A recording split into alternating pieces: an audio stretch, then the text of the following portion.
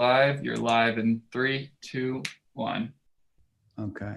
Ray, I'm here if you didn't see me. Yes, yeah, I did see that, Carrie, and Okay. thanks.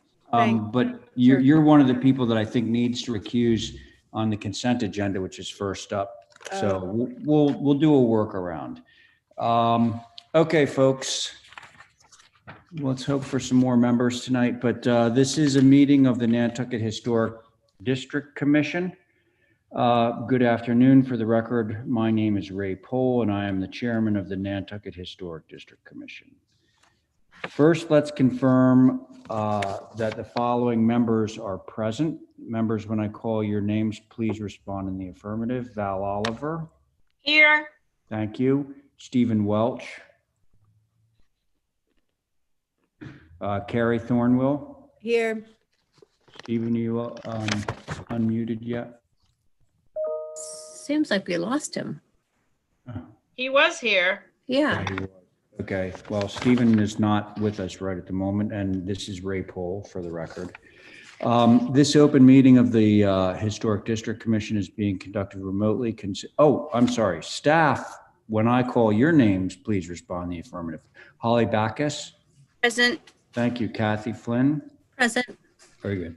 Okay, so this open meeting of the Nantucket Historic District Commission is being conducted remotely, consistent with Governor Baker's executive order of March 12th, 2020. That order, posted with agenda materials for this meeting, allows public bodies to convene remotely, so long as public access to deliberations is reasonably provided. This meeting is convening via Zoom with video and audio recording, and we are being broadcast via YouTube on the town's YouTube channel. With no member of the public having asked to speak at this time, this particular meeting will not feature public comment. Materials provided to members for the meeting or provided during the meeting are, unless otherwise noted, available on the town's website. During the meeting, I'll introduce agenda topics and speakers. Please remember, folks, to mute your Zoom audio until your name is called, and to direct comments and questions through the chair to avoid crosstalk and make the taking of minutes easier. Finally, votes taken at today's meeting will be conducted via roll call. So let me see if anyone else has joined us. Oh, Abby Camp is back. So Abby, if you, Abby has joined us. If you could just respond in the affirmative, Abby. Aye. Thank you. Anyone else on? Still no Stephen, right? No, it's not. Okay, well, okay. So could I have a motion from one of you wonderful people to approve today's agenda? So moved, Mr. Chair. Thank you, Val. On that motion, Carrie Thornwell. Aye. Thank you, Abby Camp. Aye. Val Oliver. Aye. And I'm in favor. Between now and then. You too. Who's that? I'm in favor, so that motion carries. Let's see. Still no. Okay, moving right along. So we've approved today's agenda. Is there any public comment that we should be aware of that came in via email? Kathy or? No. No. And Mr. Chair, just so you know, Stephen is rebooting his computer, so he should be. So let's see what we can do on the consent agenda. Let's see. Carrie, you need to recuse. Val, you need to recuse, at least from, Carrie, you need to recuse from one. So let's see. If Val and Carrie both recuse, that's just Abby and me. So what I'm going to suggest to expedite this. What? You want to take some out and pass? Well, just else? if we just take one out, which would be Carrie's application, okay, then she could vote on the one that Val needs to recuse from. What number is it? It is number 12, Randy Sharp. Mr. Chair, she has 2 on there. Okay. Can I make a really quick suggestion here? Yeah, well, please. Yeah, why don't you just have Ray, Abby, Carrie vote 1 through 11, and then have Ray, Abby, Oliver vote 12 through 20. Well, there is, Carrie has two applications. She has Yeah. number 11 and No, she no, has it's- number Yeah. she's got that covered. 17. That's what I'm saying. Yeah, Okay. so, okay, I think that's a really The good first suggestion. half with Carrie voting, the second half with Valo voting. Okay. Yeah, Okay. okay, so, I'll still make the motion, 1 through 11, is it? correct. Okay, Yeah, to approve. okay, thank you very much, Abby. So on Abby's motion, Val is obviously abstaining, so Carrie, Aye. thank you, Abby, Aye. and I'm in favor of that. So 1 through 11 are now approved. Now, Abby, if you could do the same thing for 12 through 20. So, And this so time, moved. thank you. And so, thanks. And this time Carrie is recusing. So Val on that motion. Aye. Thank you. Abby, Aye. and I'm in favor. So that motion carries. So that covers our consent agenda. Thank you very much for, that was a real Mr. Chair, Yes. John is now with us. Okay, John is with us. Hello, John. He might be muted. Yeah, I'll unmute him. All right. Okay, this one is consent with conditions. I don't believe anyone needs to recuse from this one. So somebody want to go for it? So moved, consent with conditions. All right, so on that motion, Val? Val? Aye. Thank you. Carrie? Aye. John? John? Who is that? Yeah, John? No, John, we'll move forward. Abby, on your motion? Aye. Okay, and I'm in favor, so that motion carries. All right, signs. Mr. Chair, both Diane and Stephen are joining us now. Right, I saw that. I like your hat, Holly. It's very, you look It's just so good wonderful. in it. It's just like so cute. Thank you. Appreciate that. Okay, just for the record, Diane Coombs, are you there?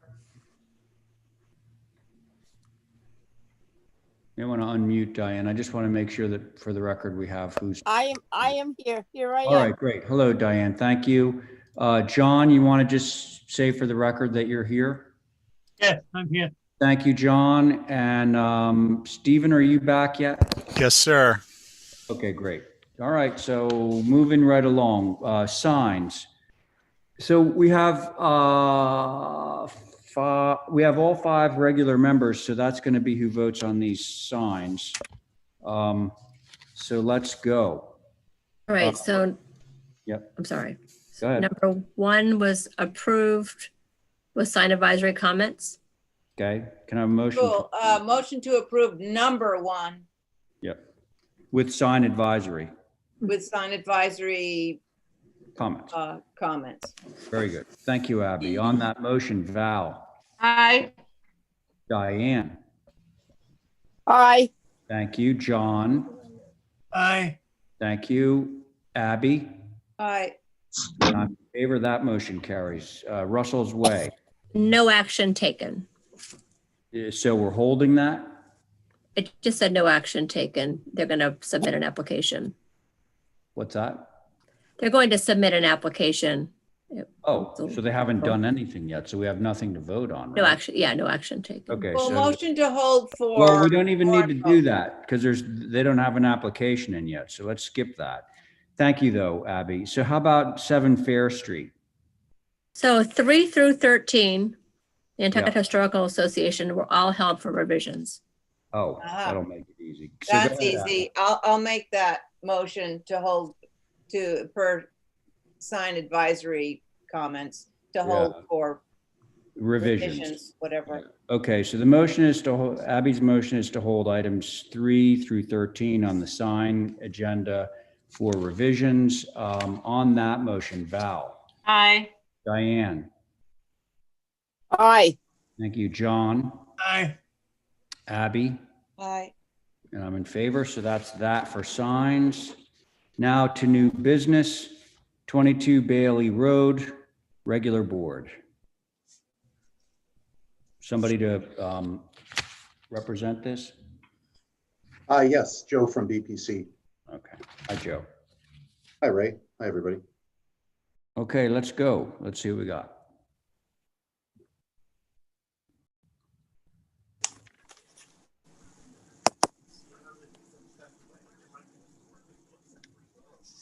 This is, you approved this pool and cabana on Bailey Road. Of course, the pool was approved with the condition that it be not visible in perpetuity. And what you have before you is a color change and a material change. The building is 14'9" tall hip roof structure that was approved with shingles, natural trim, and white windows to match the existing house.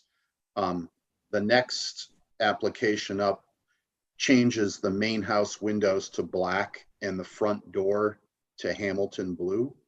And so this cabana, the proposal is to change the fenestration to black to match the house and to change the wall material to a board and batten that's painted gray. And the most board and batten you'll see is on this east elevation, which faces the privet of the yard. The south elevation is the one that faces towards the pool and Bailey Road, which is on the top right. So there's not a lot of wall area. This was a client suggestion. He originally wanted to go for a blue board and batten, but that didn't seem palatable. So you have before you I think it's Quaker gray with black and yep. Okay. With black trim. Yep, black fenestration, and that the next application is to change the house from white to black with a Hamilton blue front door. Okay. Where's Bailey Road? It's off of Cedar Circle, off of Bartlett. Okay. Did somebody say they would go? Runs parallel to Bartlett Road. Okay. Did somebody say they were going to go? No. No. Okay. Does anybody? But I will. Okay, great. Thanks, Val. Aside from having to paint the board and batten, I'm okay with this. I think it just should be natural to weather. Oh, okay. That's fine. Abby, you? Joe, what is the side we're gonna see again? Did you say east? The south, the top right, that's the narrowest. Oh. The narrowest elevation faces the road, and then west faces into the house, and north and east both face neighbors. So it's the narrowest facade faces towards the pool, and the pool was approved with the condition it's screened from the road. What are those lines underneath the windows? That is those are cedar boards. Actually, you know what? That should be board and batten, actually.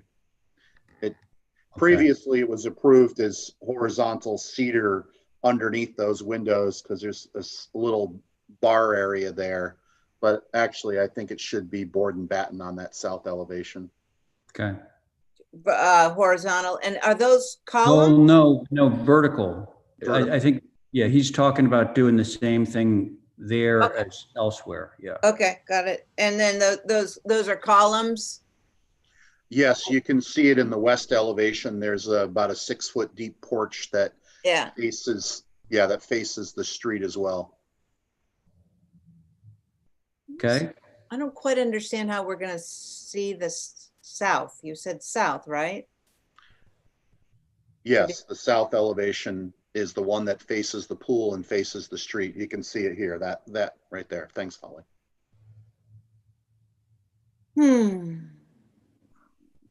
Let me ponder this, Mr. Okay. Chair.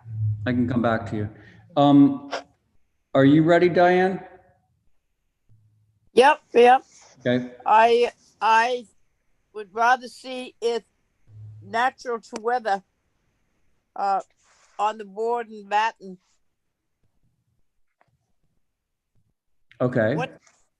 And the house is shingle also, right? Correct. So we're just changing the trim or whatever to black. The windows to black, the trim on the house is natural to weather. Oh, okay. Yeah. So I'd like to see the pool house or whatever you want to call it. I would like to see it natural to weather. Okay. All right. Thank you, Diane. John? Aye. Yeah. What elevation can you see from Bailey Street? South. South is the top one. Okay, no, I have no comment. Thank you. Okay. Let's see. Abby, you were Yeah, deliberating? I'll just go along with the board. I don't have a feeling on this. Sorry. Well, meaning that you would prefer to see the board and batten as natural. Whatever, somebody has a stronger feeling than me. I don't seem to have one. Nothing's coming up. Okay. Well, it's interesting, Joe, that you said that the house has natural trim, which would sort of lead me to say, well, if the house has natural trim and this is painted, that might be a little bit of a disconnect visually. So I think it would be safe to approve this as board and batten. And on the south elevation, you'll just change that to board and batten as well, correct? Yeah, correct. Okay. So somebody want to make a motion to that effect? I will. All right, I thanks. make a motion to approve through staff with the south elevation wall material to become board and batten to match the rest of the building, and that is to remain natural to weather. Sounds good. All right. On that motion, Diane. Aye. Thank you. Abby. Aye. Thank you, John. Aye. Very good. Val. Aye. And I'm in favor. That motion carries. And the only thing that you're doing on the main house is changing the window sash color and the door color to black. Is that correct? The door's going to Hamilton blue and the sash right. is going to from white to black. Right. And Motion to approve the color change. Okay, I'm not even going to hold it up. So thanks for that, Val. So there's a motion on the table to approve this. It's going from white to black trim and Hamilton blue on the doors. On that motion, Diane Coombs. Aye. Thank you. Abby Camp.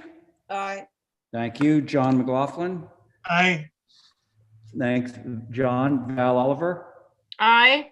And I'm in favor. So that motion carries. All right, Joe, there you go. Thank you. Now we're going to move along to 33 Pilgrim. Do we have your eye on? Oh, yeah. Is your eye on board? Yes, I'm here. Sorry. Okay, very good.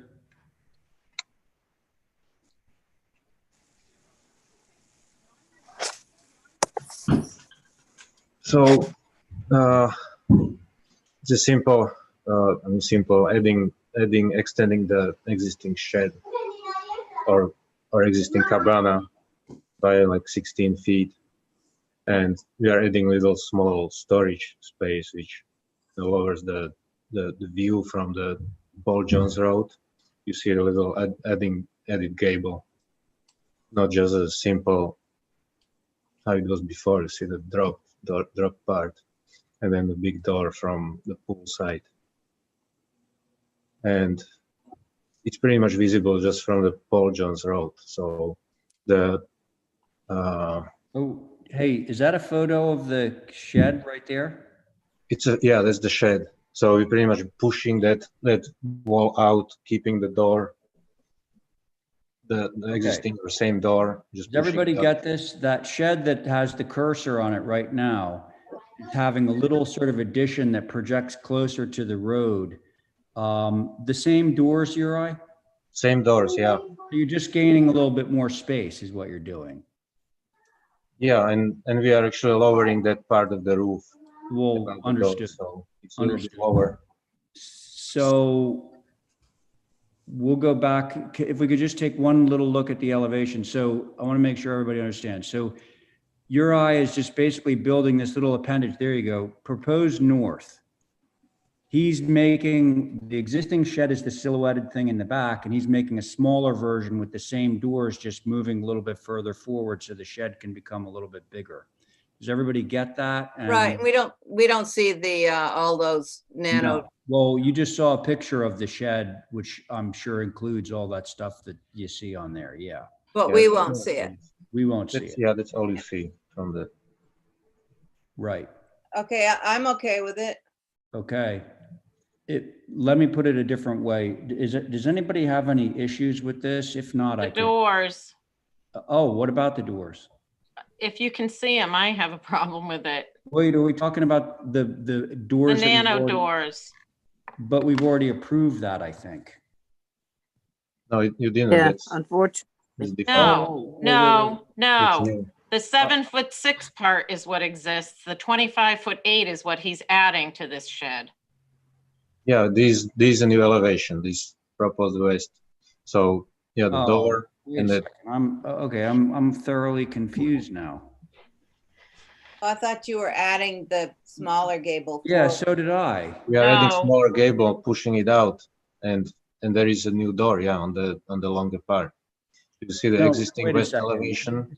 Okay, No. this is kind of confusing and therefore a little bit annoying, because we're supposed to see the two elevations existing and proposed side by side, which we're not seeing. So you're telling me that proposed west elevation, the part that's 25 feet long is not existing? Correct. Well, It is existing. Yeah. no, that's not 25 feet long, Uri. I can tell you that right now. No, yeah, not 25 feet long. This what you're looking at is existing But right now. okay, so there's no bubbles on this. That I'm frustrated because we're having to try and take this apart to figure out what you're actually doing, because I thought I understood and now I don't. Well, and interestingly enough, on the site plan, what's bubbled is the existing, not the addition. So, No, bubbled is addition. Existing is down. That there is not bubbles. That's existing. Yeah. And So what's you're bubbled you're is addition. lengthening the roof of the existing gable. Yeah. Yeah, you weren't clear on that. So, all right, so clearly So- the nano walls are going to be an issue. I understand now. Thank you, Val. So keep going.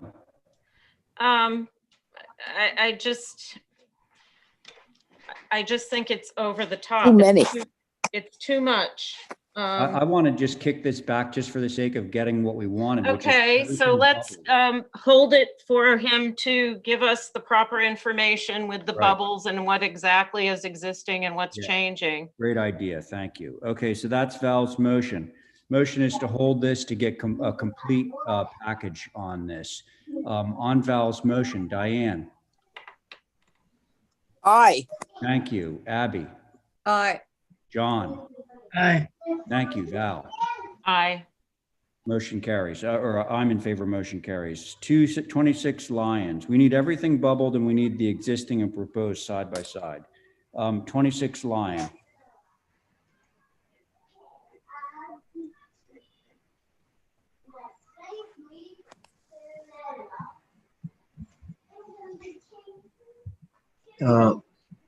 This main house, we are adding a dormer, and it's I think on the north side, on the main part of the house, and then we are adding like a basement walkout, which is below grade.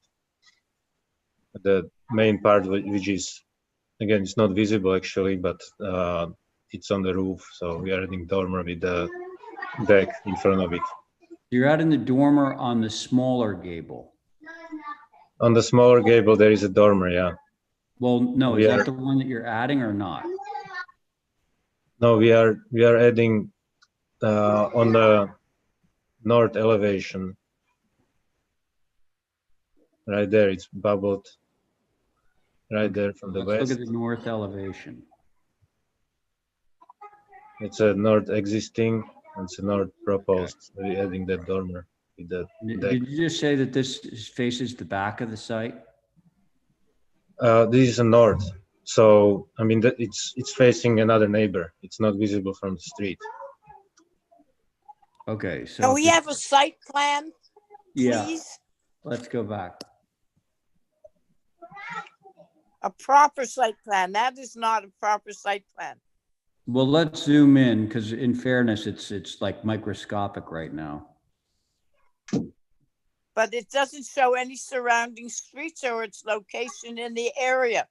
Okay, so Diane, I think that, well, good point, because it's not really clear where the street is on this. I think it's No. It's you look at the full sheet, you'll see it better at the end of the whole package. So we need the When there is a streets. We need to. locus map too. Okay. So there's Lions Lane, but is this a rear lot subdivision?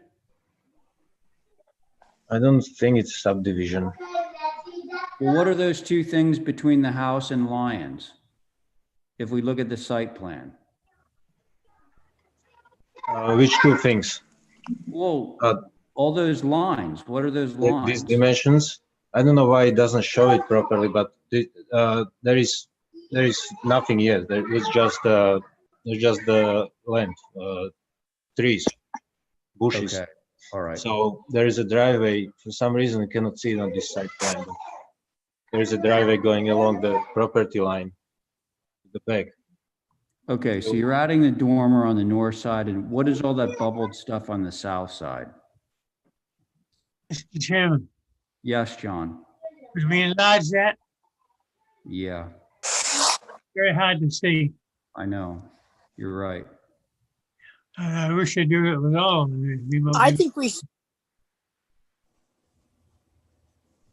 should have it a proper one so we can see. It doesn't have. It's hard to vote or to pick up something that's so. Yeah, I can't even read this Nondescript. lettering here to see what. I don't know why it's like that. It's at the end of the whole package should be better resolution, I think. Okay, well, let's quickly do it because I'm ready to kick this one too, because it's not easy to read. We have a lot of ground to cover tonight. Mr. Chairman, Yes, John. question, is that 8 skylights? Yeah, I think so. Those are existing. You Yeah, just so saw them there on is the a- photograph. They're existing? Yes. Thank you. I didn't see them. Yeah, they're there. They're on the photographs. So, okay, so this is clearer right here. So it says remove planters, wraparound steps, okay. Add basement walkout, okay. And then the dormer. That's all you're asking for? Yeah, for the main house, yeah. Oh, okay. I see we have a cabana and a pool. And they All right. want a pool and a cabana. Yeah, I see that. So how do we all feel about these revisions to the main house before we move on to the pool and cabana? I'd like to see them better. Where's the well? The light well on the south elevation. No, the south elevation. Okay. Let's back up. I got west and east. I don't have south. There it is. There's Stop. north. Right there. There's your light well, Diane. Okay, now he's going to put up a dormer on that south elevation. No, he's putting the dormer on the north elevation, the other side. On the north elevation. Yes. Okay, wait a minute. I've got There the you go. south There's- elevation. there's the Go to dormer. the door. Ah. Okay. In my opinion, the dormer is too large and the windows are too far apart. They should be spread out. The dormer should be brought in. It's supposed to be, I can't tell whether it is 3 feet from the edge of the roof. There's And- a dimension. What? It is 3 feet from the edge of the roof. Yes, there is a dimension on the elevation. Okay, and the windows need to be spread apart. You've got them stuck oddly in that dormer, and the dormer looks empty. Yeah, it's Hey, exterior. just let Diane continue, okay? Okay, sorry. So that is the north elevation. What faces the street? Which elevation? The East, I think it. that side. The east elevation. Yeah. that Okay, and faces- where is the front? Where is the front door? Front door is pretty much below the dormer. Under the porch, I would say, or between the little garage or cottage addition and the main building. There is 2 doors. It's really hard to tell which one is really front, but they are from the north. Sorry, from the north. You see, there is door under the porch. So the front door. Those 2 doors, yeah. There's your front door, Diane. Okay. Well, I think that the fenestration needs to be considered more. We have odd windows. We have 2/2s and we have 1/1s.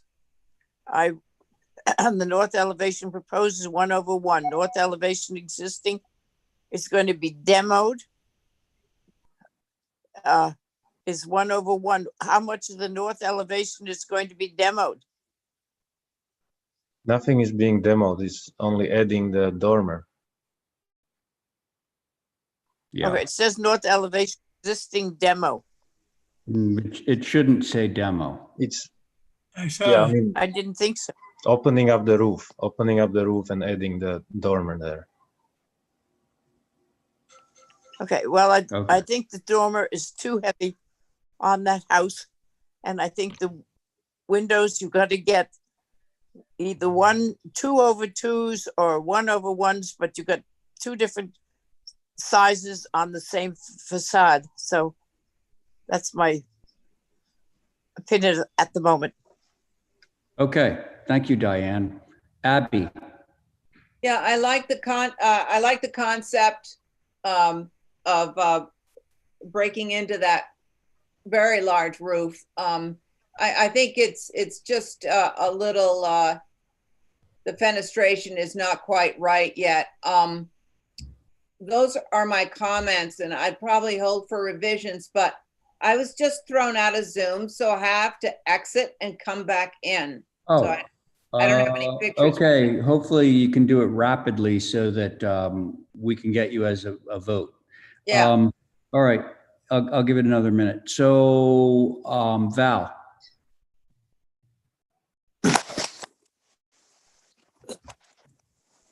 Val, you're muted. What's going on? This is so weird. What's going on? Val, you're muted.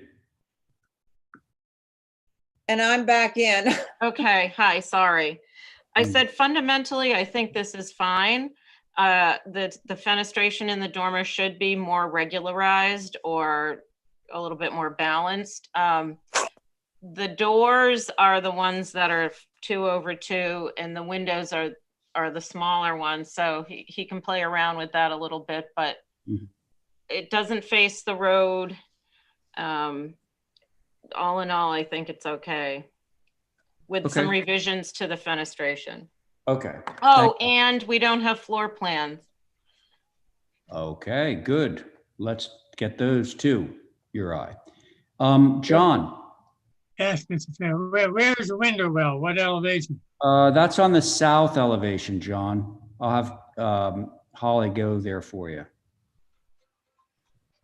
There it is, right there, John. She's circling it. Oh, okay. Gotcha. All right, thank you. All right, listen, let's hold this for I'll some. make a motion to hold for revisions for regularizing the the south elevation of with the new dormer. That would be the north elevation. North. Yep. Okay, thanks. So Abby is held for revisions on that motion. Val? Aye. Diane? Aye. Thank you. John? Aye. Abby? Aye. Okay, motion, oh, and I'm in favor, motion carries. A new cabana.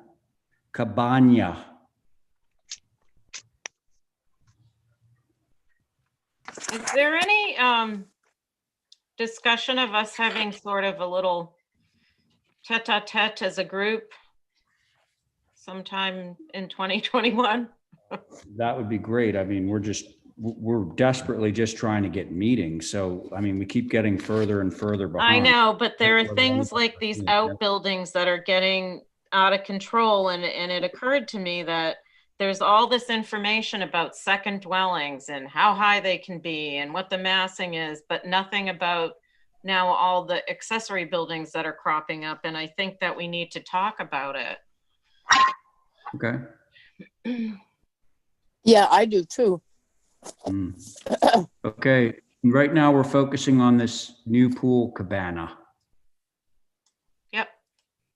I'll go. Yeah, it's a Yeah, okay. Go ahead, Val. I think it's pretty good in terms of size and scale to the rest of the buildings. I'd take the cupola off.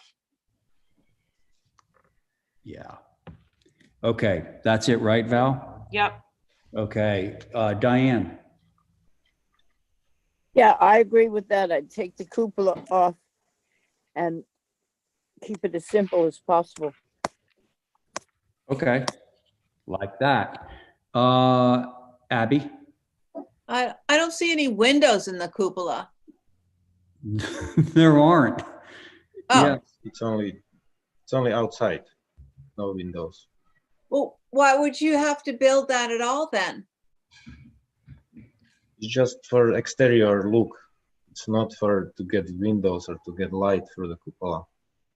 Well, so Exterior because I don't really mind it if it had some cute windows up there, but it's just shingles. So yeah, I'm with the rest of the board.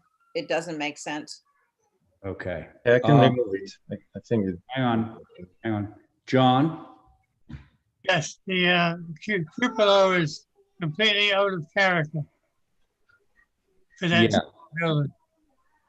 Okay, John, I think that's a unanimous.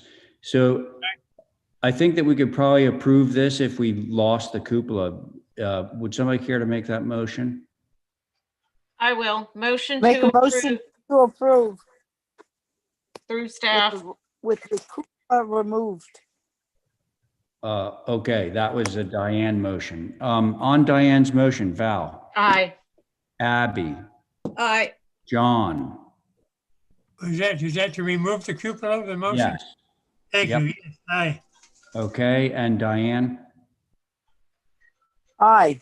And I'm in favor, so that motion carries. How about the pool?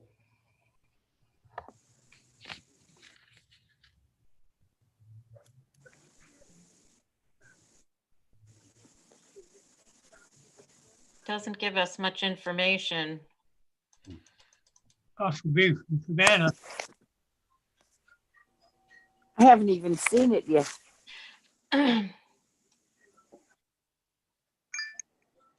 Does anybody look at the plans when we get them emailed ahead of time? Yeah. But sometimes they're hard to discover what's happening. Yeah.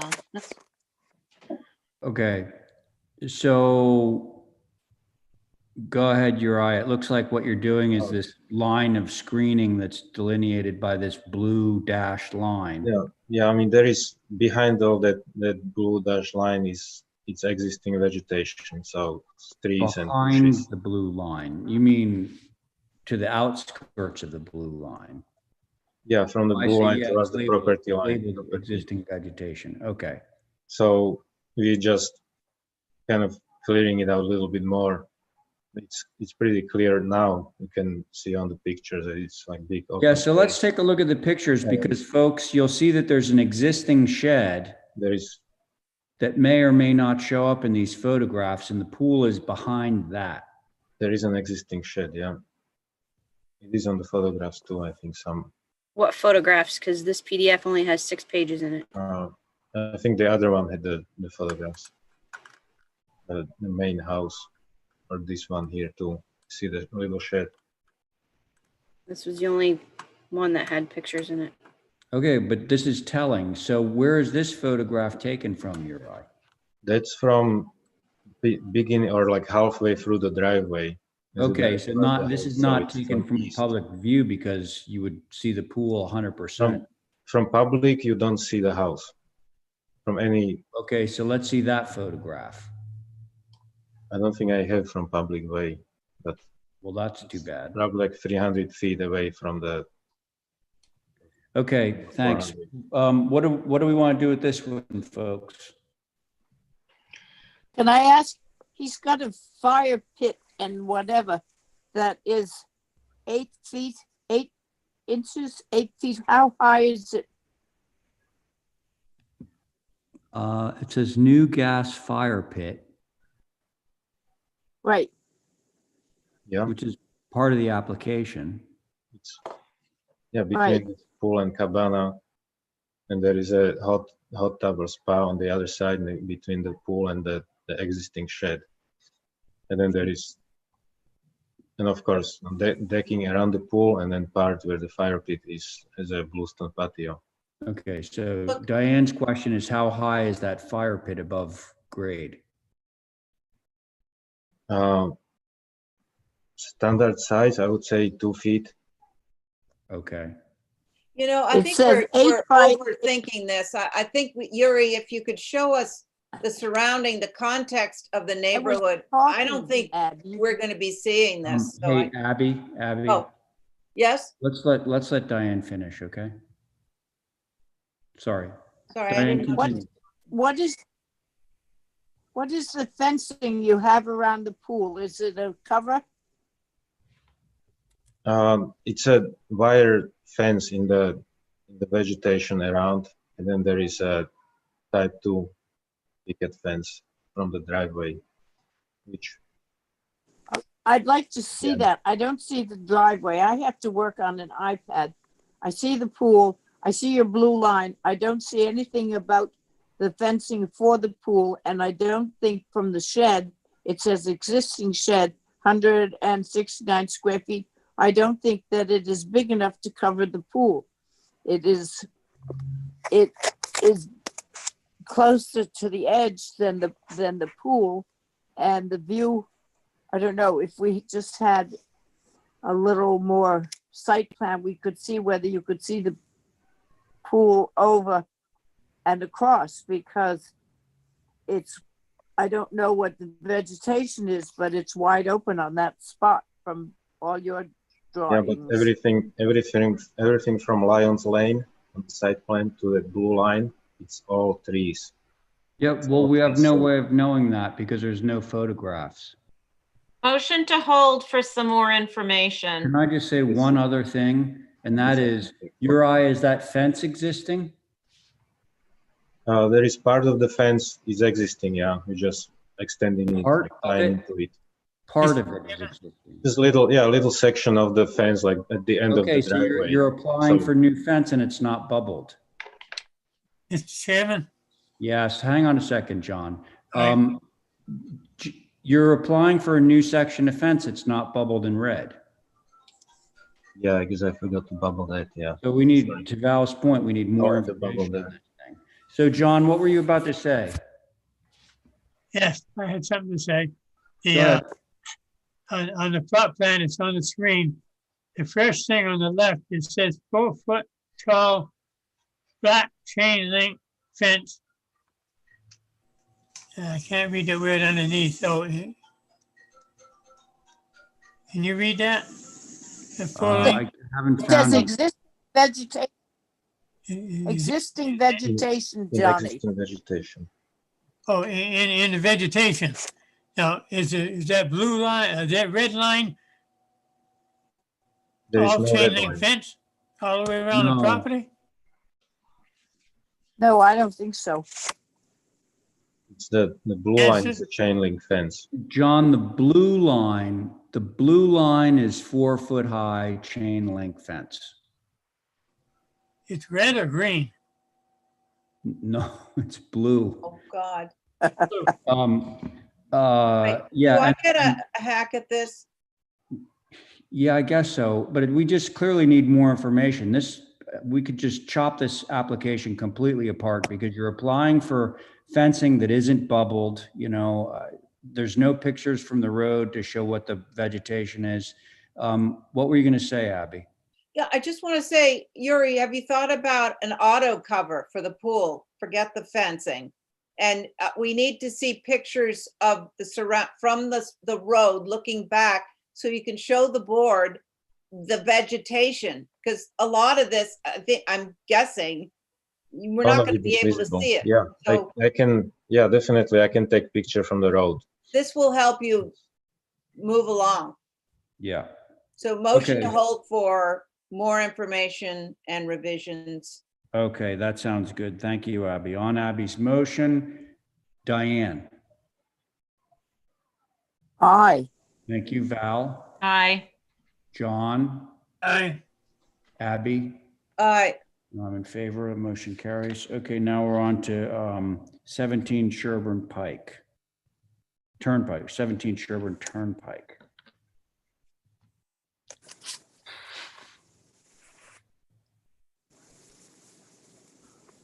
Oh, he's so bad.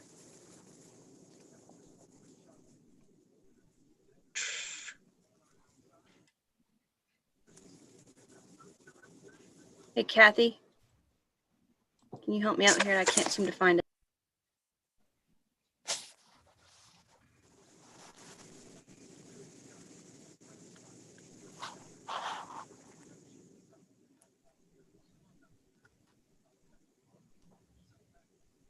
Did anybody see Saturn and Jupiter?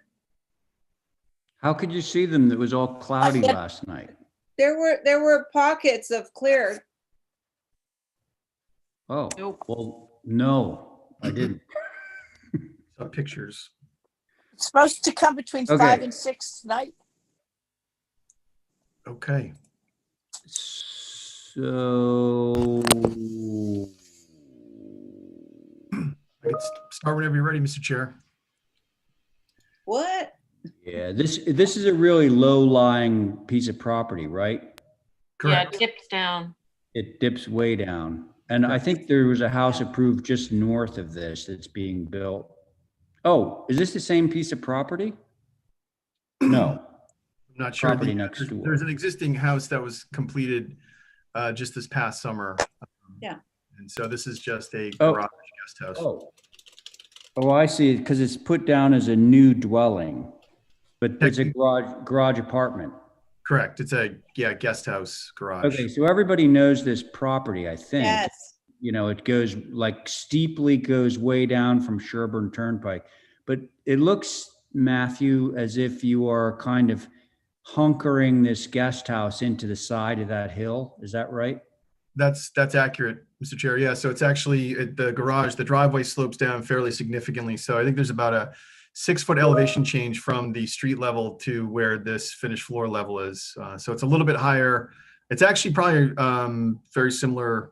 It's lower than the actual main house, actually. It dips down, then it goes back up a little bit. And we included It's a lower than the main house. Yeah, just by a little bit, believe it or not. Because the property goes down further and then the main house actually starts to go back up on the slope. Okay, so you're saying that the grade at the cottage is lower than the grade at the house? Yes, yes. Okay, all right, so let's take a look, see what we have. And I'm traveling, so I've got both screens open here. So basically the east elevation is what technically faces the road. But again, the road is about 6 feet higher than that first floor elevation. So it's pretty well obstructed. I'd say most of the visibility is going to be from the second floor up. There's also some existing vegetation on the property that the owner maintained just to provide screening. The intent is for this to not be overly visible and be tucked into the trees. The west elevation faces the house.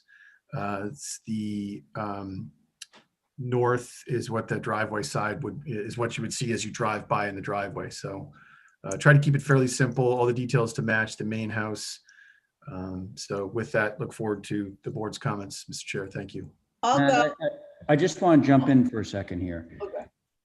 This is drawn as if it were a flat site, but I thought you were building it into that hill. Well, we are, and so, you know, immediately to the east, we're going to have to create some kind of either, you know, the landscape plan is still in process, but we will have to do some kind of a retaining wall. So we, for the sake of the, yeah, so there it is. Like I'm looking at a continuous grade down, like without any retainage, no nothing. So how do we even know what grade you're building to?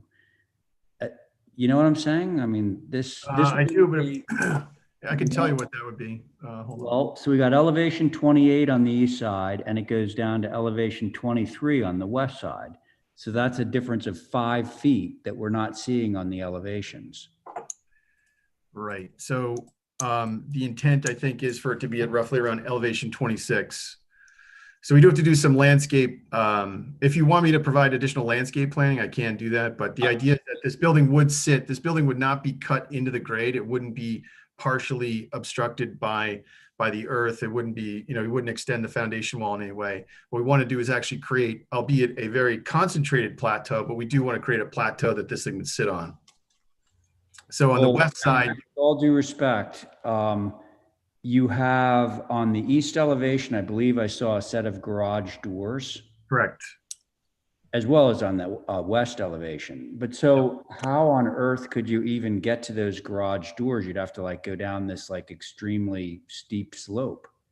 it would be an apron that would ramp up, and it would have to ramp up gradually, probably over about, it would probably ramp up about 3 feet over, I think about 7 feet. But if the landscape plan isn't a critical part of this, listen, you know, I know this site and I know that topo, and I just don't think that we could actually do this properly without having an accurate grading plan to accompany this. That's fine. We can hold for that. Okay. Is everybody on board with that? Yes, motion to hold for more information and a grading plan. Can we just find out how tall this building is? Well, above the grade that we don't know, how tall, it's 24.8 above the grade, but we don't know where that grade is until Matt gives us. I mean, I told you the finished grading was roughly around 26, but why don't I hold, I'll cut a building section. That would be terrific. A section through would be perfect. Thank you. Okay, so folks, let's hold this one for some more information, okay? Yeah, I just said that. Hold for. So can somebody give me a motion? Yeah. Yeah. Val just gave you a did, motion. Val? Okay, sorry. Yeah. On Val's motion, Diane. Aye. Thank you. Abby. Aye. John. Aye. Val. Aye. Ray. Aye. Okay, so that's that. 69 Sparks Ave. Boys and Girls Club. Have we reviewed this yet, Matt? You have. This was the one you pulled, right? Yeah, you've approved it. And so there's just basement walkout that we're looking to add, and a couple other minor things. Well, not minor, but we can look at. All right. Probably starting on the south elevation would probably be best.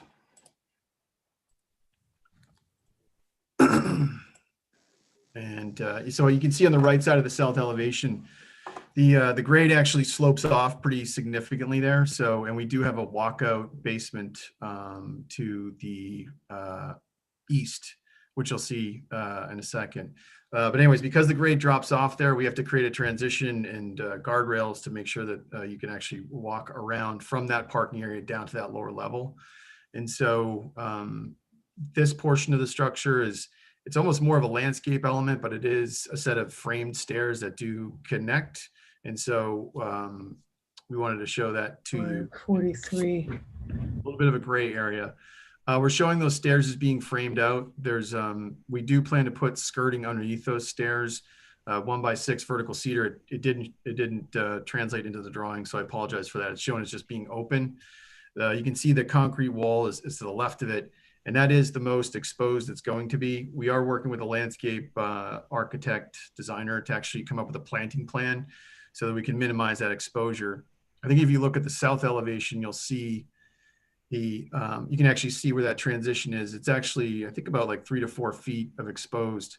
There is a concrete wall, again, more of a landscape plan, but the stairs are framed. So that's one part of it. On the north elevation, we're proposing. Matt. Yep. Did you just say the stairs are framed? They will, no, they are not framed. They will be framed, meaning that they're not masonry. That's not a landscaped element. But Yeah. So, is this building in place right now? It is not. No. Okay. Sorry, continue.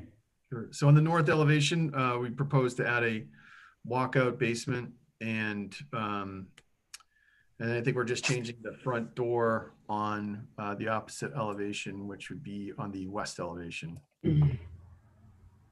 That's all I have. Okay. Thanks.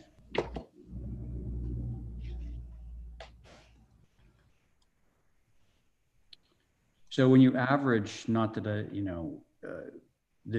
says 34.6, and you're allowed on any given side a maximum of 32. So somehow along this side, it's going to average out to be 32 or less. Is that right? That's correct. We worked with the surveyor to verify that. All right. Comments from the board? I think it's pretty good looking considering what it is. Okay. Well, it's housing for the Boys and Girls Club, and it's sort of like built into that hill that you can see over the fields. Okay. I've seen them going up. I think they look. It looks good. Yeah, they do. All right. Thank you, Abby. Diane? I think that is appropriate there. I think that it's a very nice, it is a very good, clean, clear building. And I think that it is appropriate. Okay, great. John? Yes, sir. On the east elevation, as showing, Mm-hmm. on the left side, there is a set of stairs. Yes. Are they wood or metal? Wood. I'm sorry? Wood. They're wood? Yes. Thank you. Okay. Val? I would motion to approve it as submitted. Okay, I think that's going to fly. So Val has just made a motion to approve as submitted. On Val's motion, Diane? Aye. Thank you. Abby? Aye. Aye. Okay. John? Aye, that's for the new dwelling, right? Yeah. Well, for these revisions, yeah. Thank you. Okay, you're in. And Val, on your motion? Aye. And I'm in favor, so that motion carries. Now we have hardscaping. Hey, I just want to ask you guys a question. Can you all hear me all right? Yeah. Yep. Okay, because I keep getting this thing across my screen. It says my internet connection is unstable. Well, mine was too. In fact, I got cut off. Yeah, and the last time that happened to me, I was down in Florida and I lost you guys. Like I couldn't be in at all. Okay, so Internet at the moment is the internet is bad. Everywhere it is bad. It's And the they haven't Russians. fixed it. apparently. Okay, so Since Matt. last Thursday. Since last Oh, right, Thursday, yeah. Okay, so Matt, what are we looking at with this hardscaping thing? I actually think the way that they broke this up, Mr. Chair, is actually that retaining wall is called out as a separate application. So I actually described the full scope of the work in that first application, and I probably included some of the exterior stair and this wall. as part of it, but we did submit it as two separate applications. So this retaining wall is the wall that we just looked at. Oh, Motion to approve. okay. Thank you, Val. On Val's motion, Diane? Aye. Thank you, Abby. Aye. Thank you, John. Aye. Thanks, Val. Aye. I'm in favor. That motion carries. How about 7 East Lincoln? Yeah.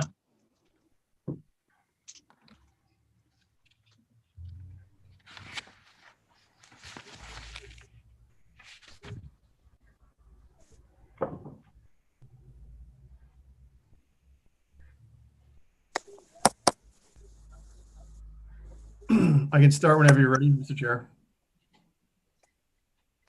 Yeah, we got the stuff in front of us, so go ahead. Okay, thank you. So this is an application for a new dwelling at 7 East Lincoln. There was a house, there is still a house on the property, but it was approved to be moved or demolished off of the site prior to our involvement. And so that's underway. And so for all intents and purposes, this is an empty lot. And so this is a proposal for a new dwelling. It's a single family dwelling. It's for a family with 4 children. So it's a big family. It's an end user. It's somebody who plans to be here for a while. And so they've got a lot of kids and love the location. And, you know, we do have to comply with the floodplain and the floodplain elevation. So the building does actually have to be pulled out of the grade by roughly 5 feet. We've called out the floodplain for your reference.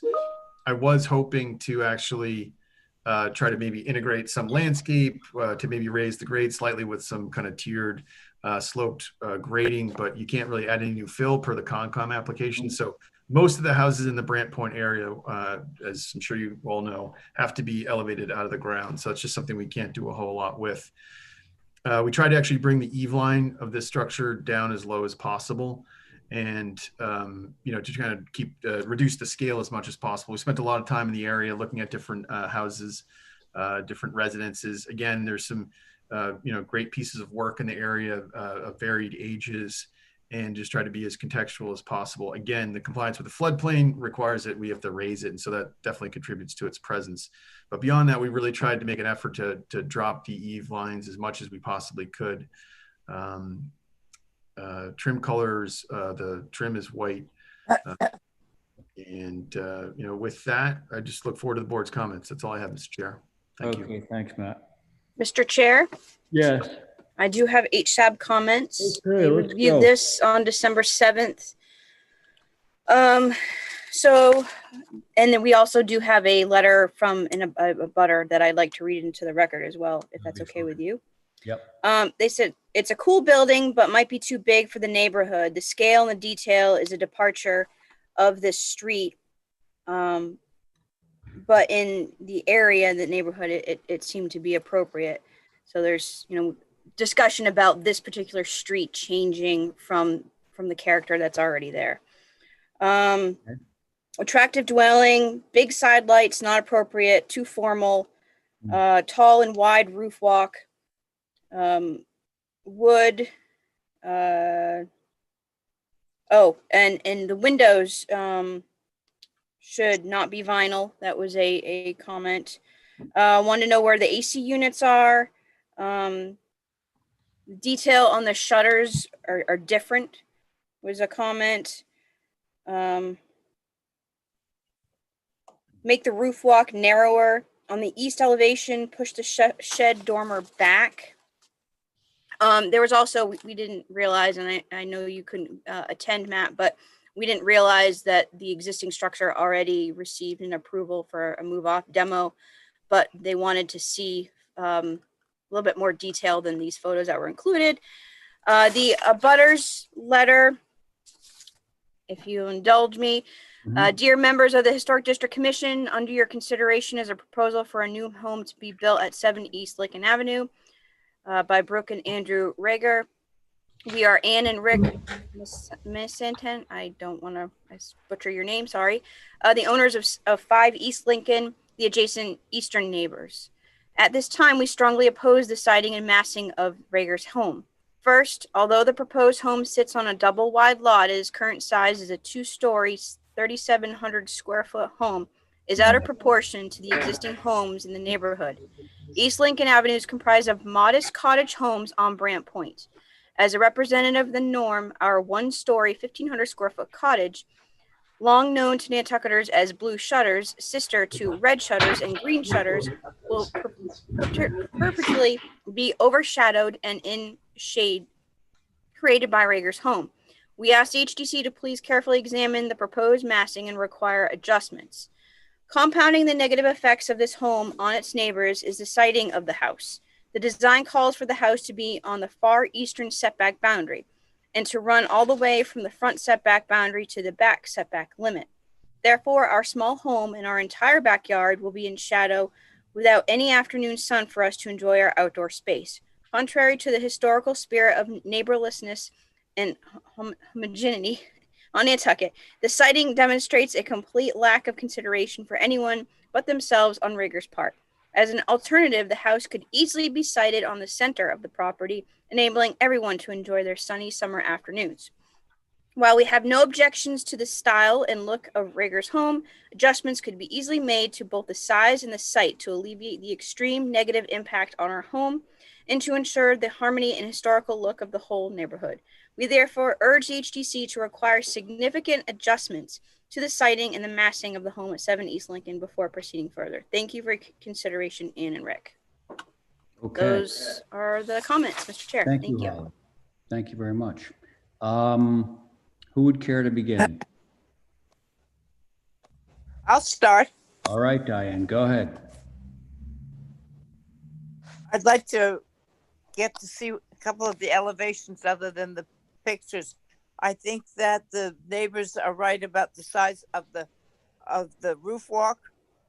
I see no additive massing where most of the places around there have got small buildings or small warts or small whatever you want to call them that go on. This is all a 1.5 to 2 stories, and it I don't get the height. I'll see if I can read it. I don't know. The height looks like it's 29. Actually, it says 35. I think that's what that says. 35. Oh, that's going to make it loom considerably. I think that the shutters are questionable. I think that the lights on both sides of the front door have to be moved up to the cross of the panels in the main door. He's got 2, 4, 6, 8, 10, 12 windows on both sides. That is too many. And I have attended the thing of lifting the buildings downtown. From what I remember, Holly may remember better, is that without any consideration of how much they have to be raised, that whole area down in Brant Point is going to change completely, because instead of being 24 to 25 feet, they're now 35 feet. It's 10 feet higher than the existing buildings. So I think that should be considered, and I think that the additive massing, dropping it down some, moving the garage back so it's not in front of the house as you go along East Lincoln. And it may be 35, but we don't need all that height. I know they have 4 children, but that is not a true consideration of how a house should look. So that's what I have to say at the moment. Okay, thank you, Diane. Abby, where are you? Well, I'm thinking that I like this structure very much. It reminds me of something in Charleston, although I've never really been there. but it does have a southern look to it. I think it's charming. I think in order to bring it down to scale to this neighborhood, that I'm just looking at the south elevation, the front, if those dormers were brought back closer to that main gable and not down on the hip roofs, that could take a lot of bulk out of this. I think the roof walk looks a little bit like a tiny hat, so I think it's a little bit out of proportion. Yeah, it looks better on the wide, longer side. There's one elevation. Could we scroll down one? I think it's going to be east. No. That elevation, what's that? East. That has the least amount of charm, but on the other hand, it's so simple. But here you can see, you can pull that dormer, that shed dormer back into that main gable and take some of that off. So that's my first go around. Okay. But I think we should look at a site plan, because I'm not completely at ease with, well, in due respect to the neighbors. I don't want to put something too grand on this lot if everything else is, like the neighbor says, smaller in scale. So I would want to make a right call on that and maybe call for a view. So Okay. thank you.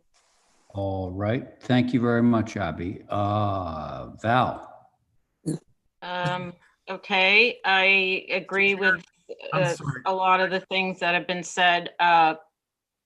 Primarily, I think it should be moved over away from being dead on the property line. And I know that you're trying to get yard space, but I think you could eliminate some structure in the back, like the pergola and maybe the side porches, make a patio down there to make up for some space. You can take a foot out of the first floor height, which is 9 feet or 10. The fenestration on the west is, I think, quite a lot. And lastly, I'm surprised no one has said anything yet, but this structure doesn't meet the criteria for a roof walk. Not even remotely. So those are my comments, Mr. Chair, right now. Okay. Yeah, that's a good point. Okay, John. Thank you, Mr. Chairman. I'm going to take it just a second, just mention, if you look at the aerial photo.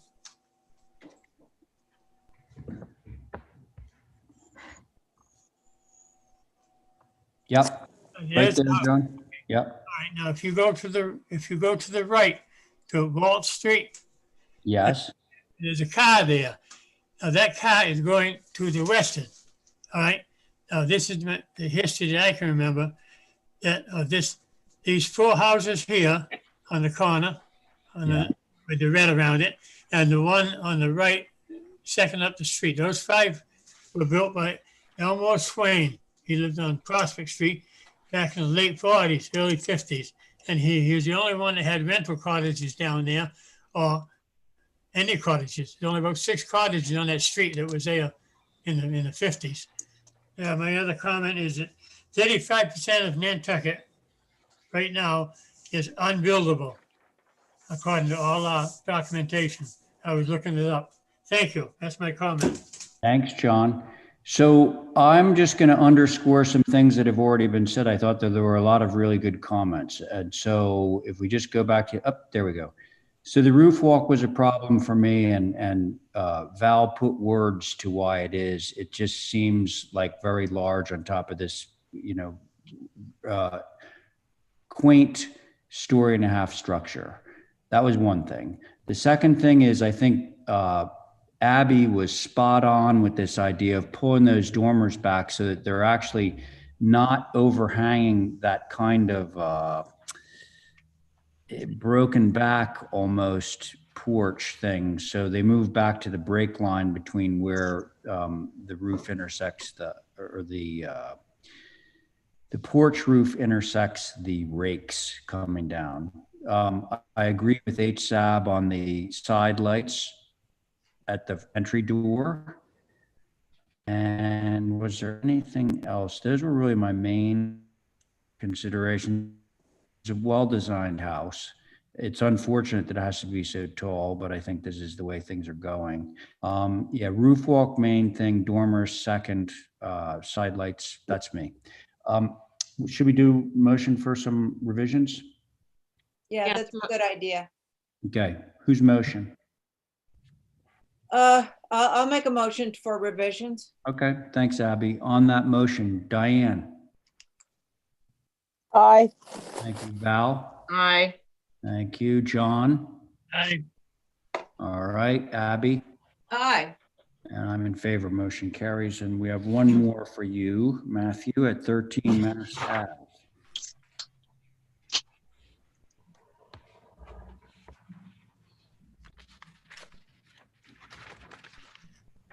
Mr. Chair, while we're pulling that up, I was going to ask if my next application on the agenda, which is the move-off demo of a small shed on 28 Main Street in Sconset, if I could hold that to track, because we did find a home for that, and the person that's taking it is going to be filing some paperwork. So I'm a little confused. So I don't see it. I don't see it either. I'm sorry, maybe I'm missing it. Did it It's maybe further go to down. consent? No, I think it's further down on the agenda. Well, I'm looking further down and so under, 6 and 7. It's under- 6 and 7. It's under old business, Mr. Old Chair. business. oh, old business. So what did you want to do with that, Matt? I was just going to see if I could hold that. We found somebody who's wants to take it, and so we want to track those two out. Fine, but let's see if we even get to that tonight. But okay. So we're all set with this Mass Ave. Tell us what we got. This is basically just the addition of a pent roof on an existing structure. It's very small. You can see it. I believe it's on the west elevation. I think it's clouded on the elevation. I don't think it's the reduced copies. It's not. So we want to zoom out. So I'm going to imagine that the reason that this is not consented is because of Nantucket advisory.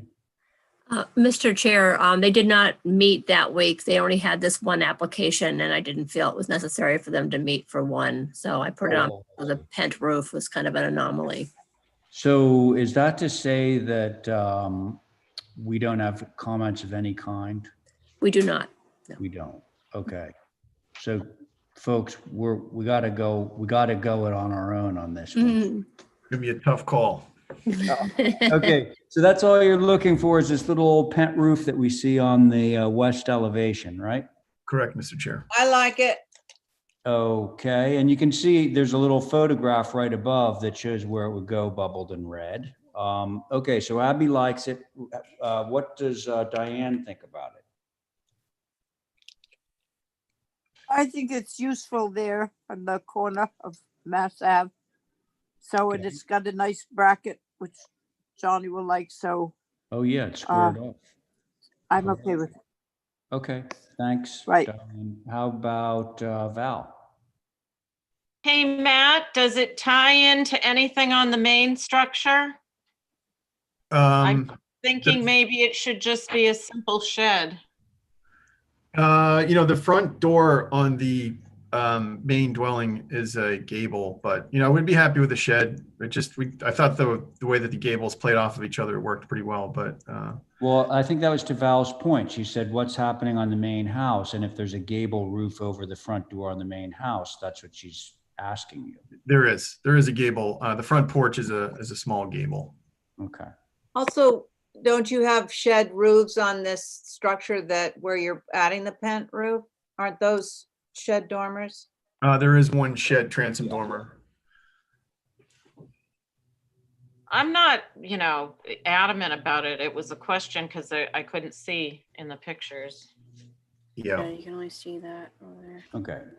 But so Yeah, I'll go either way, whatever the board wants to do.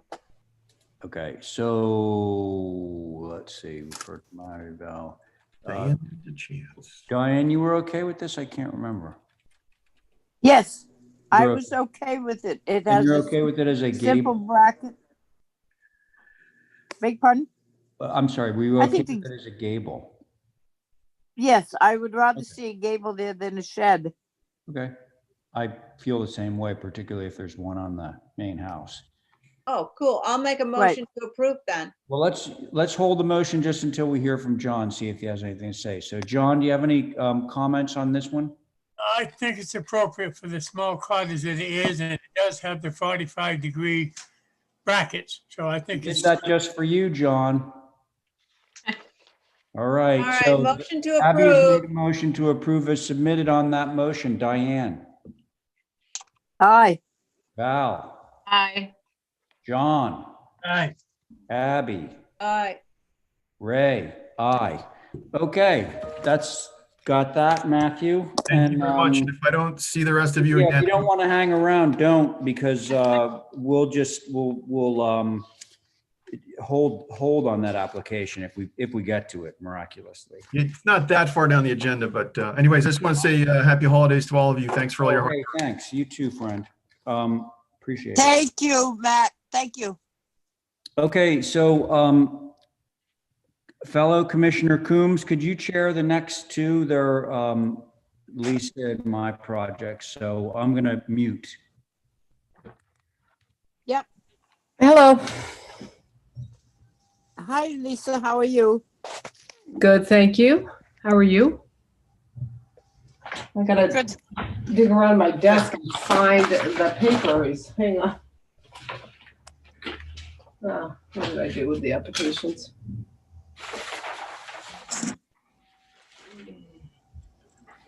Okay. Well, I guess I'll look at Holly's screen since I can't find my copies. Pretty straightforward. Yeah. Oh my God, my desk is a mess. Okay, so this is the demo, right? That's the demo move off. Yep.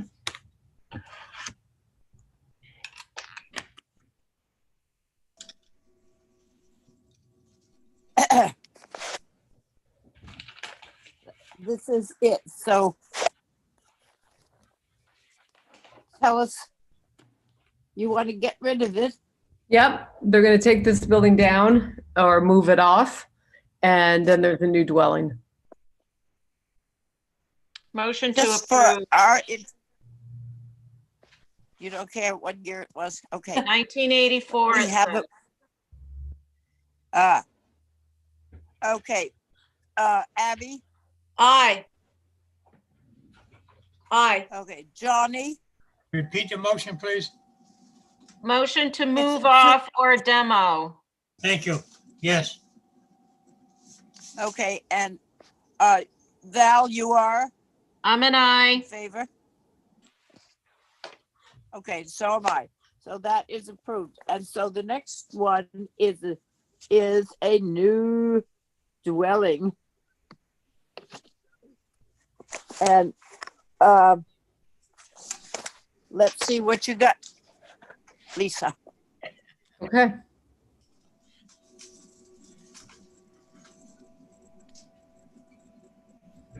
It's pretty simple. I think there's the backside, which is invisible, has some accordion type nano doors on it. But I think given the site plan, that's facing away from the road. Yeah, Right. it's back on the lot too. Mhm. It's the back side So- of the lot, yep. I've got the you got east elevation. That's where the That's garage the is north. built in. Yeah, built into the side. That is front door, Front door faces south. south elevation. Yep. Yeah. Okay, anybody would like to start? I think the design is quite nice. I want to know what the colors are. Well, I wish I could tell you if I could find my folder. Holly, can you?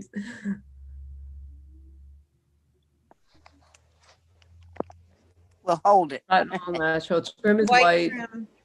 onyx windows. So I think that's the only thing I have reservations about, black windows and white trim.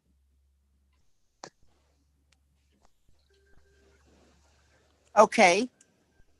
I agree with The you, design Abby. is fine. Yeah, could I?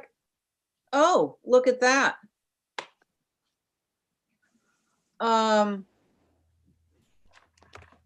Gosh, did you design this, Lisa? Is this Why? your design?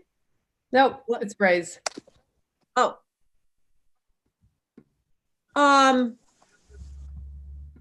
Sorry, I got lost in a thought.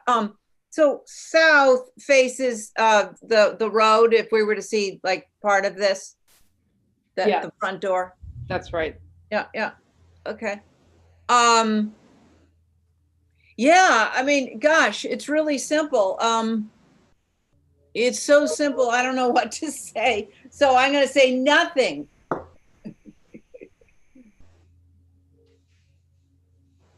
All righty, Johnny. Hey, that's me. Yes. My only comment is the where it's going on the lot and the visibility and everything. I would say that it's approvable as is. Okay. And let's see. What height do we have? 27 something. Okay. And it's white trim with it's white White trim with with black black, windows. Which the we color. typically make people change. Yeah. Yes. Hey, So- Diane. Yep. So Yes. okay, I'm trying, something bothers me about this and I can't quite put my finger on it, but does anybody feel the way the trim goes right into the eave fascia strips, whatever they are? If those were brought in a little bit, would that ease things up? It looks a little tight, but that's all I got. See how tight they are to the gables? I agree. Oh, You mean so the trim would be deeper? Is that what you're, no, what is she? Bring the windows in. would be closer together. Oh, got it. The windows. Yeah. And yeah, that's fine. And then Sorry, maybe do not stack. just to take it, give the fascia strips some breathing Yeah, room. I understand. I think I think that would make it nice. Thank you. So, my esteemed colleague just Okay. texted me and said if there's an issue with the white trim, that they would take a platinum gray like our office, which is the exact same That would color. be good. Platinum gray and black. Yeah. I would motion, All oh, right. John probably wants to speak, no? Did he? He did. He spoke did earlier. already. I don't know. Yeah. Motion to approve as submitted with the trim color changing to platinum gray. And moving the windows in. Thank Oh, you. and scooching the windows in a little on the, Okay. South elevation. On the gables, yeah. Okay. Yeah. All right. Abby, All right. John, Hi.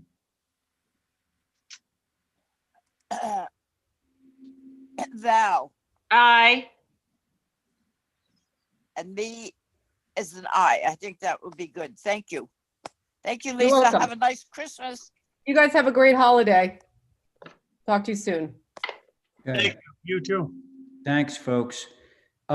So this next application, was this the one that Matthew wanted to hold or is he still here? I think it was a different one. He may have forgotten I did this. too. Matt, are you here? His name is. Mr. Chair, sorry about that. The other one. So Matt, Sorry, I was muted. My apologies. Okay. So you want us to hear this one, right? Yes, sorry. That one Okay. snuck in, even though it was on the agenda. Sure. Okay. So it's basically two changes. One is make the front door wider. And then on the side elevation to make these kitchen windows a little bit taller. We also wanted to make a really subtle swale. It's clouded pretty heavily, so it looks like a very severe thing, but it's a really subtle little swale. So really it's just making the front door wider by, I think it's instead of a 3-foot door, I think it's 310. And then on the side elevation, which is the east, I believe. You keep scrolling down. All right, and so these windows. You're just enlarging those windows. Correct. And then other than the swale, that was it? Correct. Okay, everybody got that? Yeah. Larger door, bigger windows on the east, and the little swale swoops on those gambrel ends. And I apologize, Mr. Chair. There's one small change. Oh, yeah. Okay. Well, yeah. On the back of the building. That's on the back. Correct. But right. Comments? Is the front door getting rid of its side lights, or are those two skinny little one light side lights? No, we're getting rid of the skylights, side lights, Vale. Love it. Love that. Yeah, I guess the little roof thing is, it is what it is. It's already there. Wait, what is? The building, so it's the changes are fine. Right. Yeah. I don't think the swoops are there yet. I think it's just No, plywood. but the swoops are okay. Okay. So you're okay? I'm okay with swoops. Well, and the rest of the revisions. Yeah. Okay. Thank you. Diane? I am too. That's fine. Okay. All right. Abby? Yeah, I guess so. I've never seen it before, but it looks swale. Yeah, it's not an uncommon detail with the gambrel, just to break up the mass of the. Yeah. I don't know. Yeah. Whatever. You're gonna love it. I promise. Yeah, okay. So I make a motion to approve. Okay, I'm gonna hold that motion just to make sure that John's on board, okay, Diane? John, do you have anything to say about this before I take it to a vote? It's hard for me to see, but I'm saying the only comment I would have is that the usual pitch on the roofs of gambrels are 22 on the sides and 4 or 5 on the top. So if it needs a change, maybe you should make it, find out what it is. I can't see it on my computer. It's a 6 on the top and a 40 on the sides. And it's already built. And it is, yes, it is already built. Well, already built and already approved, yeah. You okay with that, John? Yes, thank you. Okay. All right, so Diane, you made a motion to approve? I forget. No, Yeah, Val, I think. I made a motion to approve. Oh, No, I did. You did? She did. Yeah. Yeah, that's and you said you'd hold it. You said know, you'd hold it until John. I did. Yes, I did say that. Okay, so on Diane's motion, Val, Aye. Abby, aye. thank you, John, Aye. and Diane, Aye. thank you, and Ray is in favor, so that motion carries. Okay, Sophie Metz, is she on deck? I'm here. Okay, good.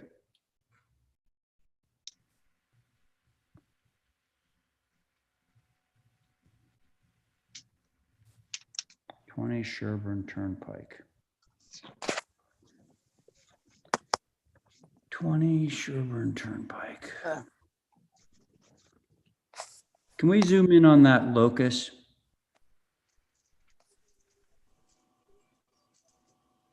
Yeah. Okay, there we go. Let's see. Oh, right. This was the a house there. subdivided. Yeah. Yeah. Okay. New dwelling. So if you the two elevation, the west elevation is what you guys would see from Sherburne Turnpike. That's one elevation, and then the south elevation is hidden in the back, but then the east, then the north elevation you would also see as you're coming up from Sherburne to Lincoln Circle. As you're coming down, you might see the corner of the north elevation because there's a little road that's been put in there called Folger Lane. So the two elevations you'd see are the west and the north. It's a 12,500 square foot lot in R1. And we're asking for cottage corners, white trim, wood roof, white sash. Can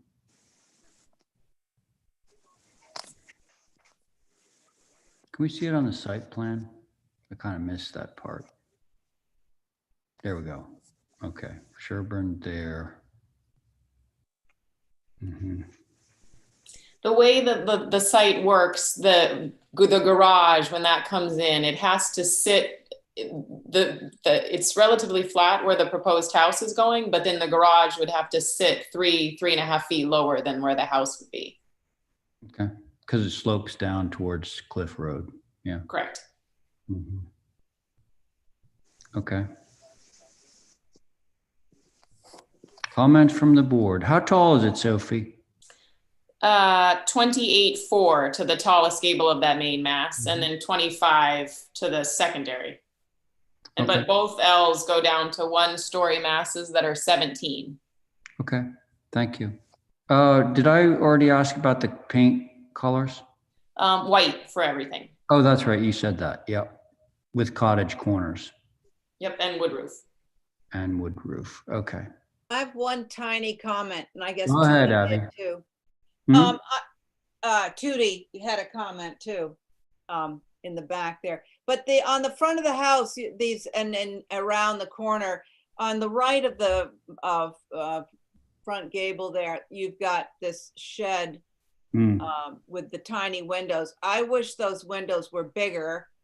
I don't know what everybody else is going to say, but that's my only request. I was going to say the same thing. Hot spit. Hot diggity. Are you done, Abs? Yes. Okay. Go ahead, Val. I was going to say the same thing. I also wanted to compliment Sophie because this is the perfect example of additive massing. Thank you. And I just had one other question on the rear elevation, and it's not to change it or anything, but how come there's 2 windows that are 6/1? Because I'm a ding dong and I don't know why I did that. Just an error on my part. The 2 C's there. Yeah, I just screwed up. Okay. No, sometimes yeah. windows are mixed. It was just a question. So is that it, Val? Yeah. Okay, thanks. Diane. I would like to, I don't know what elevation, it's the one below the east. Is that it? Yeah, that's the north elevation. Visible from that little side street. Yeah, no, that's not the one I wanted. Oh. Can we throw another one?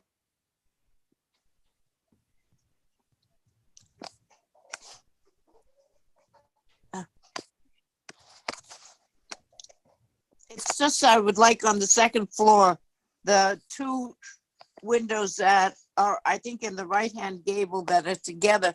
If we separated them just a little bit and went in between the lower windows, it would sort of make that gable a little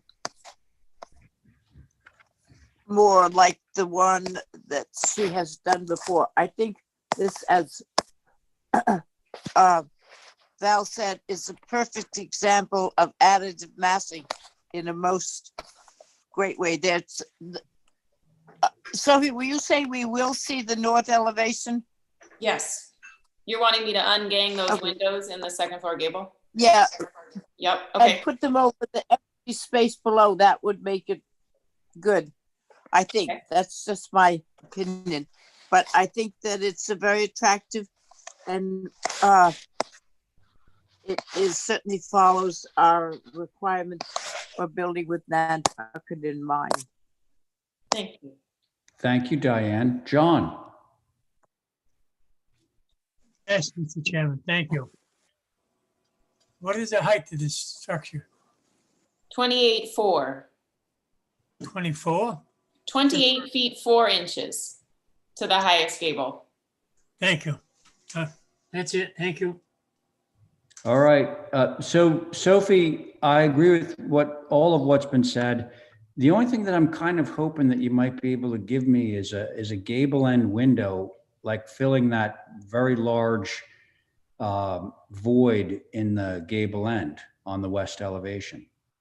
On the front there, like Yeah. directly above that other, like a Just 4 light? Gable end window, because it's a very large expanse of shingle. Sure, a 4 light? Yeah. Okay. Something small. What would we like to do with this, folks? Well, Motion to approve with the window on the north elevation separated and the window in the north elevation on the third floor gable added. and you don't want a bigger window on the Yeah, left? Yeah, Well, then maybe we ought to hold for revisions to see what that looks like. I'm fine with that. I'm fine with the motion, just to add the larger windows in that shed dormer on the right. Okay, So that's what, is that enough information to do the shed dormer, just enlarging the size? Oh, wow. Enlarging the size of the panes? Is that I mean, it? it's enough for me. Well, Are you asking me or? Well, I was kind of asking the board, like, Okay. how specific do you want to get? Yeah, I mean, what size are they now? Like 9 by 12 or something? I don't know. I think they're small. Yeah, I mean, we can look at the, Just so they relate to the other windows, just like 1 or 2 sizes larger than whatever that is. I don't know how they go Okay. up in increments, but Okay. yeah, they go up in 2 inches. So right now, they're 18, the unit is 18 inches tall. So can I take it to 20 or do you want it larger than that? yeah. Yeah, I 20, think that okay. sounds good. Thank you. Thank you. So who had just made that motion? Abby? Diane. I did. Diane. Okay. So Diane's motion included, I believe, 3 things. One was the gable window on the west elevation up in the gable end, the enlargement of the dormer windows to the right of that gable, also on the west elevation, and there was a third thing. On the north elevation separating the mulled windows on the second floor. Oh, yeah, that's right. Yes. So that was your motion, right, Diane? Yes. Okay. So on that motion, Val, aye. Abby, Aye. John, Aye. Diane. Aye. Thank you, and I'm in favor, so that motion carries. Thank you, Sophie. Thank you, guys. Merry Christmas. Thank you. You too. Bye. Okay, next up, 3 Cachalot. Can I have a quick break, Mr. Chair? I'll be right back. Yeah, sure. Okay. Now, unfortunately, our poor associate members have been languishing. I think Stephen at this point is gone, long gone. But do we still have Carrie there? Yeah, I'm here. Sorry, I was muted. No, it's okay. Can you sit on this until Val comes back? Sure. All right, great. All right, so do we have somebody to represent the hoop tent? Mr. Chair, I don't see Ned in the queue here. Oh. Let's hold for representation. Okay. So moved. On Abby's motion to hold for representation, Diane. Aye. Thank you. John. Aye. Thank you. Carrie Aye. and Diane. Aye. And I'm in favor, so that motion carries. We're holding it for representation. Next up, Twig Perkins. Is he here? Mr. Chair, my name's Alyssa Corey. I'm the homeowner and also I work for Twig Perkins. So, Well, that's fine. yeah. Yeah. So Twig designed this secondary dwelling. It's really a garage with a 1-bedroom apartment on top. Okay. Sorry, my son's yelling in the background. Tell him we said hello. Okay. So yeah, we wanted to have space for two-car garage, 2-bay garage, and then the 1-bedroom above, and it just matches the roof pitch and the look of our existing main house. Okay.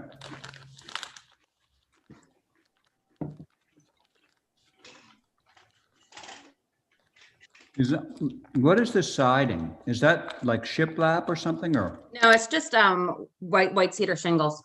Okay. There he is. Yeah, that's who you hear. Now, is that the house? Did we This just? is the existing house, yes. Okay. Mm-hmm. All right.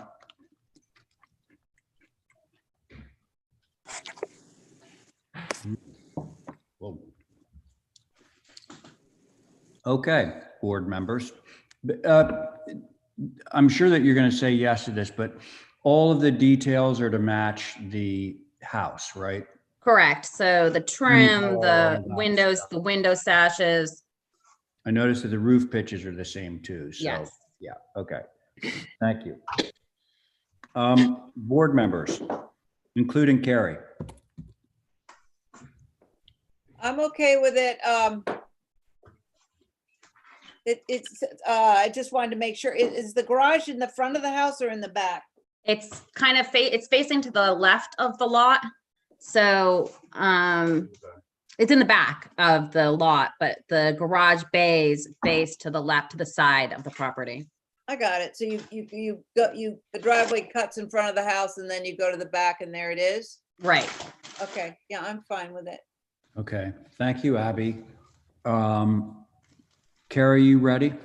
Yeah, I'm fine with it too. I'm just wondering, the second floor deck, is that in the back corner or facing your house?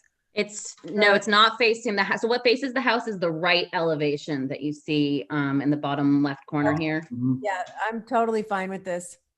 Okay, thank you. Diane? I am also. Great. John? No comment. All right, I think we have liftoff, folks. Sorry, motion to approve. Motion to approve. Sorry, Diane, Abby beat you to the punch there. So, but you can be the first to vote on Abby's motion. Diane? Aye. Okay, I thought you would be. Carrie? Aye. John? Aye. Thank you. Abby? Aye. And I'm in favor. There you go. Thank you so much, everyone. Happy holidays. Thank you. Same to you. All right, now we have a load on 218 Cliff Road. So I should probably ask, is Val back? I am. Okay, so here we go. A demo. Hello, Mr. Chair. Hi.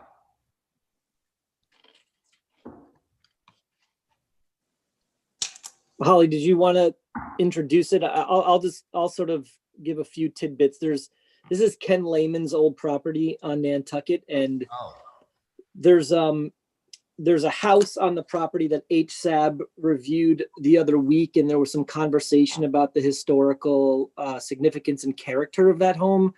There's also his studio on the property, which is essentially a very vertical 1-bay garage with a studio space on the ground floor and loft above. Michael Luff from my office is also on the Zoom here. I'm going to turn it over to him. We've since post the HSAB comments on this, done a little more digging and some homework into the property. And in fact, there's been some recent renovations and additions done to the project that support the fact that the historic part was already approved by the HDC to be demolished several years back and was added on to. So Additionally, the current house that's clouded on the screen right now really sits down in a hole and is really almost buried in the grade. It's pretty odd where it was situated on the site. I don't know if we can, Holly, I don't know if we can grab the screen, if Michael can grab the screen. Yeah. I mean, and I can show the introduce most of drawings. it, Andrew. Can you hear me? Go ahead. I can introduce most of it just from these photos. So Holly, per our HSAB meeting the other day and board as well, that it was believed that portion at the end of the building was the original structure that appears in the old 1935 photographs. But it's actually the middle portion from what we can tell, and based on the probing that the new owner has done in the structure, that's the only portion of the building with any historic structure left. The addition on the right was approved by the HDC in 1999, I believe, and we have that application. And the building on the end is all new construction, all new framing, CMU block foundation, and it's been used as a gym with a concrete floor for a while. But the whole thing's been so cut up and manipulated over the years that there's nothing of any significance left on the property. And more notably, the freestanding structure, which we're filing for the removal of as shed, is another structure built in the 90s that was actually what was used as Ken Lyman's studio. So yeah, the existing house is believed to be that middle portion of the structure, because we have the HDC application for the addition, which would be on the left in this photograph, and the newer portion, also built in the 90s, is on the right. Okay. Yeah. All right. So thanks for that, but I'm sure we have HSAB on this, do we not? Yes, Mr. Chair. So HSAB did take a look at this, and the photo that you're seeing before you is something I found with NHA's website, which is an aerial map from 1935. And it looked like on the tax assessor's map or property information, which I don't 100% go by, but said 1938. But we were trying to discern what exactly is this structure in relationship to this particular property. So they would like to see the older part of that section be kept. Go back to their photographs in here. It sounds like it's this part. Am I correct? Yes, Holly. Okay. Yep. Okay. So really, although the house is itself is nothing special, they would like to see any of the historical from the 1930s be retained if at all possible. I do appreciate the additional research looked into this structure. So those are pretty much the main comments for this, Mr. Chair. Okay, thank you. Well, Mr. Chair, Yeah. Just to make it clear, is the old part, is that a salt box, or what is the shape of that old building? It is, Abby. It is like a little salt box, and the holes we've cut into it, there's a little bit of some old studs and some old like tongue and groove shiplap, but then it's all been over framed and with conventional. It's all Anderson lumber. windows now. Yeah, it's all Anderson windows. So there's unfortunately not much left of it. The HTC preceding all of you is the ones that probably should not have allowed what happened to it happen. So here we sit. You're saying like we're the best HTC board. You're the best without question. That's what I'm saying. And that you would never allow that to happen. And we're sort of caught in the middle of this here because, unfortunately, none of us early on really realized that, to our dismay, but we've since, with Holly's help, really, I think, done a good job at sort of uncovering this. If there was some sort of mandate from the HDC to actually reclaim and save that structure, I think we would probably see it as more of like a cabana building, not something that would be added on to anything that we're proposing, just because it's, completely just doesn't tie in. And I'm speaking out of turn on that. We'd have to speak with our clients on that matter anyway. Okay. Well, let's see what the pleasure of the board is. Thank you. Anybody want to start this one out? Is it just a move demo, or what? Yeah. What are we asking for? Demo of this building.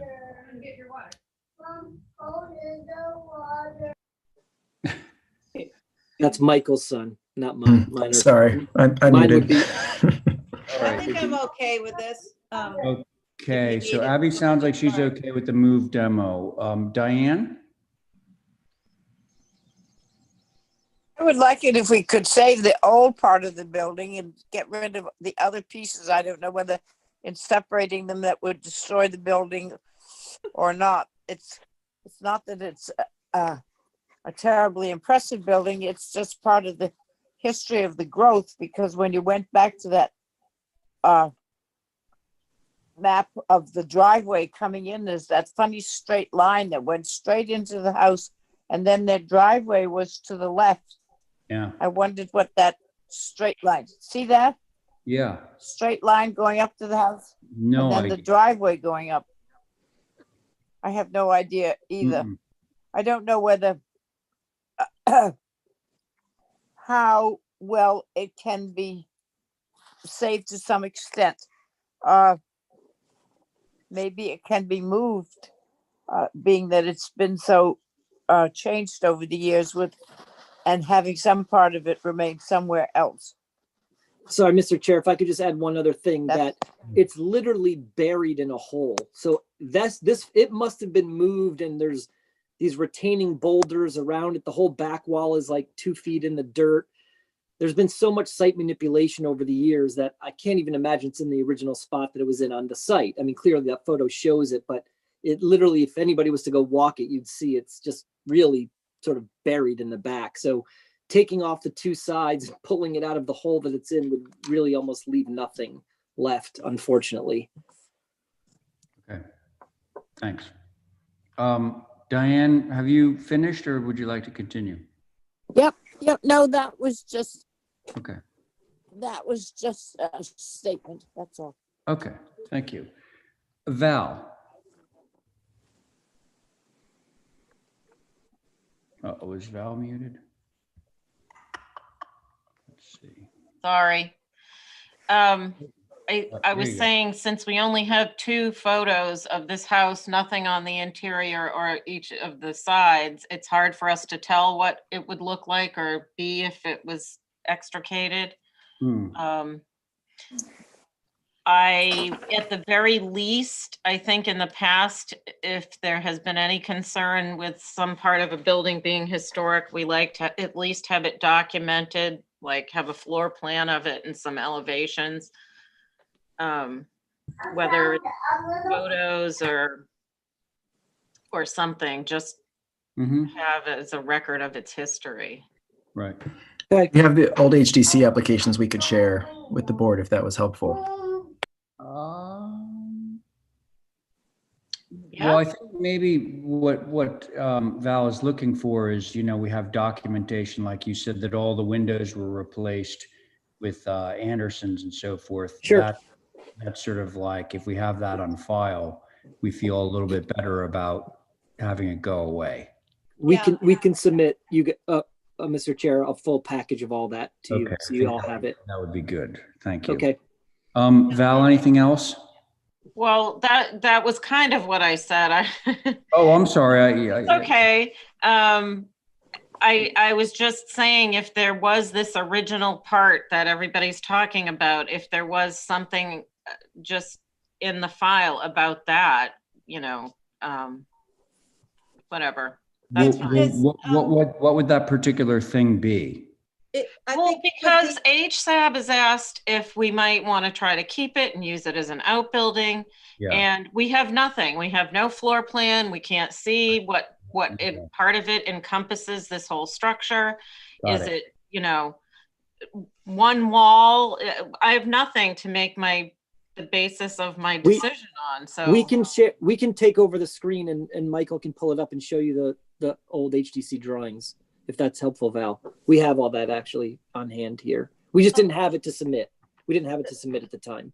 It would be nice to have the history, especially if it was Ken Lehman's, Ken Lehman is associated with this building, if it was his studio. I mean, we have to give. Well, we're reviewing the studio next.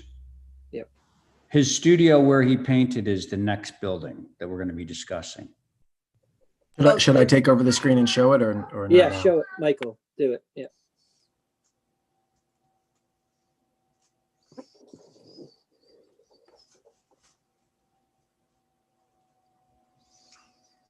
Okay, so So- from what we had, Yeah. go ahead, Andrew. I'll just. No, you go I'll ahead. scroll through. Yeah, I mean, the middle section is the original part. So you can see the broken back that it has on it. And that, go back one slide, Michael. You can see the broken back part, that middle part, that's the original piece. Everything else is added on to. And so it's this middle box here in the center of the plan. Okay.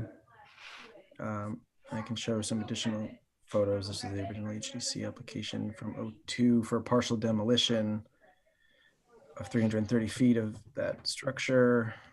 So they already knocked off half of that original structure. Yeah, this back. piece on the end. Yep. Which you can see, I believe, partially in the old 1935 photo. Well, I think having this stuff in the file is important. So if you could Yeah. just add it, that would be great. Oh, okay. Happy to. All right. I have some additional photos if you want to see those as well. Otherwise, I'll stop sharing. The photo, just whatever you have, add to the file. Yep. Right. Thank you, Val. Let's see, John? Yeah, sure. Hmm. I think there's quite a bit of where the house is existing now is the low visibility from the Mm-hmm. public. But I find no comments on the new dwelling. Okay, good. Well, we haven't gotten there yet. We're only talking about the removal of the existing dwelling. But we'll take it. Oh, no. Okay. Well, it sounds like we might be able to move this forward with some conditions. Somebody want to give it a try? I will. Yeah, please. Motion to approve as a demo / move off, because maybe somebody will want some of it, with the caveat that you add the research materials and photos that you found to the file. Okay. Thank you, Val. So on Val's motion, excuse me, Diane.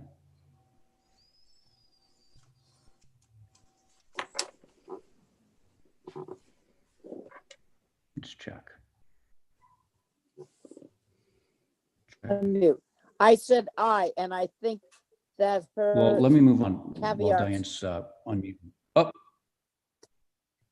I've unmuted. Diane, I've unmuted. Yeah, are you in I favor think of it's Val? an aye. Yes, aye, Yes. aye. Okay, thank you. Yeah. Thank you. Abby, Aye. that was Abby? Yeah, yes, that's me. Okay, Aye. all right. Just making sure. I didn't see you. John? You don't always Aye. see me. Okay, and Val? Aye. And I'm in favor. That motion carries. So now we're going to review the shed, which I believe that's the studio, right? That is the studio. We have for the past month been diligently trying to reach out to suitors to give this building away. I'm on the board of the Artists Association. We've tried to, see if anybody there, if we could somehow figure out a way. And unfortunately, they have no use for it, but we still do have one person that is potentially trying to see if they can get it fit onto their property. But this is a new structure that was approved by the HDC. What was it, 92, Michael? 92. Oh, man. Love it. So How big is it? I think, Val, it's about like 13 by 20. Oh, my goodness. Yeah, I've been in there before. It's a nice Yeah, I building. have too. Yeah, I went to some classes in there actually. Yeah, Yeah. yep. So we're actively trying to give this structure away. But Okay. it's not. There is no historical, other than the fact that it's Ken Lehman's. There's no Correct. structural significance to it. Yeah. Okay, board members.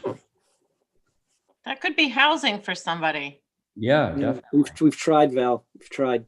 Yeah. And Mr. Chair, HSAB had no concerns on the demolition of the shed. You said no concerns. No concerns. Okay, thank you. All right.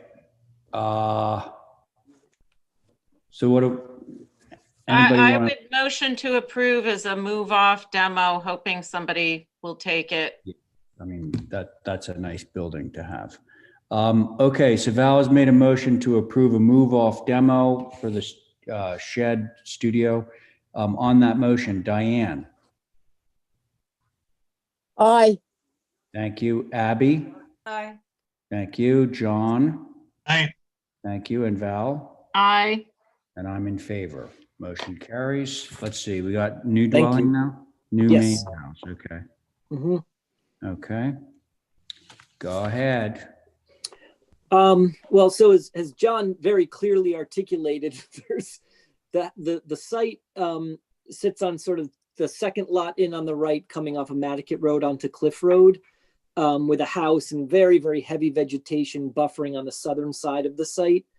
On the eastern portion of the site, it's heavily buffered. The topography slopes down. It looks out to an electrical cell tower to the right, cell tower to the left, water tower straight out. There's really not much that you can see visually from the site unless you are very far back out onto Cliff Road and maybe get a peek of the second floor. You can see in these images, look at the middle image on the top, looking up the driveway right now, that looks into the studio. So really the western elevation on the property is the one that is really most visible and the only one that has a substantial amount of visibility from Cliff Road. And nothing will really be visible from Nantucket Road, certainly not as impactful as the huge gambrel that's going up to a few doors down from this right now. If you think that's buying you favor, you just shot yourself in the foot. What I do? Well, I don't care about the other house. I only care about this one. I'm just saying that house is very visible and big. No, it's not. Down. It looks pretty big to me. Yes, it is. Thank you, Diane. So the site is sloping away towards the north. We have the landscape plan that will come up after this from Mirka. But the house is, two pieces of it are 2 stories and one piece of it is 1 story. And then there's a garage that sits off to the eastern side. The trim is natural. The windows are black. Additionally, we're sort of reshifting and sculpting the driveway off of Cliff Road that we're going to plant so that even that western elevation becomes less visible as you curve by Cliff Road itself. Again, natural trim, black windows. Mm-hmm. Okay. That's what I've got. Let's see some elevations of this. And Mr. Chair, if I may, I just wanted to let the board know that although they looked at the demos of those structures, they did make some comments on this main dwelling. They did not make any comments on the additional applications that will be before you. And they did note that it was probably not within their jurisdiction, but they did want to add some comments if you were so inclined to them. Well, I was going to say it's not in their jurisdiction, but let's go. They obviously have something they want to say. So let's. Yes. So they did annotate that it was too tall and boxy for this rural location. And it will likely be visible with proposed clearing that would be necessary. There seems to be a little bit of mixing of architectural themes, 5-bay, cottage corners, mold windows, and with a modern porch, but those were their overall comments. Okay. Interesting. Yeah. Hey, Andrew, how tall is that ridge? 30 feet. 30 feet. Story. 30 feet. Yep. 30. Okay. Yep. From grade. Yeah. It's rare that you have like the main building and the side subordinate add-on piece both being a full 2 stories, but we've stepped it down and lowered the ceiling heights in the secondary mass. But it's all right, still... stop. Okay. Yeah. Okay, Val, you want to start? I didn't say it for that reason. Well, but yeah, that's why I chose you. So one thing I would like to see is this footprint in relationship to where the other house was and the studio, just for point of reference, because you can see in where the studio is. Topography, so we can see if in fact there is a bowl, what that bowl is and what those numbers are, and where this is going in relationship to where the house existing is. I suspect it's higher. And I would like to see some more traditional massing, like additive style. I think this house looks like something that would be in town. And this is sort of more rural road-ish. I appreciate the cottage corners, but I kind of agree with HSAB, but it doesn't seem to go with, but it's not really a 5-bay because the fenestration is all mixed up. And yeah, maybe some lowering. What's the most concerning side is the north, which is going to be facing Cliff Road. I think that's it for now. I need some more Okay. information. All right. Very good. Diane? Yes, the house has got too many three mulled windows. It makes it heavy. It tends to tilt the house off. If you have a 5-bay and a front door and sort of a classical thing, then there shouldn't be mulled windows on both sides. There isn't a elevation that doesn't have at least one set. It needs to be separated. I'm not sure that it does well without the corners. It's missing a definition, which I find disturbing, and I don't have the answer for it.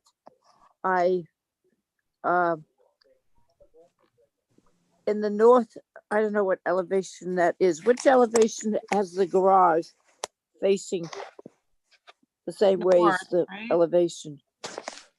The garage east. faces the east elevation. That's on the east elevation? Is opposite the east elevation. Yeah, the garage is not in. Okay, you have Go ahead. You have in that elevation the garage on the right-hand side with 3 doors, and then you have mulled windows, and then you have 1, 2, 3, 4 doors, and then you have another set of mulled windows. The fenestration needs to be reviewed. It's too much. It's just too much elevation, too many shapes and forms, I think. I would like to see it a little more organized or a little less shown.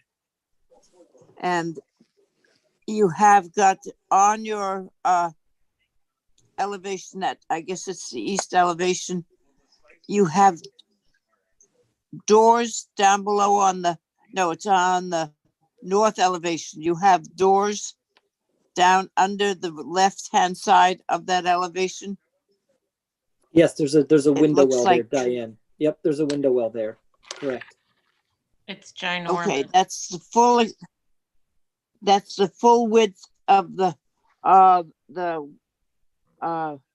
side of the left-hand side of the house. It seems to go from one end to the other. I think that should be re-looked at, perhaps. I think the windows on the east elevation on the second floor need to be separated. I appreciate the first floor parts of it, but I think that the fenestration of the house needs to be put together again. Thank you. Okay, thanks, Diane. How about you, Abby? Yeah, I'm perplexed. I want to say something profound, but I can't find it. The 2 large massings, they're sort of overwhelming, and the repetitive windows. I'm mainly concerned about the long elevations, south and north, especially north, because I think that's what you see from Cliff Road, and yeah, I'm concerned because of the one on the hill. I don't want that to happen to this. So what we see, I want to get it right. I don't really know how to approach this design. I'm perplexed. The east and west have more sort of additive massing to it, but this has a repetitive sort of monotone look to it, and I can't quite grasp it. So I look for my board members for help. Okay. All right. Thank you, Abby. John? What is the height of the structure, please? 30 feet. How much? 30 feet. 30 feet? Yep. Right to the maximum, huh? Yep. Okay. Thank you. Oh, well, so to that point, I won't say too much about this because I really feel like I want to measure this visibility. 30 feet is tall, 2 stories is big. And I would love to see some height poles, at least on this main ridge. That would include, if you're doing any fill down in that swale, that would be taken into account when you were putting the height poles up so that we could see what the visibility of this is. Yeah, Mr. Chair, can I just add one thing? Yeah, sure. So when we look at the landscape plan, you'll see the pool is what sits down in the hole. The house sits on the higher portion of the site where the studio currently is. And we're not really proposing raising grade there. So it'll be very easy for us to put up the ridge pole. So you'll be able to tell where it is. Hey, Yeah. so to that point, you had mentioned something about showing a grading plan, which I think would be important moving forward on this whole thing. Great. We have that in the 2 applications. I'd be very much in favor of seeing a couple of height poles that were at either end of the main ridge. Okay. Well, let's see what the board has to say. So could somebody give me a motion on this? I will. Okay, go ahead. Motion to hold for revisions to topographical information. The site plan showing where the current structures are versus the proposed. Good point. And some, did I say height poles? You Height just- poles which encompass the main mass and the secondary main mass. Okay, yep. Even better. Okay, that's your motion, right, Val? Yeah. On that motion, Diane, Aye. Abby, Hi. John, Aye. Val, Aye. and I'm in favor. So should we review the studio or have a track? I think it would be nice to review it real quick, Mr. Chair. Okay, It's a we'll pretty review it basic real building. quick, Just yeah. to give you a sense of what it looks like. It's a fairly Innocuous. yeah, 1.5 story structure with a deck off the north side. The stairs buried on the east side where you can't really see them. Mhm.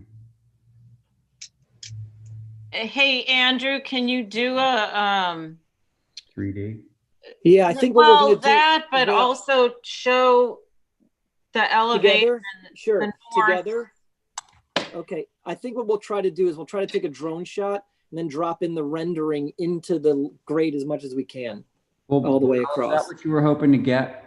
I wanted to see what that north elevation is going to look like in its totality, because really and truly, even though it's a separate structure, it's going to read as one.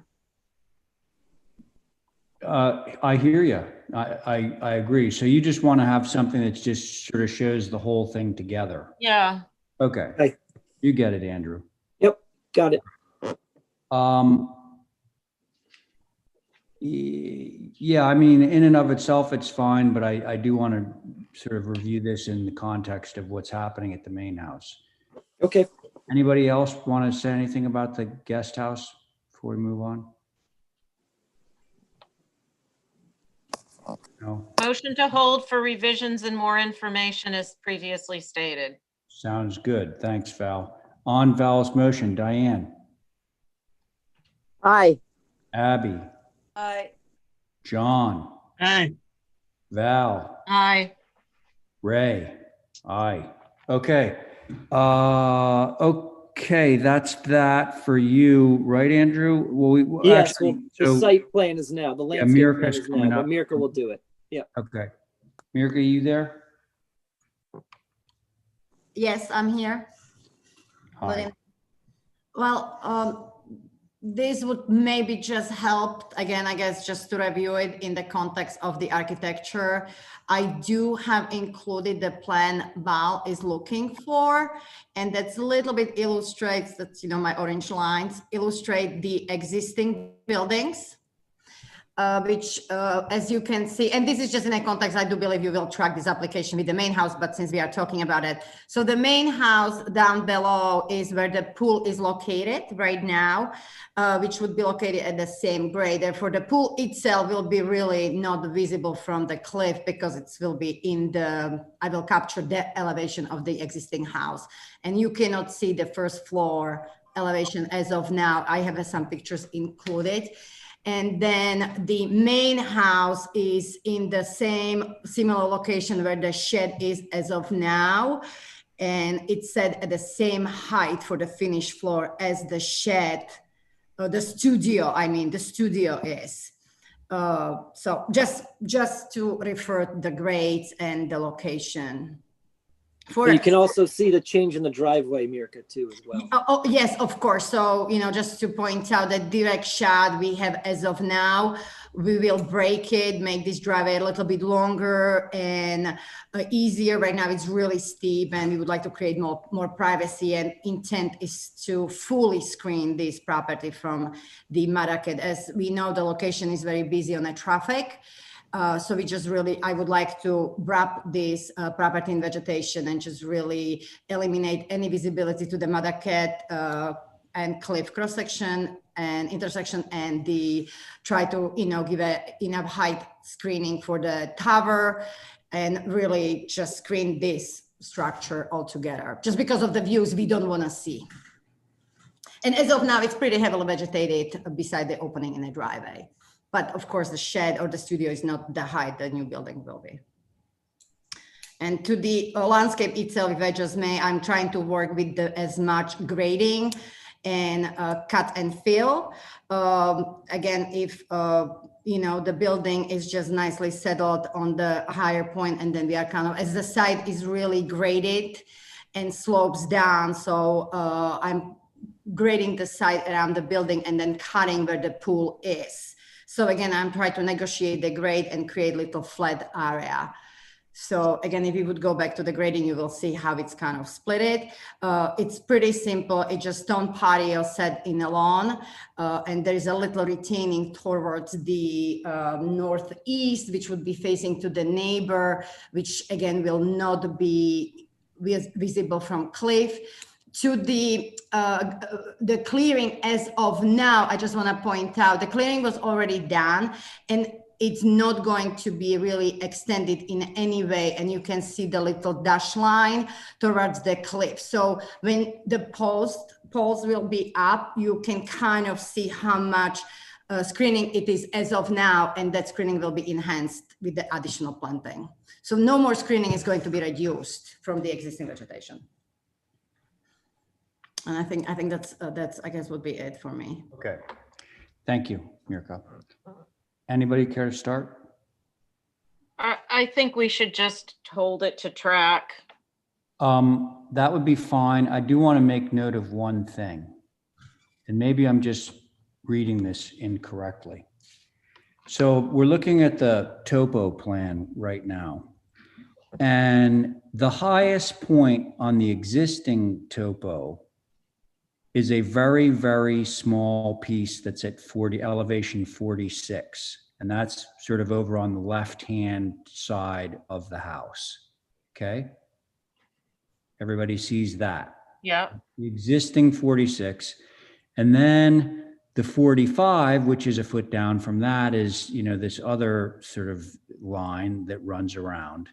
Now, when I look at the orange lines, which are the proposed, A, they're very architectural, but B, and perhaps more importantly, looks to me like you're creating a platform. You're taking the elevation 46 and widening it to sit the house on top of a really small high point and making that high point much larger so that the whole house can sit on it. Is that correct? Just to clarify, the site is, you correct, it is one of the high point. When you follow to the east, there is another even higher point. So this site is really challenging because it has. Where is that, Mirka? Is it That on? will be towards the east, behind the garage. So there is go up to 50 in that corner. So we are, I don't see it on this plan. On the east, when you go towards the garage and behind, you will see the grade slopes up. So yes, you're correct. I am picking up some grade to wrap around the building, but at the same time, I'm pushing the grade where the pool is towards the building and plateauing and cutting in. So it's again negotiation, but yes, you're correct. I'm leveling the site. Okay, But it's not like I'm just stretching the hill. I'm trying to connect to the another peak across the property on the east. The reason that I'm bringing this up now, other than just to point it out, is that we were just talking about doing ridge poles for the main gable, okay? Now, if you just took them and you put 30-foot high poles up on the site right now, they would be 30 feet above elevation 44. But your finished grade is 46, which is 2 feet higher. So the ridge pole should actually be 32 feet. We'll do that, Ray. We'll factor that in. Okay. We'll get them right from the 46. Okay. Fair enough. Great. All right. So Val, you were saying that you wanted to track this along. Is that right? Well, yeah, I'm glad you brought that up because I hadn't really looked at it that close. I would just want to say that we're really moving away from Nantucket and building with Nantucket in mind. And I know that book needs to be updated, but one of the main rural road guidelines was to try and alleviate people from building on the top of the highest point and further filling it in so the whole house is on the top of the highest point. So I would like you to reconsider what you're doing here and kind of use the grade that's existing. Okay. Thanks a lot, Val. Does anybody else want to say anything on this before we? Yes, please. Okay, go ahead, Abby. So for me, I would also like, I don't know if you asked for this, but at that 44-foot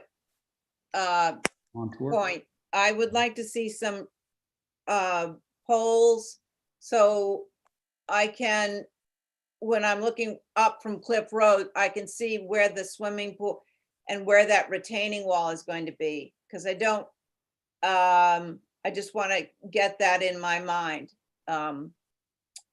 So along with the ridge poles for the building, I'd like to see them also for the pool and or the retaining wall.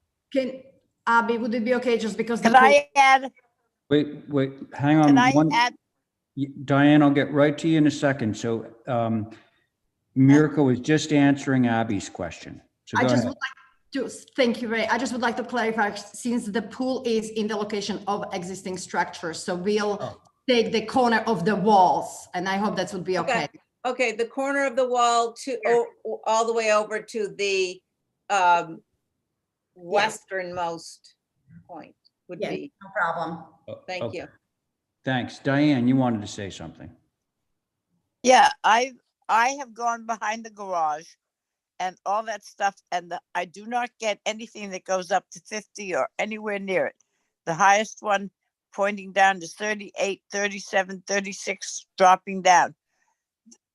Val is absolutely right that it says in building with Nantucket in mind, the houses should not be put on the highest point, and you are forcing the whole house up there. And we already have a big house, and it isn't typical to Nantucket, particularly in this melding of the two roads, that you have one up that's 46 feet higher than the road. And it should be, I think, should be redesigned to be tucked in as they tell you to do and not made a plateau of 46 feet. I don't know where you find anything in the garage that says anywhere near the heights that you said. They're all in the 30s going up and down to the pool. So I think it's important. We're going to lose that whole area if we don't require the rules or the things to be followed. That's all. Okay. It's important. Thank you, Diane. John, anything more to add, or should we move on with a motion on this one? Is he still here? Yeah, he's here. Anything to say, John? No. Okay. Let's do a motion to for more information on this and have it track with the house. That's my motion, Mr. All right. Chair. Thanks, Val. On that motion, Diane, Aye. Abby, Aye. John, Aye. thank you, Val, Aye. and I'm in favor. I'm Okay. stepping out for a bit. Okay. Hey, Carrie, are you still there? Thank you, everybody. Enjoy the holidays. Oh, thanks. See you You next too, year. friend. Bye. Nice seeing you. I'm here, Ray. Okay, great. So I think you just heard Abby stepping out for a while. So Mirka has another one here at 23R Clifton. Can you sit on that one? Yes. Okay, great. Thank you. Mirka, what you doing here? Fireplace.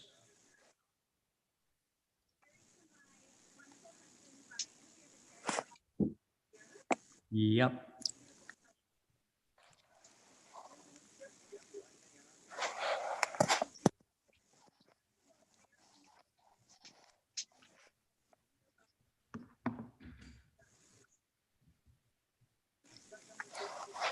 Mirka? Did we lose Mirka? The thing I was breaking down, they did the same thing to me they did to Abby, so she may have been lost. Oh, you think Mirka might have dropped? Or the internet dropped her. They dropped me. Boy, it's really awful. I had to Just awful. go all the way in again. Okay, well, I hate to do this, but I think we've lost Mirka. So let's skip over this one and go to 278 Pulpus Road. So can I have a motion to hold 23R Clifton for representation? I make that motion, Mr. Chair. Thank you, Val. On that motion, Carrie, Aye. John, Aye. Diane, Aye. Val, Aye. and I'm in favor. Okay, so let's move right along to 278 Pulpus Road. Carrie, you're still on board with this one, okay? Yep. Okay, so Ethan, are you there, sir? I am. Good evening. All right, hi.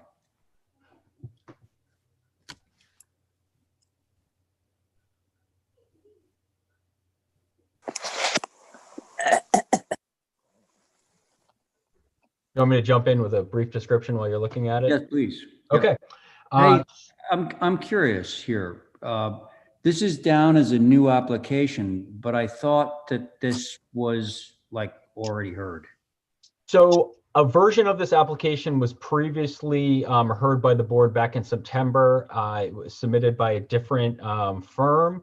And then instead of kind of revising it, we elected to just pull it and resubmit. Got it. Thank you. So this is a cottage proposed at 278 Pulpus Road. The site's pretty big. It's almost 20 acres. It's 19.7 acres, 860,000 square feet. So it's a pretty good sized site.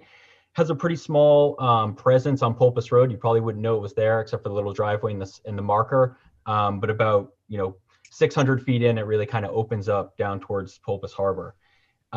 It's a pretty low site and kind of undulates up to about 18 feet from Pulpus Harbor, and then back down to 0 at a creek, and then back up to about 18 feet at Pulpus Road.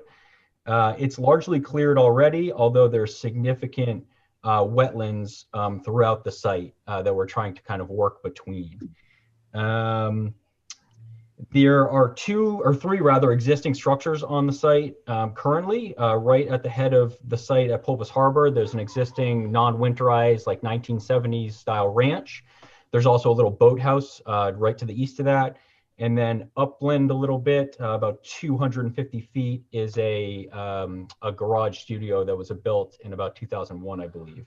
Our cottage is about 600 feet back from Pulpus Harbor and roughly 1,500 feet from Pulpus Road, kind of tucked into on the north side of a little rise, but again, between 200-foot wetland setbacks.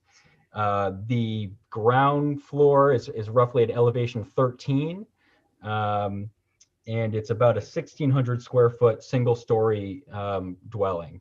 The highest ridge is 17 foot. The little adjacent studio structure on the west that's connected is 16 foot. And kind of going for sort of a rambling kind of built over time kind of shack sort of put together look. So that's what's kind of driving the design. Again, really trying to keep it low and nestled into the existing landscape. Hey, Ethan. Sure. When we were scrolling down just a moment ago, I saw like all these little color chips. What are those about? So those are related to the colors that we're proposing. Of course, the sidewall and the roof are natural, but the trim is proposed as, I think it's a Newport blue, and the doors are proposed as it's similar to a Folger blue, but I believe it's an Anderson color called Cascade blue.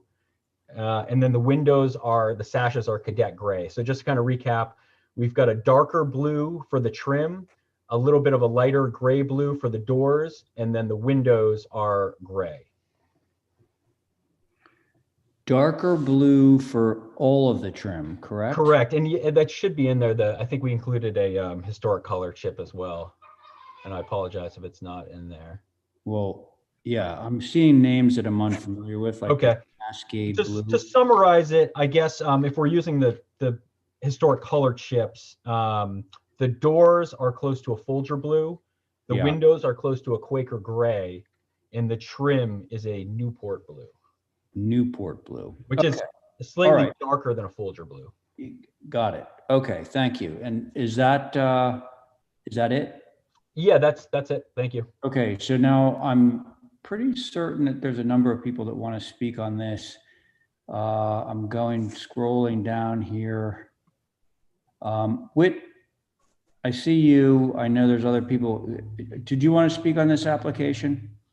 Ray, I'm Whit Gifford, representing the applicant here. So I'd rather okay. All right, we'll get back to you then, Whit. I'm sorry. Thank you. I kind of forget who's doing. Yes, that's okay, right. So Rhoda, I see you in the queue. You're muted. So if you want to speak, you would want to unmute and just identify yourself. And hey, Ray, it's Paul Santos. And hi, Paul. Yep. Okay, go ahead, Paul. All right, so I'm with Rhoda. Rhoda's going to speak in a minute, but if I could just take a few minutes to kind of. No, I don't have any more. Hang on there, Diane. Okay, go ahead, Paul. Okay. Again, Paul Santos, Nantucket Surveyors, on behalf of Rhoda Wyman, who is in a butter to this project. Mm-hmm. So you have in your packet a letter that Rhoda prepared dated December 14th. You also have a letter that my office prepared, or I prepared personally, dated December 14th. You have a letter from an abutter, Meredith and Eugene Clapp, dated December 18th. That's in your packet. And you also have the Rural Road Design Guidelines for Nantucket and Tuckernuck Islands, dated 1994, which was submitted as part of Rhoda's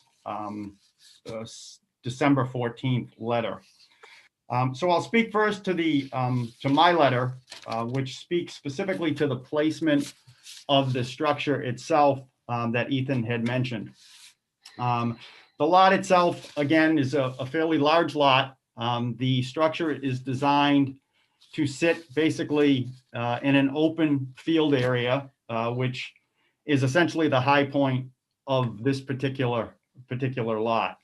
The house itself, under the first application, there were ridge poles set for the original location of the dwelling. Those are not up at this present time. And I believe the house was changed. The house was rotated and set in a little bit different location while still on the high point of the lot. It is not, the ridge poles currently are not set. I will say that the ridge poles at the time they were set were visible from Rhoda's property. I did also was able to see them from the harbor and from a few of the properties over on Medui Creek. I could see the ridge poles at that point when they were set. We did ask to have the ridge poles set in the current application that you have. For whatever reason, that hasn't been done. We still would hope that we would be able to see the present location of the dwelling to further assess where this is going. And I don't know if the commission has had a chance under the original application to view the ridge poles that had been previously set. The basic outline of my letter basically speaks to the position of the structure in the essentially on the high point of the property. You've heard on a number of applications tonight, placing a structure on the high point of the property and what conflicts that has with building in Nantucket in mind. And in fact, in this case, I think it's more particular to the rural design standard guidelines that does also speak to that similar positioning of dwellings on a particular lot. The contention being that within the location of this existing parcel, you have the original dwelling, you have the studio, and that clustering of the structures in that general area is essentially, we feel, still a potential option for this property. That you could still have a structure clustered in the general vicinity of the existing dwellings, stay out of the wetland restricted areas, the 50-foot no build, the floodplain, and so forth, and still keep the clustering of the property intact.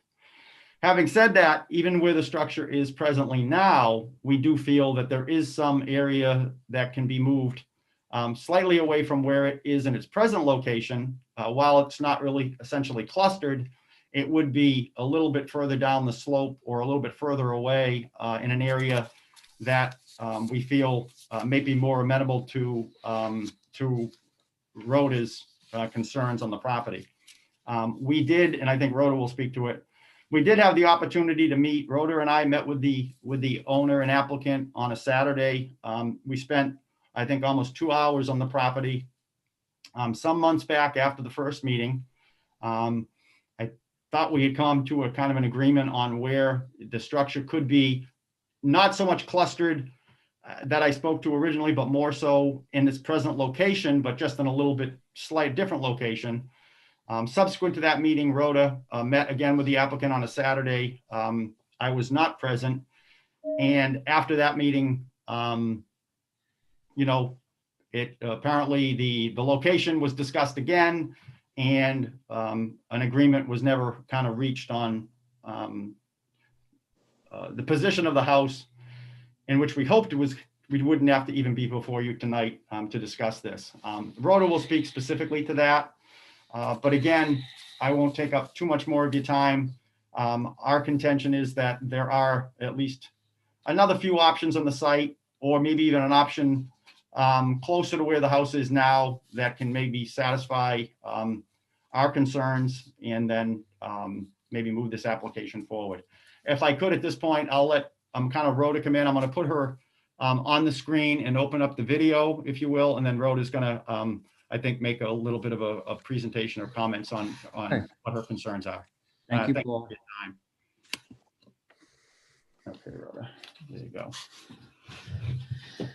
Good evening, and thank you so much for allowing me to speak on this.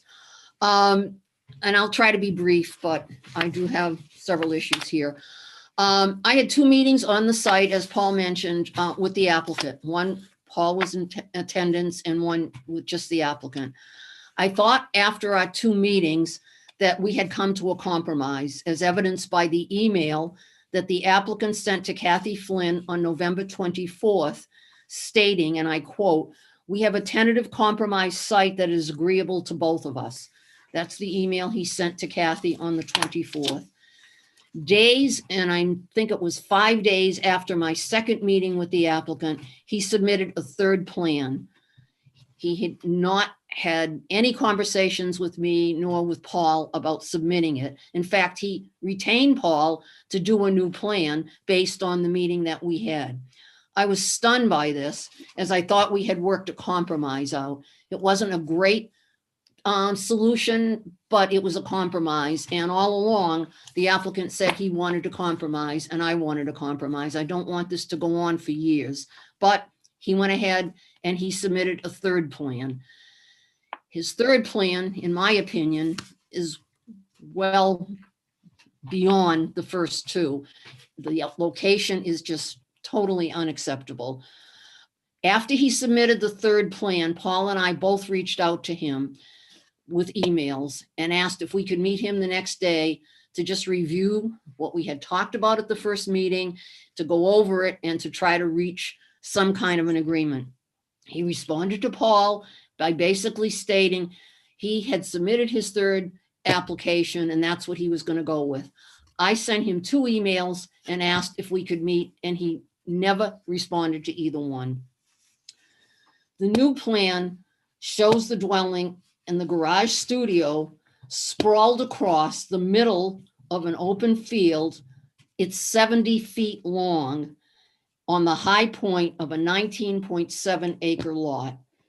In my opinion, instead of it being clustered with the other buildings, it's sitting alone at the high point. I believe this is the most inappropriate of the 3 plans that the applicant has submitted to this date. When I met with the applicant and Paul at the site, there were several other options, as Paul indicated, where he could site the dwelling that would be compliant with HDC guidelines and outside of the 50-foot no-build zone and outside of the 100-foot floodplain. There was an option closer to the existing 3 buildings on the property where the building could be clustered. He didn't like that option for reasons that, in my opinion, weren't appropriate. But there were other locations as well that he discussed when Paul and I were there. Building with Nantucket in mind is on your HDC website, and it was confirmed to me when this applicant first submitted that that was still a guideline that the commission relied on. I referred the applicant to this publication when he first submitted his application. Obviously, he was not concerned with adhering to it. I included with my letter, actually with my 3 letters, excerpts from the guidelines, and it appears to me that this proposal is an absolute violation of the HDC guidelines, specifically the ones that refer to clustering and not building on a high point of the lot.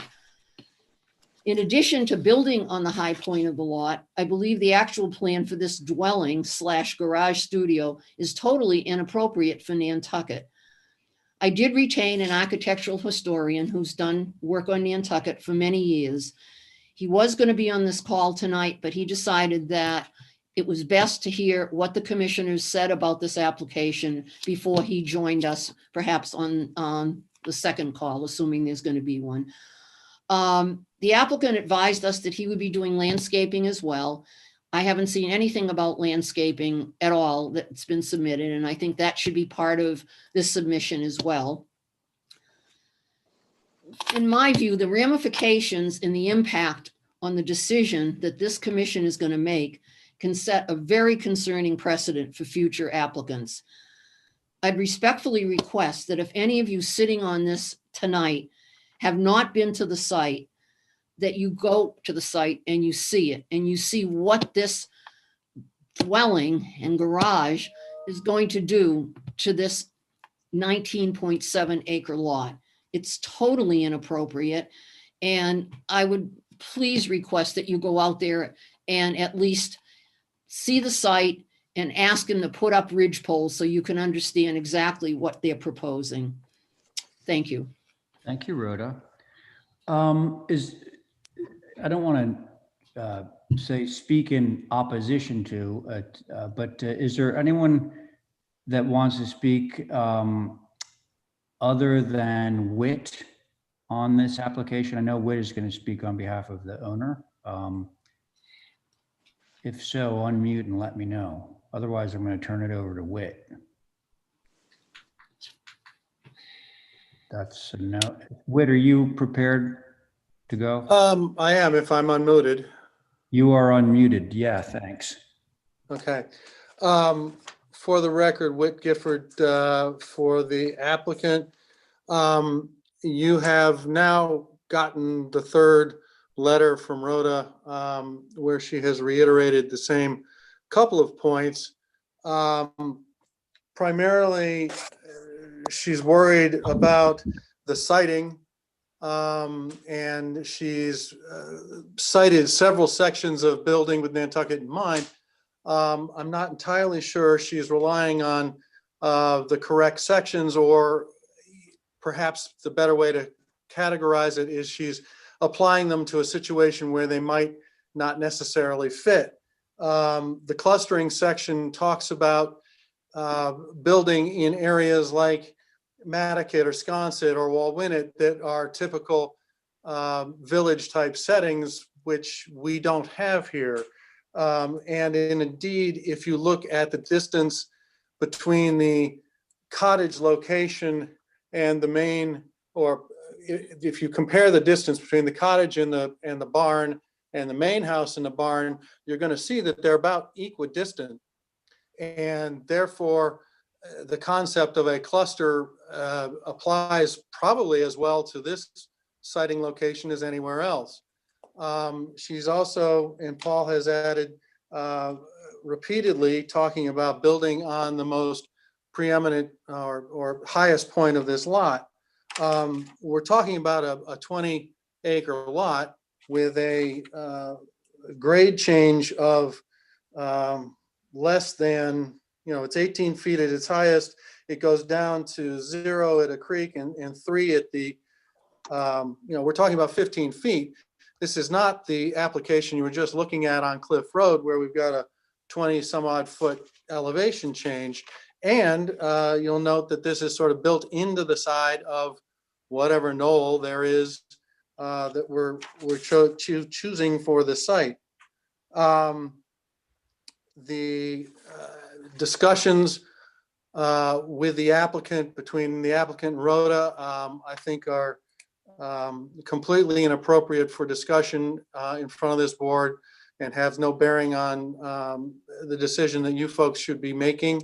There was an attempt by both sides to reach a compromise. It didn't work, and we don't want to categorize the nature of that discussion.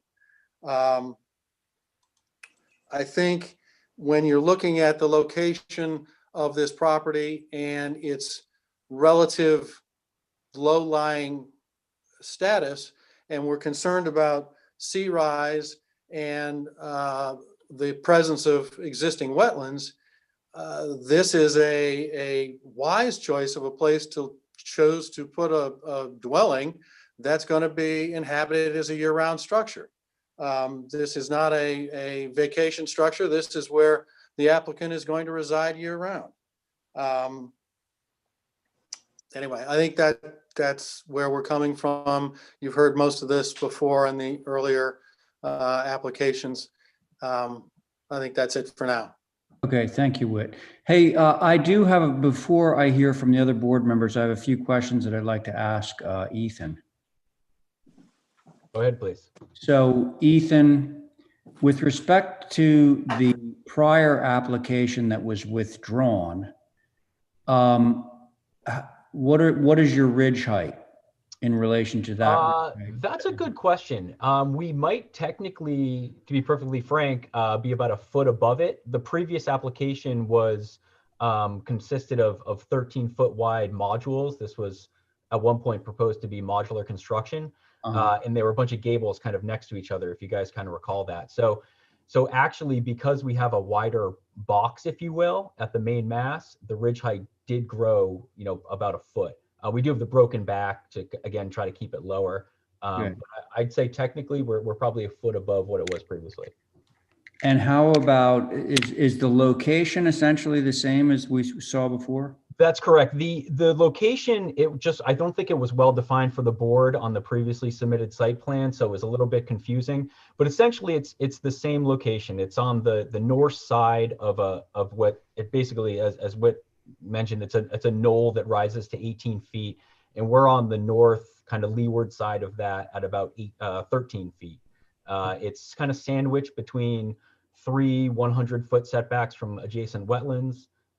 And again, you can see that sort of knoll to the north. I guess that's the northeast on the topography plan.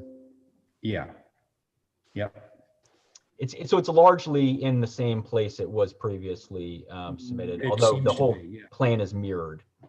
So all this is getting back to, now this is a new application and apparently the height poles have come down. We should probably put them back up and review it, to Rhoda's point. Now I did hear a few things from Paul that I probably don't need to tell the board members about, but visibility from Rhoda's property or other private properties around isn't really part of our purview. Our jurisdiction is Pulpus Road, which is a publicly traveled way, and Pulpus Harbor, which is a publicly traveled way. So that I think I want to hear from board members, but I think that that's probably where this is going to go, is to have height poles set up again so everything's fresh, and we can review once again what the visibility is from the areas where we have jurisdiction. Having said that, I'd like to hear from the other board members about their thoughts on this application. I'll go. Was that you, Val? Yeah. Okay, go ahead. A couple of thoughts. One thing I really do appreciate, and it's probably even more exacerbated given what we just looked at, is the low-lying nature of this structure. It's one story. I so appreciate that. I don't really know where the front door is, but I guess I don't really need to. That's a John thing. And the colors are really the only thing I would maybe ask to rethink. The blue trim, it doesn't relate to the structures that are already on the site, which seem to have sort of weathered in very nicely. I know, did you say, yeah, I think natural to weather is probably a better way to go with the trim. I don't mind the doors being blue, but the trim being a dark blue, I can't think of another house really that has that. And I appreciate gray windows. So that's it for now. Okay, thank you. Carrie? I agree with Val. I think as a one-story structure and it's rambling, it really looks like an old funky fish house that has grown. The siting of it, it doesn't seem like it's on the highest part of the property, and I would love to take a view. But from Pulpus Harbor, it seems to me that there are a lot of structures that will stand out a lot more, or that do stand out a lot more than this potentially would. I don't know how we're going to get to go out on Pulpus Harbor to view from there. But I think it's a really cute little building. And I think maybe some of the details that I would call out on are some of the ganged windows and the big doors, and how much light will those sort of project out onto the sort of empty landscape at night. But considering this could be a honker of a 2-story massive house, I think this is quite a nice change from what we do see being built these days. Okay, thank you, Carrie. Diane? Yeah, I just wanted to ask a question before I said anything. Is Sure. this by any chance the location of the pink house? No. The Okay. pink house is further out. Or, pink house is or I should gone. say was further out. Okay. It's just, I know the area well, and because we spent a lot of time there.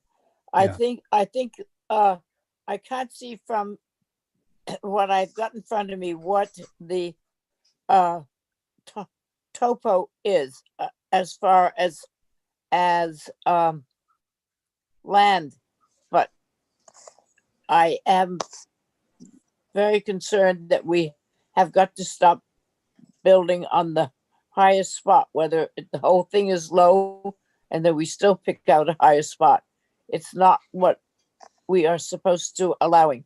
I think it's good that it's a one-story house. I'm not sure this is a design I would pick, or the windows or whatever, but the location is good. I'd just like to see a topo map so we are certain of what, at least I am certain of what I'm doing and picking. The colors that have been discussed afterwards are good. And I would like to see in the complete application of trying to keep them, all the buildings together, not one down on the harbor and not one up on the road and in between. I think that we have to think of village roads and our rural ideas of how to make the land go along well. So that's all I have to say for now. Okay, Diane, thank you. John?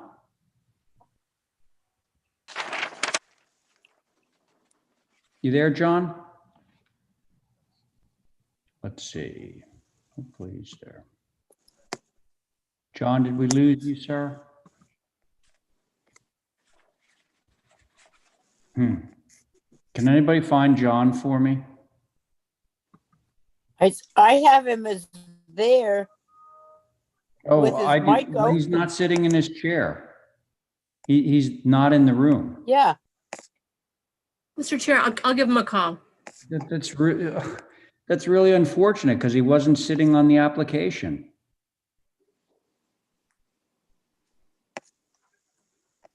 I kind of can't believe this. Wow. Oh, God. Let's see. Abby was gone, right? No, Abby's still gone. No, I just can't believe this. It's you and Val and me, right? And me. What about And Carrie. Carrie. That's a 4-person board. Carrie? Yeah. I thought I had a 5-person board and he just took off. It doesn't even matter if he comes back in now. He's lost the discussion. So we have to proceed with a 4-person board. Anyway, my view is that I would like to have, to Rhoda's point, it looks like if we could get 3 height poles up, Ethan, one on either side of the, what I'll call the main gable. And then you have this other gable that runs perpendicular to that. That would kind of express the whole length of the building because that ridge looks to be about the same height as the other ridge. So can we get 3 height poles up, do you think? So just to clarify, 2 on either side of the main mast, and on that mast that's projecting towards us on the south elevation with the lattice, put one on there? Exactly right. Okay. Yes. Yes. Well, that's what I'm suggesting as one member of the board, but I would like one of the other members to give me a motion of some kind. I will motion to hold for some height poles so that we can do another view. Okay. In the places that you just said. Okay. Either side of the main gable and one to identify where that peak of the ridge is on the subordinate gable. That is Val's motion. On Val's motion, Diane? Yes. Okay, good. Carrie? Aye. Val? Aye. And I'm in favor of the motion, so that carries. Thank you, everyone. Right. Oh, Ray. Ray? What? Ray, What? Oh, sorry, Rhoda. What would you like to say? well, Paul wants to say something and I would like to as well. Okay, well, we already took a vote. I know, but. Well, okay, is it just appropriate to ask for something additional outside of the vote of Ethan? Well, okay, so officially, let me just say, officially, our discussion is over because we've taken a vote, but just tell me what are you interested in, Paul? Okay, from our end, just so I can explain this better to Rhoda, if we could just get a larger scale location of the building with the grading around it and the floor elevations with the true elevations of the site. I know the ridge poles will be great and we appreciate those getting set. But the site plan is a very small scale and it's very difficult to try to explain that site plan. And I think we hope that you will all go out and see this because when you see the ridge poles, I'm just asking for a blow up of a grading plan with some real elevations on it. Yeah. And I would hope that at your next meeting that you're going to have a 5-member board. Well, how are we going to do that? Rhoda, unfortunately, we can't. Our friend John McLaughlin just walked off. I can read back in, and I've been on it before, and I'm well aware. So okay, I so can that is correct. Rhoda, Abby has said that she will read back in. Thank you, Abby. Thank you. I appreciate that. And Ethan, you still there, Ethan? Yeah, I'm here. Yep. Could you just get Paul the information that he's after, please? Yeah, that's easy enough. And we'd like to see that too. I think we can present the site information more clearly, especially the topography, to Diane's point. So we'll do that. Very good. Thank you. Thank you all. Okay, so thank you all. Have a great holiday. Now we're really super done with that application. Thanks, Ethan. Okay. Yeah. Happy holidays, everybody. Okay, so now Mirka, I think is back on. Mirka, are you there? Yes. All right, so let's go back and hear 23R Clifton. And I apologize. I press instead mute leave. Bad. It's been a long year. Long year. Okay, so let's go. There must be some, maybe, I believe so, from Sconset advisory. I do not believe they had any concern beside the access from the public way, but I will let Holly to follow up on it. This is the application for in the pool area for a little freestanding fire pit. It's all the way in the back, right there. Where the pool, right behind the pool, Holly, as you can see, where the hot tub is. So it's right there, exactly where you have your mouse. This landscape is already done, completed. The client is just asking for a little patio and the freestanding fireplace matching the wall.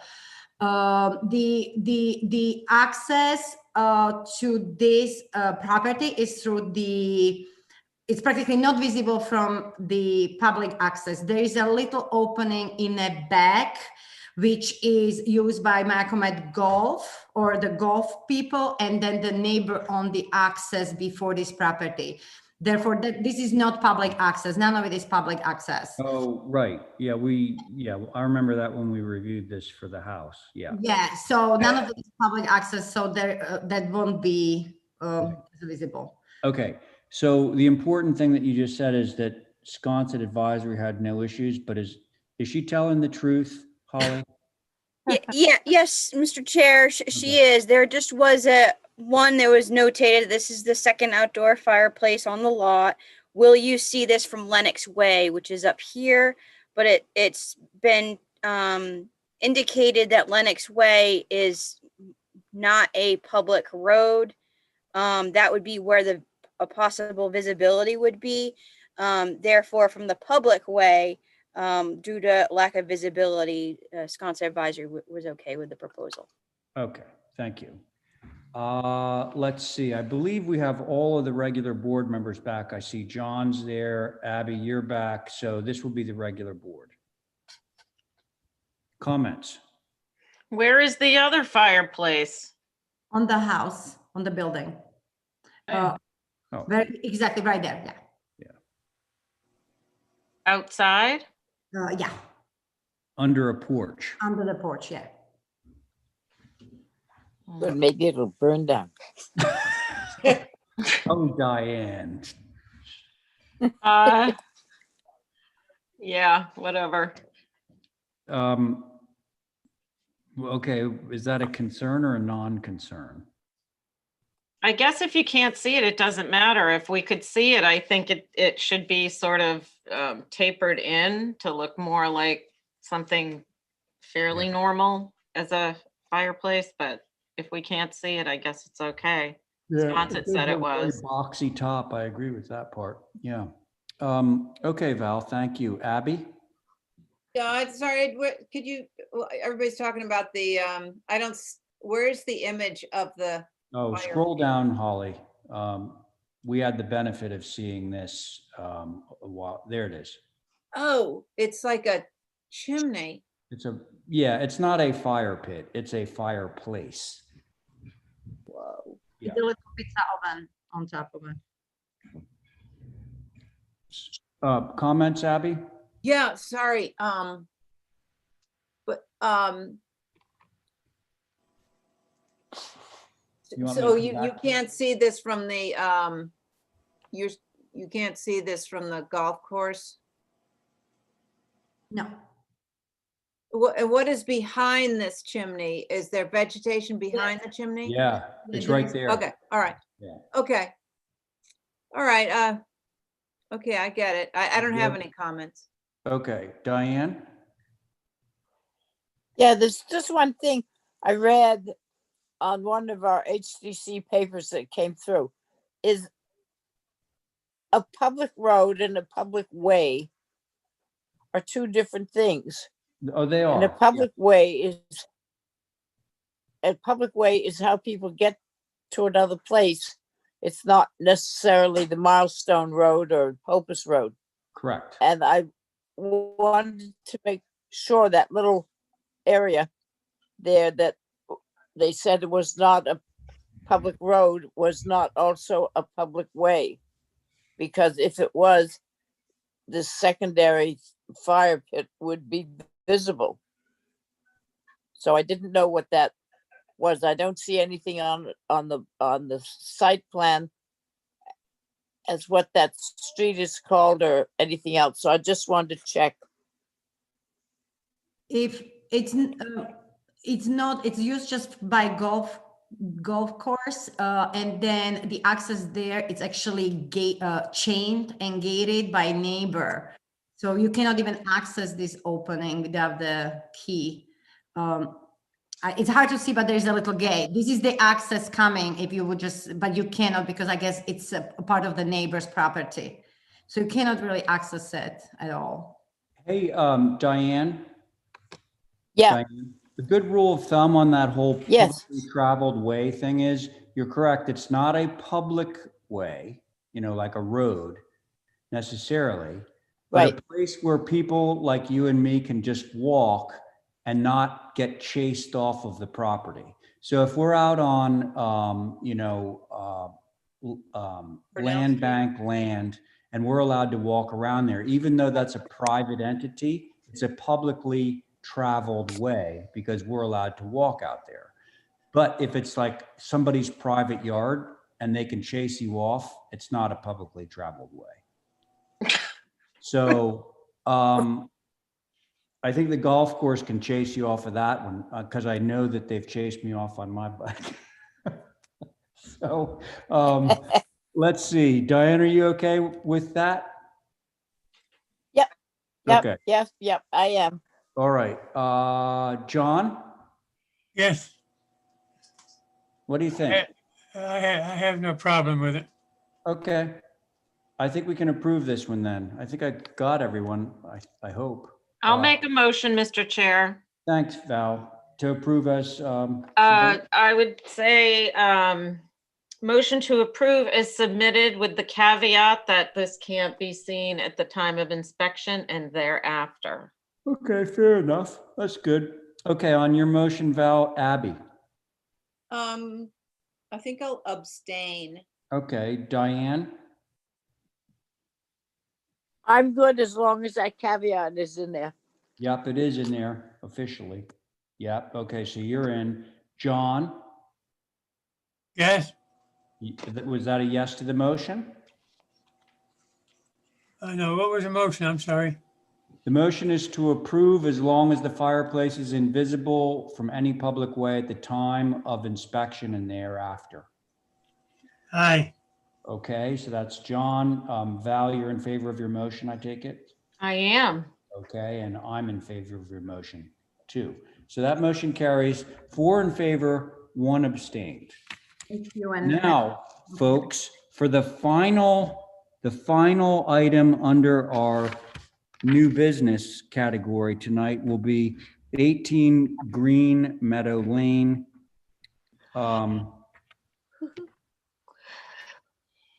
Who's representing this one? Anybody? CI. That's Sandcastle. Yeah, so I see Chuck there. Oh, Chuck, I bet you're muted, huh? Can you hear me? Oh, yeah, we got you. Here I am. Okay, go ahead. Season's greetings. Yeah, hi. Hi Same there. to you, Chuck. At Green Meadow Drive, just a location. It's a dead end road that is sandwiched somewhat between Comet Avenue and Essex. That neighborhood, a lot of family dwellings back in there. And the subject dwelling is the secondary structure on the property. There's a main house that's a gambrel. This is a little gambrel 2-story garage. And we are looking to change fenestration, shift the building straight to the east, about 4.5 feet. And then there's an expansion of an addition on the one side that basically it's a garage on the first floor, and we're now turning it into a dwelling as it's an island family and they need the space to live there all on the property. Could we go back to those elevations so we can scrutinize them? So there's our addition. Yeah, it's 24 feet high, and we're not changing the height. That stays the same. The height of the main gambrel. Yes, and the secondary element that we are extending up, the smaller gambrel, is at 22 feet. Okay, very good. Mr. Chairman? Yes, sir, John. Yes, I almost missed something. I have to recuse on this. I'm in the neighborhood. I live there. Thank you. Oh, okay. Carrie, are you still there? I am. Yes, yeah, I okay. am. Sorry. Can you be done on this one? Yep, sure. Great, thank you. All right, John's recused. Comments from anyone? I think this is perfectly appropriate in every way. Wow. And an improvement from the garage doors as well. Okay. Abby? Mr. Chair, I just wanted to, for the record, I just wanted to notate that this is a second lot. This is a rear lot subdivision. Yeah. So it's not it's a primary lot or a dwelling on the lot. Its own Sorry lot. to interrupt. Yeah. A little peculiar shape, but it'll do. Thanks. Abby? Yeah, I have a little trouble with the skinny gambrel part but the big one exists, and the skinny Big one one's a little skinny for me, but I'm okay because of where it is. Okay. John? He's not on it. Oh, geez, what am I doing? Carrie, you said you were okay. Yep. Oh, Diane. Yep. Right. I don't know. I haven't been there since I left the post office, but in the old days, there weren't any houses on Green Meadow that had a second building. So I guess the zoning must have changed. Well, They're not. hey, Diane? Diane? Sorry to interrupt, but this lot was actually subdivided. So it really sits on its own lot. And the building is there. The building is there, yeah. Right. I just was saying it would be the first one that had 2 buildings on the original lot. But it seems perfectly nice. It's a funny little street, as Johnny would tell you, and just hard to see it get two houses on each lot after this. Mr. Chairman, can that's I all. illuminate what's going on here? Because I brought it to the planning board. Linda, is that really That'll help. necessary? I don't think we need to. I think We we're don't- we about to don't need pass that. it. All right, I just want to make sure because it was passed by the planning board. Right. It was a We all approval not understand. required after they originally passed the first plan. Okay, we understand it. Okay. So, Yeah, I understand that. I saying, for Christ's sake, can't we say anything? no. You said that there just aren't two buildings on a given lot in there, and it's been subdivided. So it's on a separate lot now. Right, I was just making the statement of what the little street looks like, that's all. Yeah. It, and I hope that every lot didn't get 2 houses built on it. That's all I was saying. I just giving you my opinion. Yeah. but Sorry. Are you okay with the architectural stuff that Chuck has done? Yep, I have. I think he's done a good job and it's fine. Okay. All right. Well, I think we're all on the same page in terms of being able to approve this. Yeah, So can I let's have- make a motion to approve, please. Was that your motion, Abby? It is. All right. So Abby's made a motion to approve as submitted. On that motion, Carrie? Aye. Thank you. Diane? HTC. Diane? We've had a house there we've been trying to get through for. Hey, somebody. Yeah, somebody's got to mute. Diane? Aye. Okay, Diane's in. Val? Aye. Abby? Aye. And I'm in favor, so that motion carries. Okay, so now we're on to old business. Thank you. Yeah, thanks, Chuck. Let's see how much of this we can cover. We have established boards on all this stuff. Do we have somebody represent, 10 Mayhew, I'm sorry. So myself, Diane, John, Abby, Val, all of whom are here. So let's go. Somebody represent? Have we? Let me see. I don't see anybody here, Mr. Chair. Yeah, it's funny. He does not show up consistently. Okay, folks, I think we're going to hold this one. Can I have a motion to hold this for representation, please? So So moved. moved, Mr. Chair. Abby beat you to it. So on that motion, We'll be Val? back later. Aye. Okay. Thank you. Okay, so that was Val. John? Aye. Thank you. Diane? Aye. Thank you. Abby? Aye.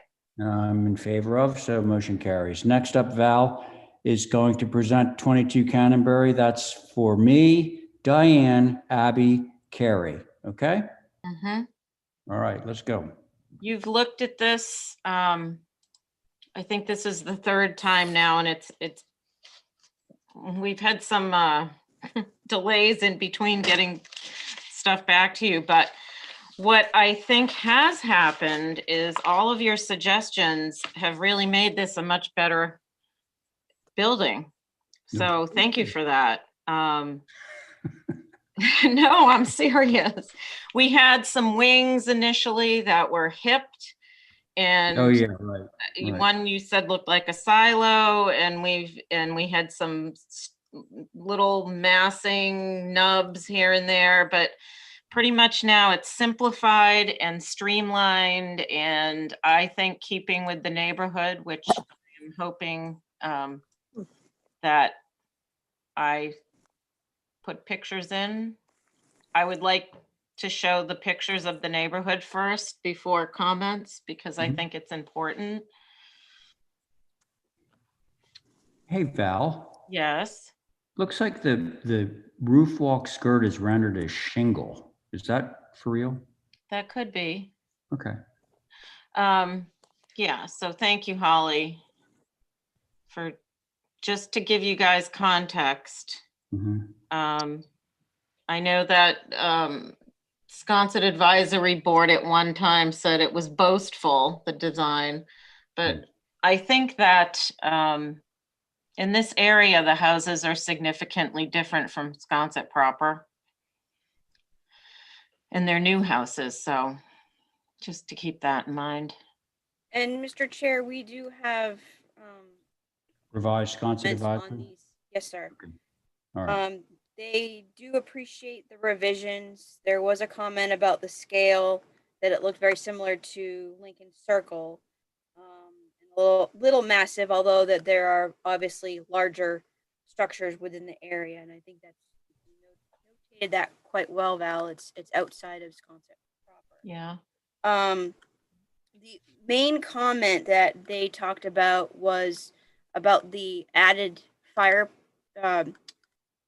chimneys. Chimneys, thank you. And they looked, by looking at the plans, look like they're faux.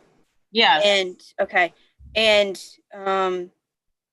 there was a comment of whether or not that would be something that would set a precedent of adding the chimneys, which is required to have with a roof walk, and the fact that they're actually not usable chimneys. So there was a comment on that, but they did appreciate the revisions and the photographs that were provided. Okay.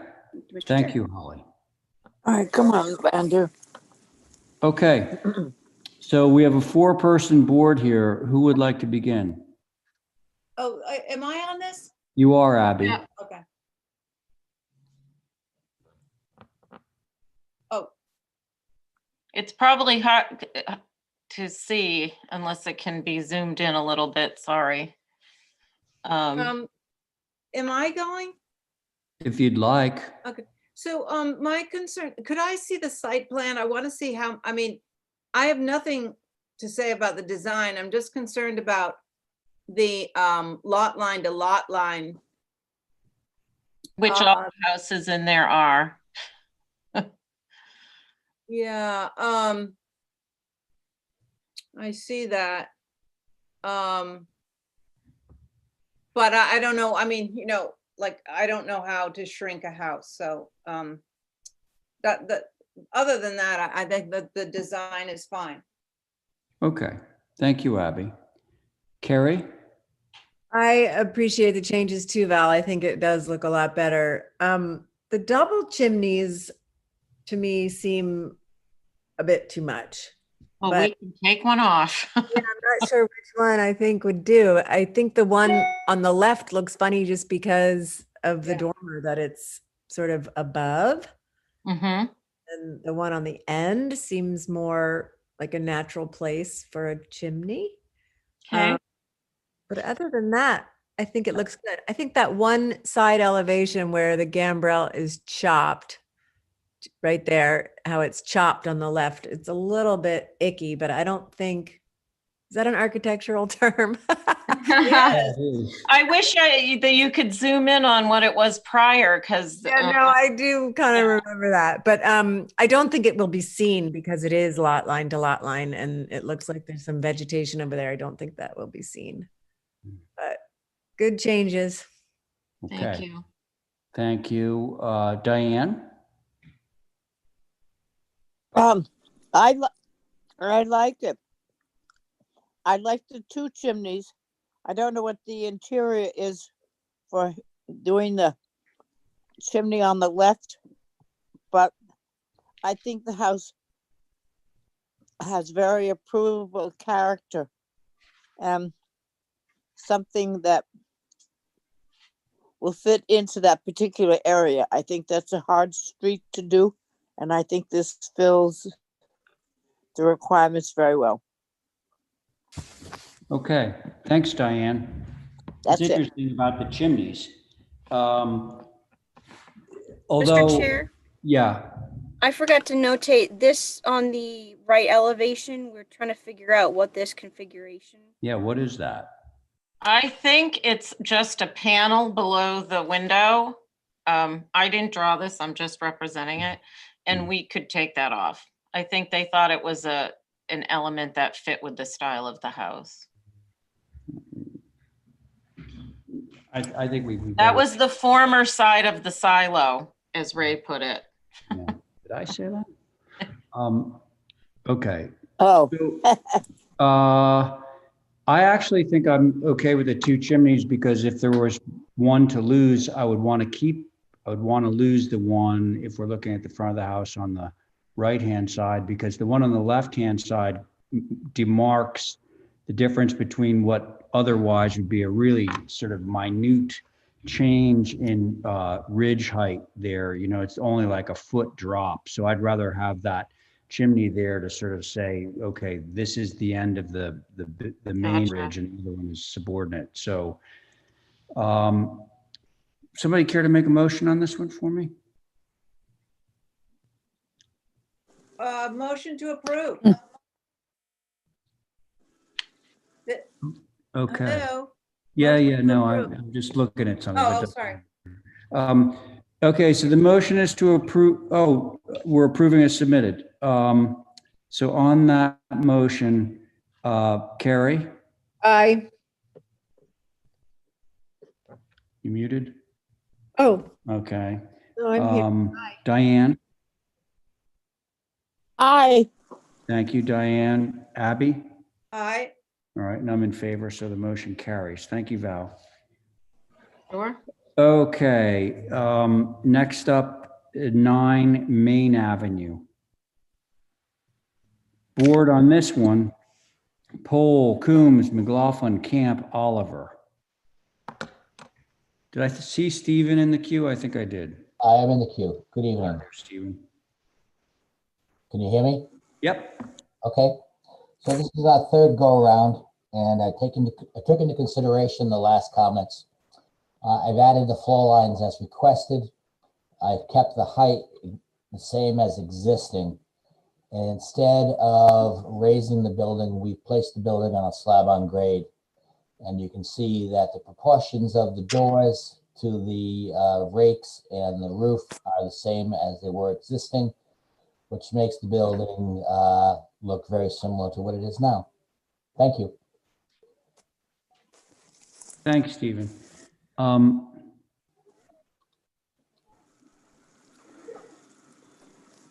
Okay, so the doors have obviously gotten taller, right? Because you need to get more head height, because those doors Correct, are all. but instead of going up as we did previously, we went down and placed the building on.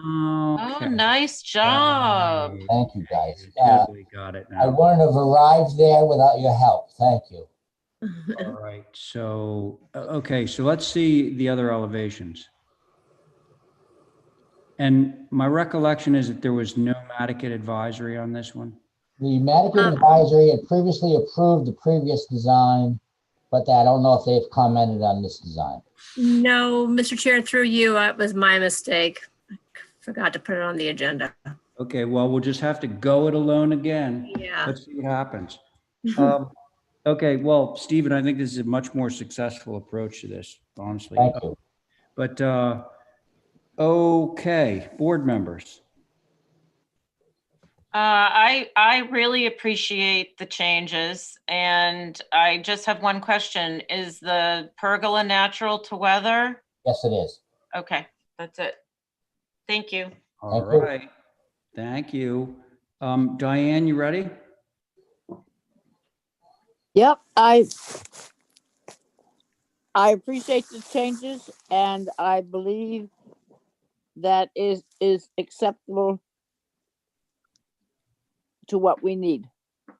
Okay, that sounds good. John? Yes, sir. Having no objections, if you want, I'll make a motion to approve as submitted. Okay, so I'm going to hold that motion just for a second to make sure that Abby's okay with Yeah, this. I'm okay. All right, so John, I will do your motion then. So John has made a motion to approve as submitted. On that motion, Val, Aye. Abby, Aye. Diane, Aye. thank you. John? Aye. All right, and I'm in favor, so that motion carries. Thank you, Stephen. Guys, thank you for your help on this one, and have a great Christmas. Thank you very Thanks, much. you too, friend. Bye. Two. Okay, so now we're at lot 130 Reliance Way, board, and it looks like we have 2 applications on this, both of which have myself, Diane, Val, Carrie. Okay? And John, I saw you on there, so yep. You're muted, John.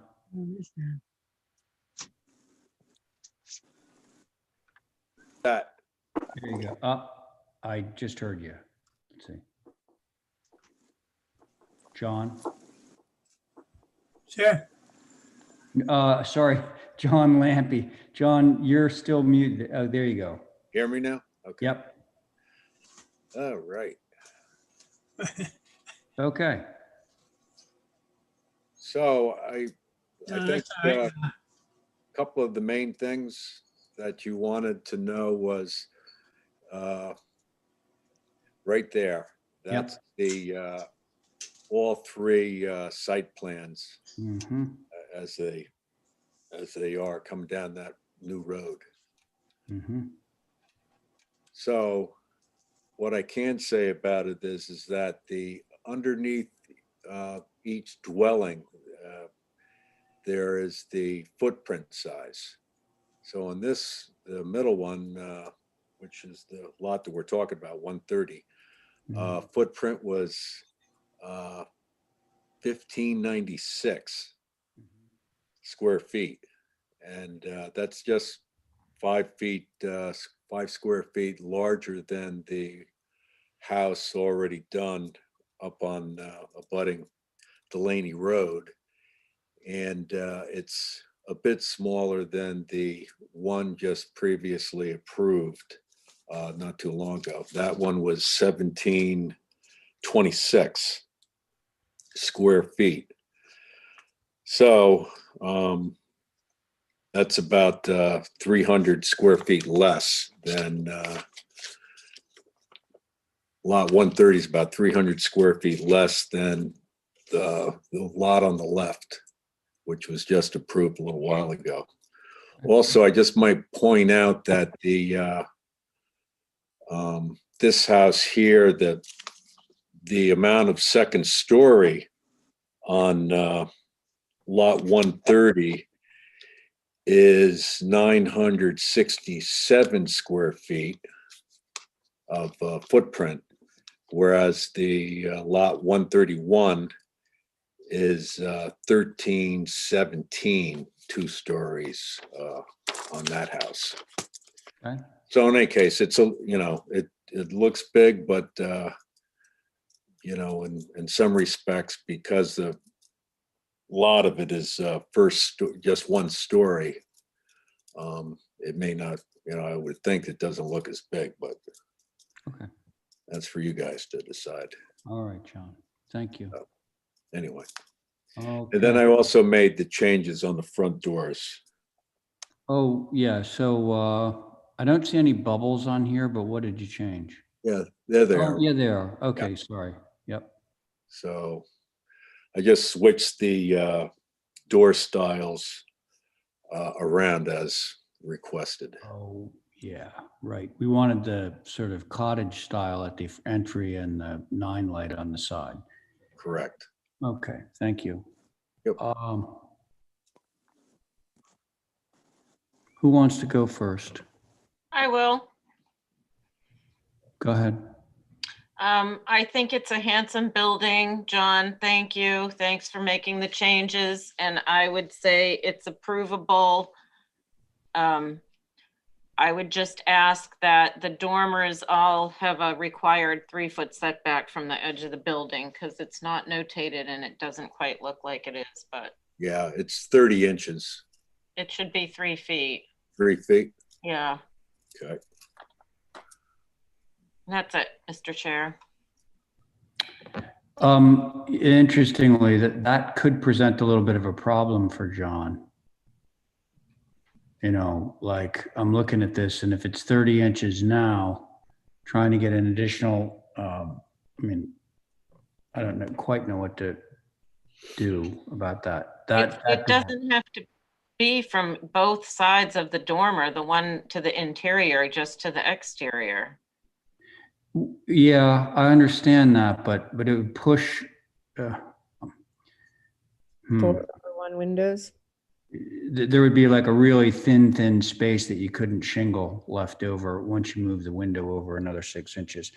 But That's pretty standard. With the 3 feet? Yeah. Yeah, I agree with you. Yeah. I do. Okay, Diane? I think that is good. I appreciate the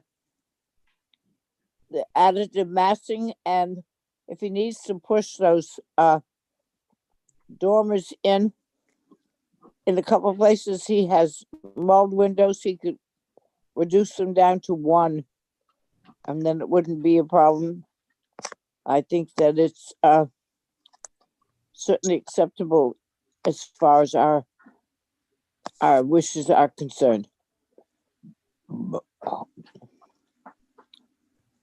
Is that it? Yep. Okay, thank you, Diane. How about you, Carrie?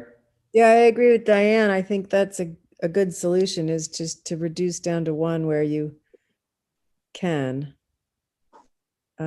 So, right. So, John, Yes. we can approve this with the condition about the 3 feet if you feel comfortable that you're going to be able to do that for us. Yeah, I mean, changing the mold pair down to one, that's easy enough. Well, let me see what I can do. Well, this would be a through staff type thing. Like, so you would get an approval from us. We wouldn't see it again, but staff would check to make sure that you had the 3 feet. Okay. So you think you can do that? If so, we could get you out of here. Yeah. Yeah. Yeah, I'll do my best, and if it doesn't come out right, I'll have to come back. Okay. All right. That sounds fair. Okay. Does somebody want to make a motion then? Make a motion to approve as submitted with the making of the windows 36 inches from the edge of the roof. Okay. The dormer windows. That's correct, Diane. Thank you.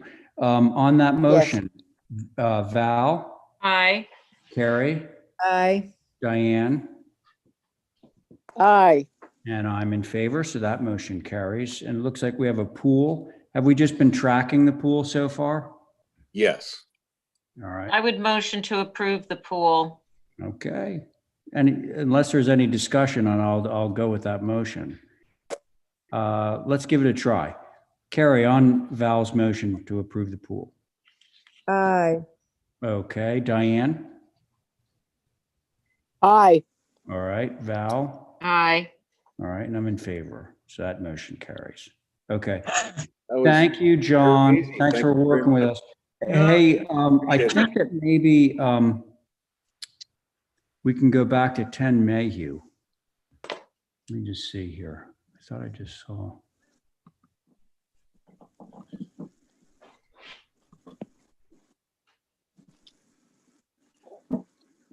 Which one's coming up on the board right now? This is 10 Mayhew. Oh, it is. Okay, well, I'm looking for Jason. I thought I saw a message come. Is Jason, are you there? Yeah. Oh, he is there. Okay. Hi.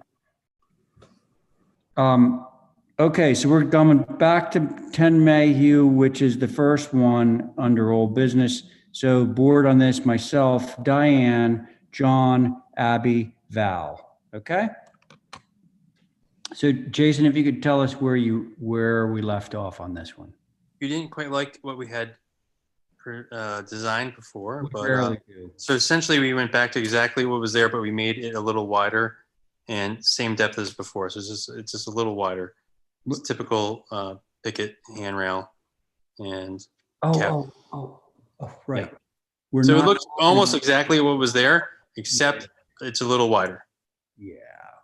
Well, when you say a little wider, what do you mean? Oh, in width, like that elevation there you're pointing at there, and it didn't have the shutters that are actually there, but are we talking about the spacing of the balusters or how wide the deck is? It's probably about 10 feet. So the deck has gotten wider. Yes, the deck has gotten wider. Okay, got it. And the baluster spacing is a standard baluster space? Yeah. Yep. Okay. All right, folks, what do you think? Motion to approve. Thank you. Okay. So, thank you. Let's see. Val's made that motion. Abby? Aye. John? Aye. Thank you. Diane? I would say aye, I guess. Aye. Okay, that's a reluctant aye. Val? Aye. And I'm in favor, so that motion carries. Thank you. All right, now we're gonna hop back to where we were at 28 Main Street, Atlantic Landscaping, Pole, Coombs, McLaughlin, Camp, Oliver.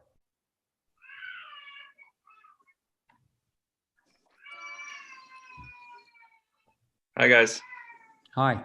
So the revision we made was we pretty much stripped out. I know there was a concern about hardscaping around the pool.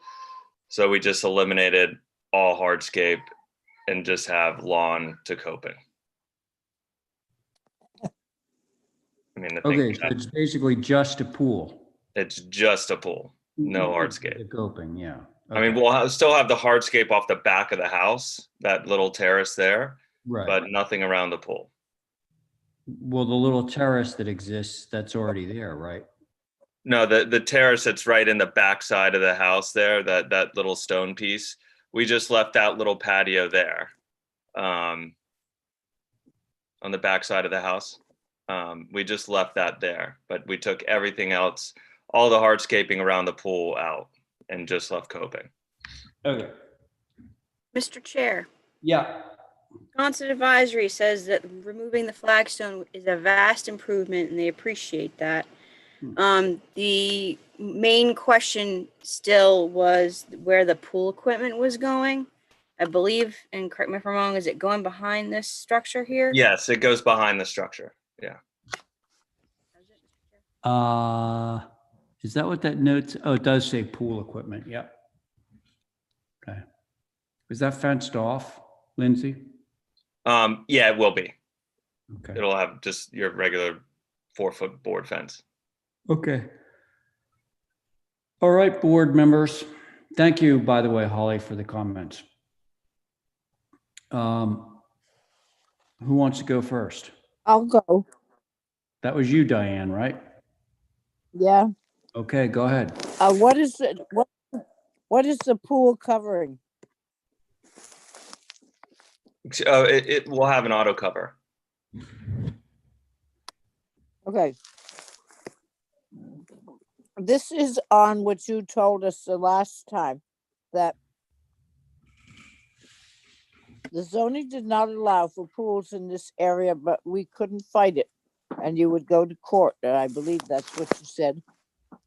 No, the zoning allows it. It's in this The- area.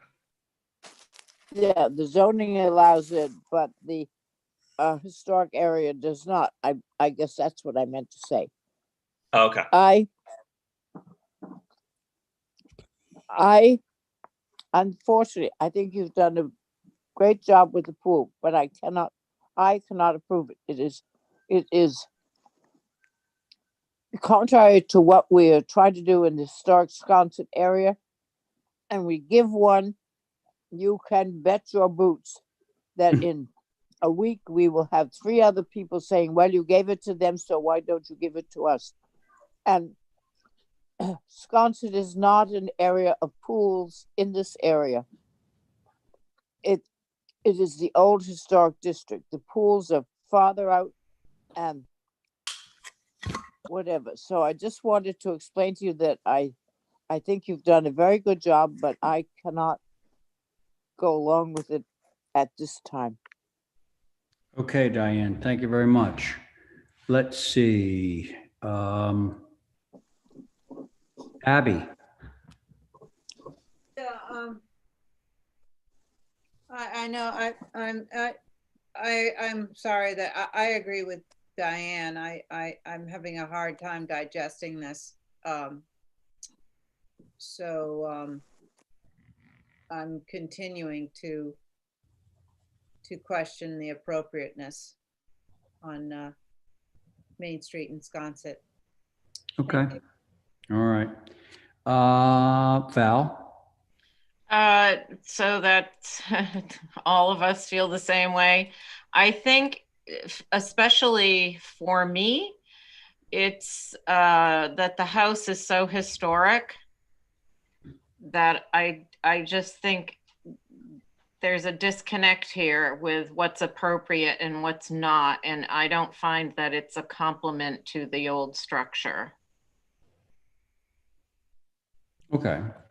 Is that it? Yeah. Okay. John? Yes, I think there's a lack of visibility here on this one. It's in the back. What is it got going around the base of it? They said they're going to eliminate the landscaping. They're going to eliminate it. Yeah, So it's only coping. Right, so the middle picture there showing the pool, they're going to keep that coping around it. Yeah. Right. And the rest is going to be grass. Mhm. Okay, thank you. All right. So Favor. that was it, John? Yeah. So I'm torn, you know, because I don't like these pools going into these areas, and I think that sort of you know, it's becoming a problem in various places.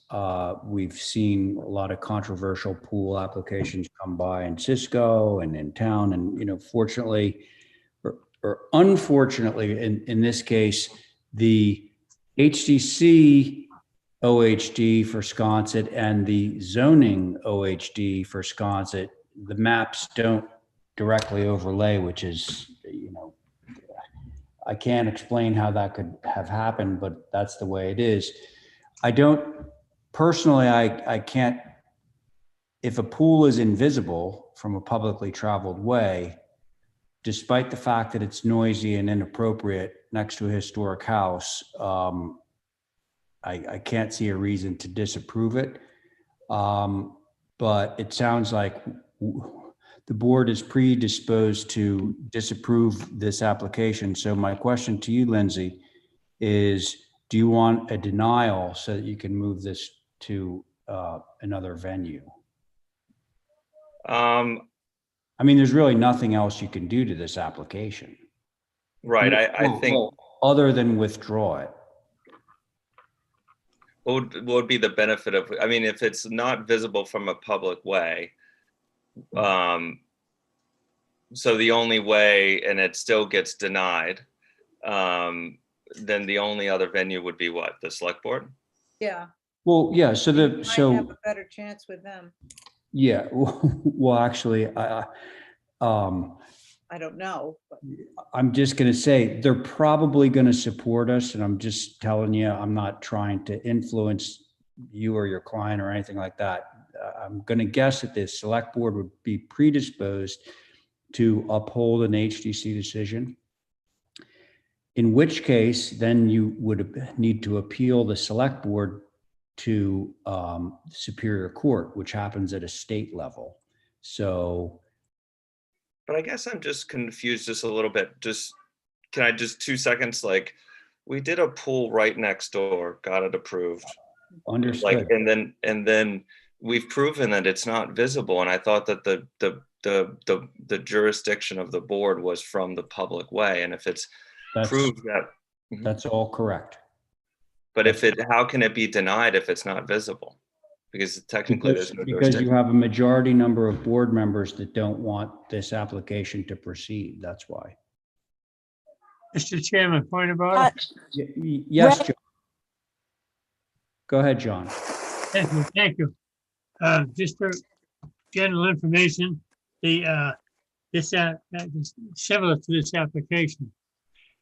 A couple of years back, we asked the town council to give us a description of a street or travel way. Everybody uses the word travel. Well, he made a decision, he gave us in writings on file that a traveled way could be a driveway too. As he gave us that in writing. So if your driveway is a traveled way, anything comes underneath like pools, comes under the HTC. I'm just trying to make an explanation here before we go too far doing these pools. Thank you. Okay, John, thank you. Mr. Diane? Chair. Oh, Sorry, this is Holly. I was remiss in providing a couple other comments that I received via email when we didn't have a quorum on the 14th with Wisconsin Advisory. And these might be helpful with the commission right now. So although they appreciate the reduction in the excessive hardscaping, and now it's more simplistic, it still changes the rural character of this property in the historic core of Sconset Village. And I wanted to emphasize that because I think that's what not only is Sconset Advisory believes, but I believe that that's where you all are going as a commission. That it's the rural character of this historic aspect of Sconset. Well, but the fact of the matter is, with all due respect, if something's invisible, it doesn't affect rural or urban character. I mean, we vote on things that are visible from publicly traveled ways. So, but can I ask a question? Yeah, sure. Right. Of course, Diane, go ahead. Then if we have a rule that says the old historic district, downtown, Sconset, wherever, and it says thus and so will not happen. And we say, oh, well, you can't see it from a public way. Which is more important? What is our mission? Is our mission to say it's not important because it's not on a traveled way, or is our mission to uphold the wishes of the HDC, which says we will maintain the area as becoming to what it was for the use of tourism? Says right in our mission. So somebody saying that we should pass it because it's not on a public way is, why do we bother? Why do we bother and meet every Tuesday night if that is the only criteria that we have to meet with? Well, I'm sorry, but no, I hear you, and I look. I'm sympathetic to the idea of pools. I don't like pools at all, anywhere. But it would be like saying, well, the pool is noisy, so we can't approve it. The HDC is not empowered to vote on whether or not something is noisy. We're only empowered to vote on what is visible or not visible from a publicly traveled way. no.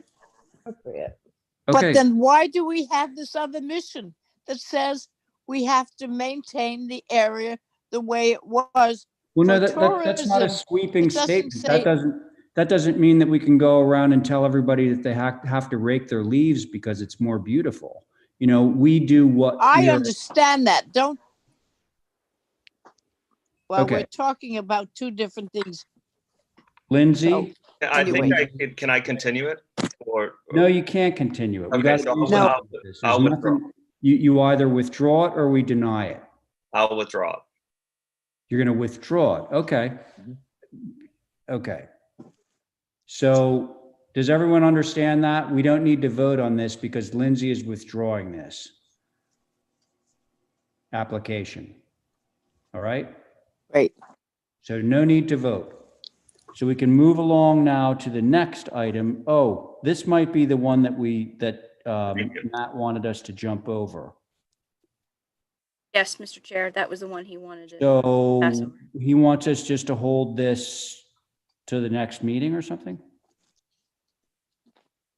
He didn't say till when, but he said hold.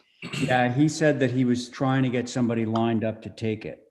So we'll just hold it. So can I have a motion on that? And you all see who's on that board, right? I make a motion to hold. Go ahead, to Diane. Hold. Yeah. Okay. So Diane has I made make a motion to hold. Yep. Yeah. To hold the application until Emeritus resubmits it. Yeah, fair enough. Okay, so Diane's motion, on that motion, Abby, Aye. Val, Aye. Carrie, Aye. Diane, Aye. and I'm in favor, so that carries. Now we're going to go to Topham at 15 Beach Street. And I'm not on this one. You are not on this one, it's myself, Diane. Uh-oh, well, okay. Joe, you there? Yeah, we got 3, Ray. We do have 3, and Stephen's not here. Are you okay moving forward? Yeah, I mean, he hasn't missed any meetings, so he could read Yes. in if it was extended, correct? Yeah, well, he's missing this one. So Yes. he'd have to Mullen back in. Yes. Okay. Yeah, all right, so we can move forward. Okay, so this is 15 Beach Street. You've seen this, I think, 3 or 4 times. The last request was to lower it a little bit more, so I took another 6 inches out of it. And then the 4-light, which on the north elevation was really kind of a sticking point. So that was broken in 2, and now I have 2 4-lights that will be flanking the bedroom. Not that you really care. But I also provided overall heights of other structures within Codfish Park. So I hope you looked at that. The other thing that, just to bring up the application, we're at 23 feet. It's going to be natural trim, and all the fenestration is going to be black. So, we really have kind of kept this very simple as possible. There's no corner boards. And that's pretty much where we're at. Those just the 2 minor changes. Thank you. Okay. Lower second floor plate, 6 inches. Can you scroll down a little bit, Holly, or scroll up, I guess is. Oh. There was some verbiage there. Anyway. You board members ready? You want to see anything else? Chair, I just wanted to mention that Oh, right. Sponsored Advisory did take a look at it. Yeah. They said that they would like to see it a little shorter. They also questioned of the existing structure that's on the lot. I think it's a 1 story, maybe. Correct me if I'm wrong, Joe. But they thought that seeing this proposed structure with the context of the existing would be beneficial to you as well. Those are comments. Okay. Holly, I don't know whether it's just me, but you fade in and out when you're talking, like you can hear it really clearly and then almost not at all. I don't know. Yeah. And I didn't hear what she said about the 15 Beach Street because it faded out. Yeah. Sorry, I'll blame it on the town's internet. Yeah. I'm at the office. No, they Say it again. They would like to see. They appreciate the photos that were provided, but having photos of the existing structure upon the lot to provide context was a comment, and they also would like to see it reduced, smaller, in keeping with Commissioner Welch's previous comments. Okay. Thank you. Can I just speak on Welch's comments quickly? Yeah, go ahead. So the site she's talking about is 10 Beach Street. That's the secondary dwelling to 16 Codfish Park. So that should be at 22 feet. I mean, per your guidelines. His main house at 16 Codfish Park is 24.9.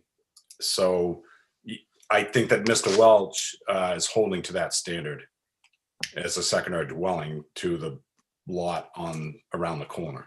So that's why that was done that way. Thank you. Okay, Joe, thank you. Board members. I'll go. That was you, Carrie, right? Yep. Okay, go. I think Joe's done a ton of work to this house to make it more appropriate.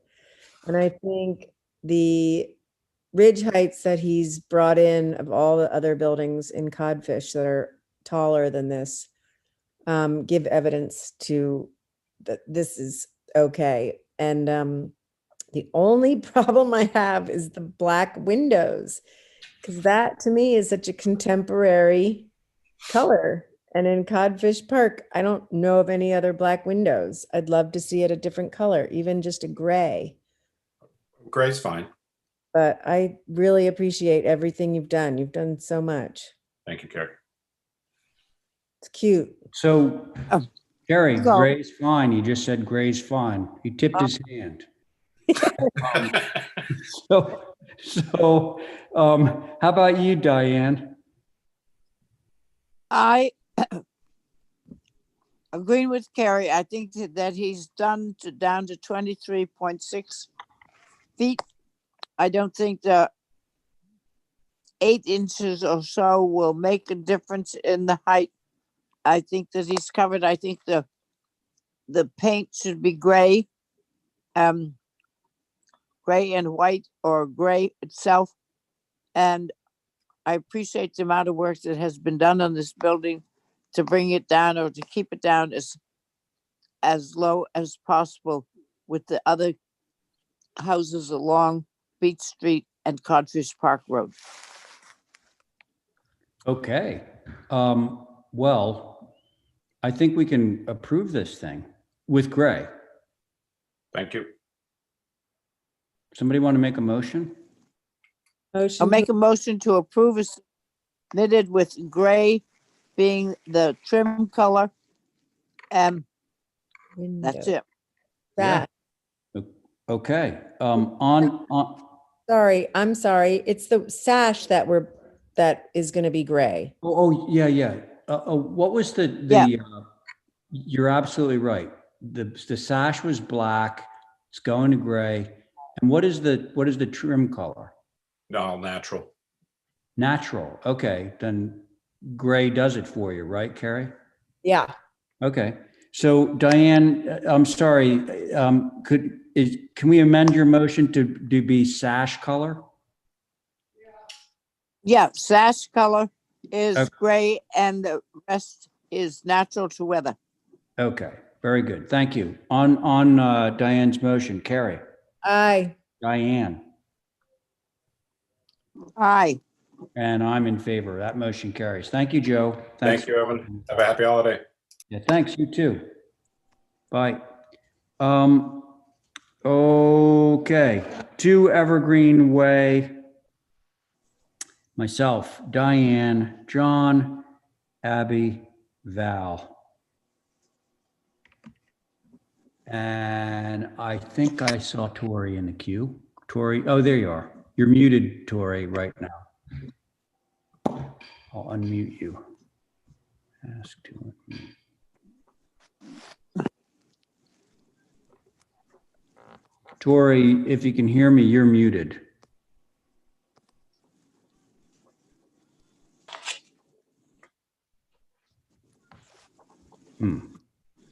I've been pushing this ask to unmute button and it's doing nothing.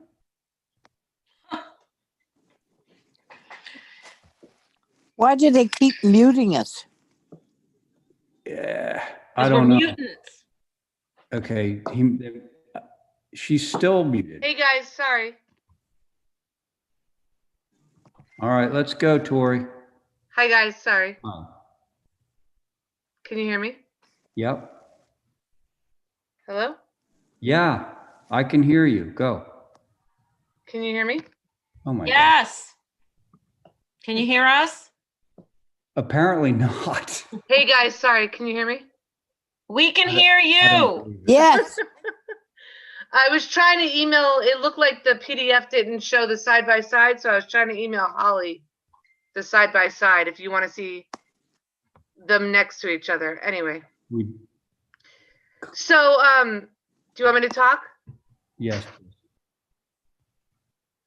Is that a yes? Yeah. Okay. So we've lined up as Yes. much as we can. There are a couple of situations. We've changed the front door. We've taken away the extra large windows that were on the right and left of all of the gang of French door sliders. And we hope that you feel it's more balanced and it speaks for itself. It is, if you looked at the photos, I don't know if you saw the photos yet first, we're really surrounded by that church with a tent in the back and the airport on the left and a farm on the right. We're set, that's the entrance to the lot right there. So we're set way back in the lot. That's the south. This is to the south. That's looking at the lot. If you can go back up for a second, Holly, sorry. That right there is looking at the north elevation. Wait a of minute. the proposed dwelling. This is looking at the east elevation. No, looking at the west from the east, looking towards the east at the west. So he's surrounded by, you Mhm. know, a conglomerate of random everything. Okay. And there's been a lot of build out. I feel like the design is completely appropriate. We hope that the window changes, really, which were your concern, in my opinion, satisfy you guys. And Okay. we'd love to either just make it work through a staff approval or whatever we can tonight. We'll see what we can do. Okay, Thank you, great. Tori. Can we go back to the elevations? There we are. Okay. So this is all the previous. Oh, there's the proposed. There's Okay. proposed, yeah. I do have a set that I could screen share that has both of them next to each other. That's what I was trying to just email Holly. Yeah, so why don't you do that? In the meantime, I'm going to start asking board members for their comments. Great. Anybody want to start on this one? Okay, Holly, it looks like I can't screen share, so should I'll I just start. Okay, Diane, you go ahead. Okay, I need to get a couple of elevations into the fact that I'd like to see some, you have enough room there to have some first story, 1-story additions to it instead of a big clunk. You have, as you said, a farm next to you. The other house is set way back and there's a 1.5-story high. It's evergreen, daffodil are funny streets, but they're not big cliff road streets. And number 2 is as you come in Evergreen, it's the first one on your left. And then the farm with 2 barns are behind it. I would like to see some reduction. So it wasn't a downtown building, that it had some first floor additions to it. Is that it? That for now, that's it. Okay, thank you, Diane. Abby? I don't have a lot to say on this. I guess my only question is on that gable coming down to the back, right-hand gable going to the right. Why aren't they at the same, it's like they're just missing by a foot or something. It just looks odd to me. Okay, so which one specifically, Abby? See on the facing gable forward, that with the North? porch. Yep. So it goes back and it hits that further massing like a foot above the other. Why? And I guess it's about, or you could say it's a foot lower, but I don't understand why they're not on the same line. Are we talking about the north elevation that Yeah. Holly's showing? Corey. Yeah. She's simply saying that the 2 plates of the 2 gables do not align. Which we They're- like. They're at different heights. We like that? Yes, Yeah. we really want that. Well, I think if we like that, it should be either more pronounced or meet. It just looks like a mistake. But that's my opinion. Okay. Meh. We'll see where it goes. Thank you, Abby. Val? I'm fine with the changes, and I think like just to speak to that little differential, I think in reality, when the house is built and it's not a flat piece of paper, it's going to be fine. I appreciate the changes. Okay, thank you. John?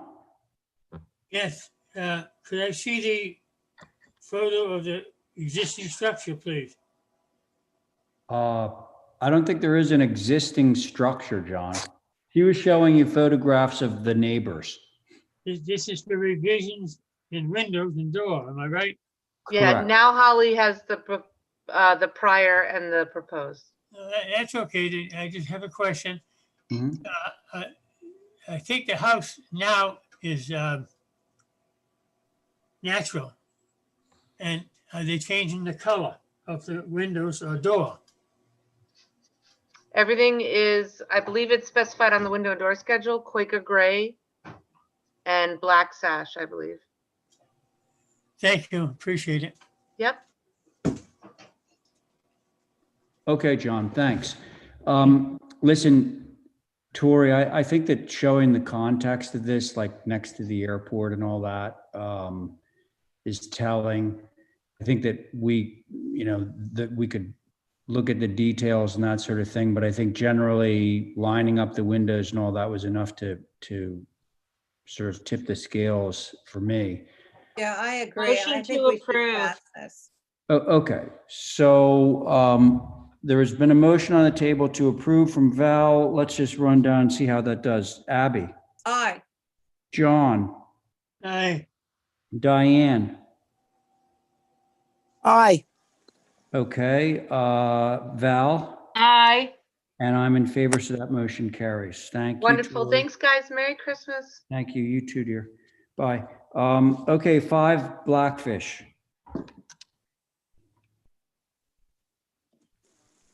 And I saw Chip in the queue. We have 2 applications for 5 Blackfish.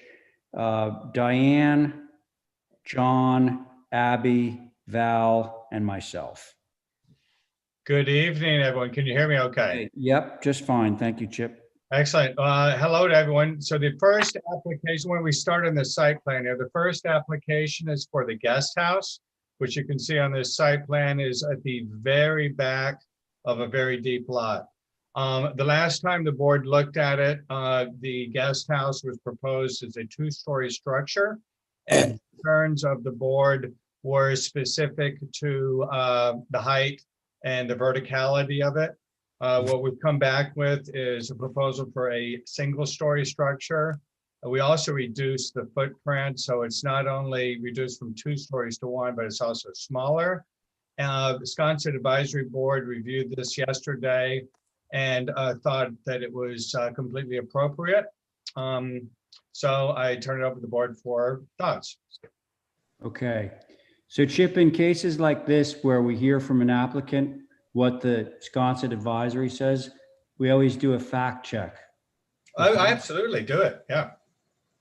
Holly. Mr. Chair, yes, Chip, so, telling the truth? yes, so they, Okay. overall, they had no concerns on the redesign with the reduced height and mass. Obviously, having a smaller guest house is preferred. The latest revisions were vast improvement on the previous proposal. No concerns as long as the glass sliders were not visible. These are the glass sliders in question. Yeah. That was a comment. And Thank you, Mr. Chair. Chip, do those face the back of the deep property? Now let's go back to the site plan for a second. Right. So the glass sliders are on yeah. the front of the guest house, but you can see it's completely blocked by the main house. Yeah. And is, I think, some 200 feet back or something. Okay. Thank you. Board members? No brainer. Let's go. Well, are you making a Make a motion? motion to approve. Diane beat you Admitted. to it. Okay, so Diane, she's made a motion to approve. On Diane's motion, Val, Aye. Abby, Aye. John. Chairman, I have a comment. Okay, go ahead. Right. One is it, I cannot read the thing in front of me here. The bottom left, Yeah. the doorway, Yes. all right, is that existing now? No, this is a new building. Okay, because I want the picture on it, and it's less than the, Oh, the little roof there, John? yeah, right there, that pitch got to be down around 4. I don't think that's going to be visible. There it is, right there. Yeah. Because you get the 2.5 just above it, so that would make that a 4. On the gable, it should be a 7. And there's room to make it a 7. That's all my comment. All right. Well, okay, so John, we're in the middle of a vote because I believe Abby had made a motion. No, Diane made a motion for approval. So would you be opposed? My question is, did the other members agree with me that it should be at 7, or as we always have? No, I think it has to do with the lack of visibility because it's on the back of the lot. So, gosh, let's see. Diane, you had made that motion, right? We got to continue the motion, Mr. Chair. No, I am. So Val was in favor, Abby was in favor, Diane is, I'm sure, in favor. John, you can be opposed if you. in favor. Mr. Chairman, it's not that important. I'll vote in favor. Okay, thank you, John. That's kind of you. Diane, on your motion? Aye. Thank you, and I'm in favor, so that motion carries. So now we have the pool cabana. Same board. Okay. So the pool cabana at the first viewing, you can see on the site plan, it's about two-thirds of the way back. It's behind the main house. There was concern on the board with the original design because it was considered too formal. We had proposed a shiplap for the siding.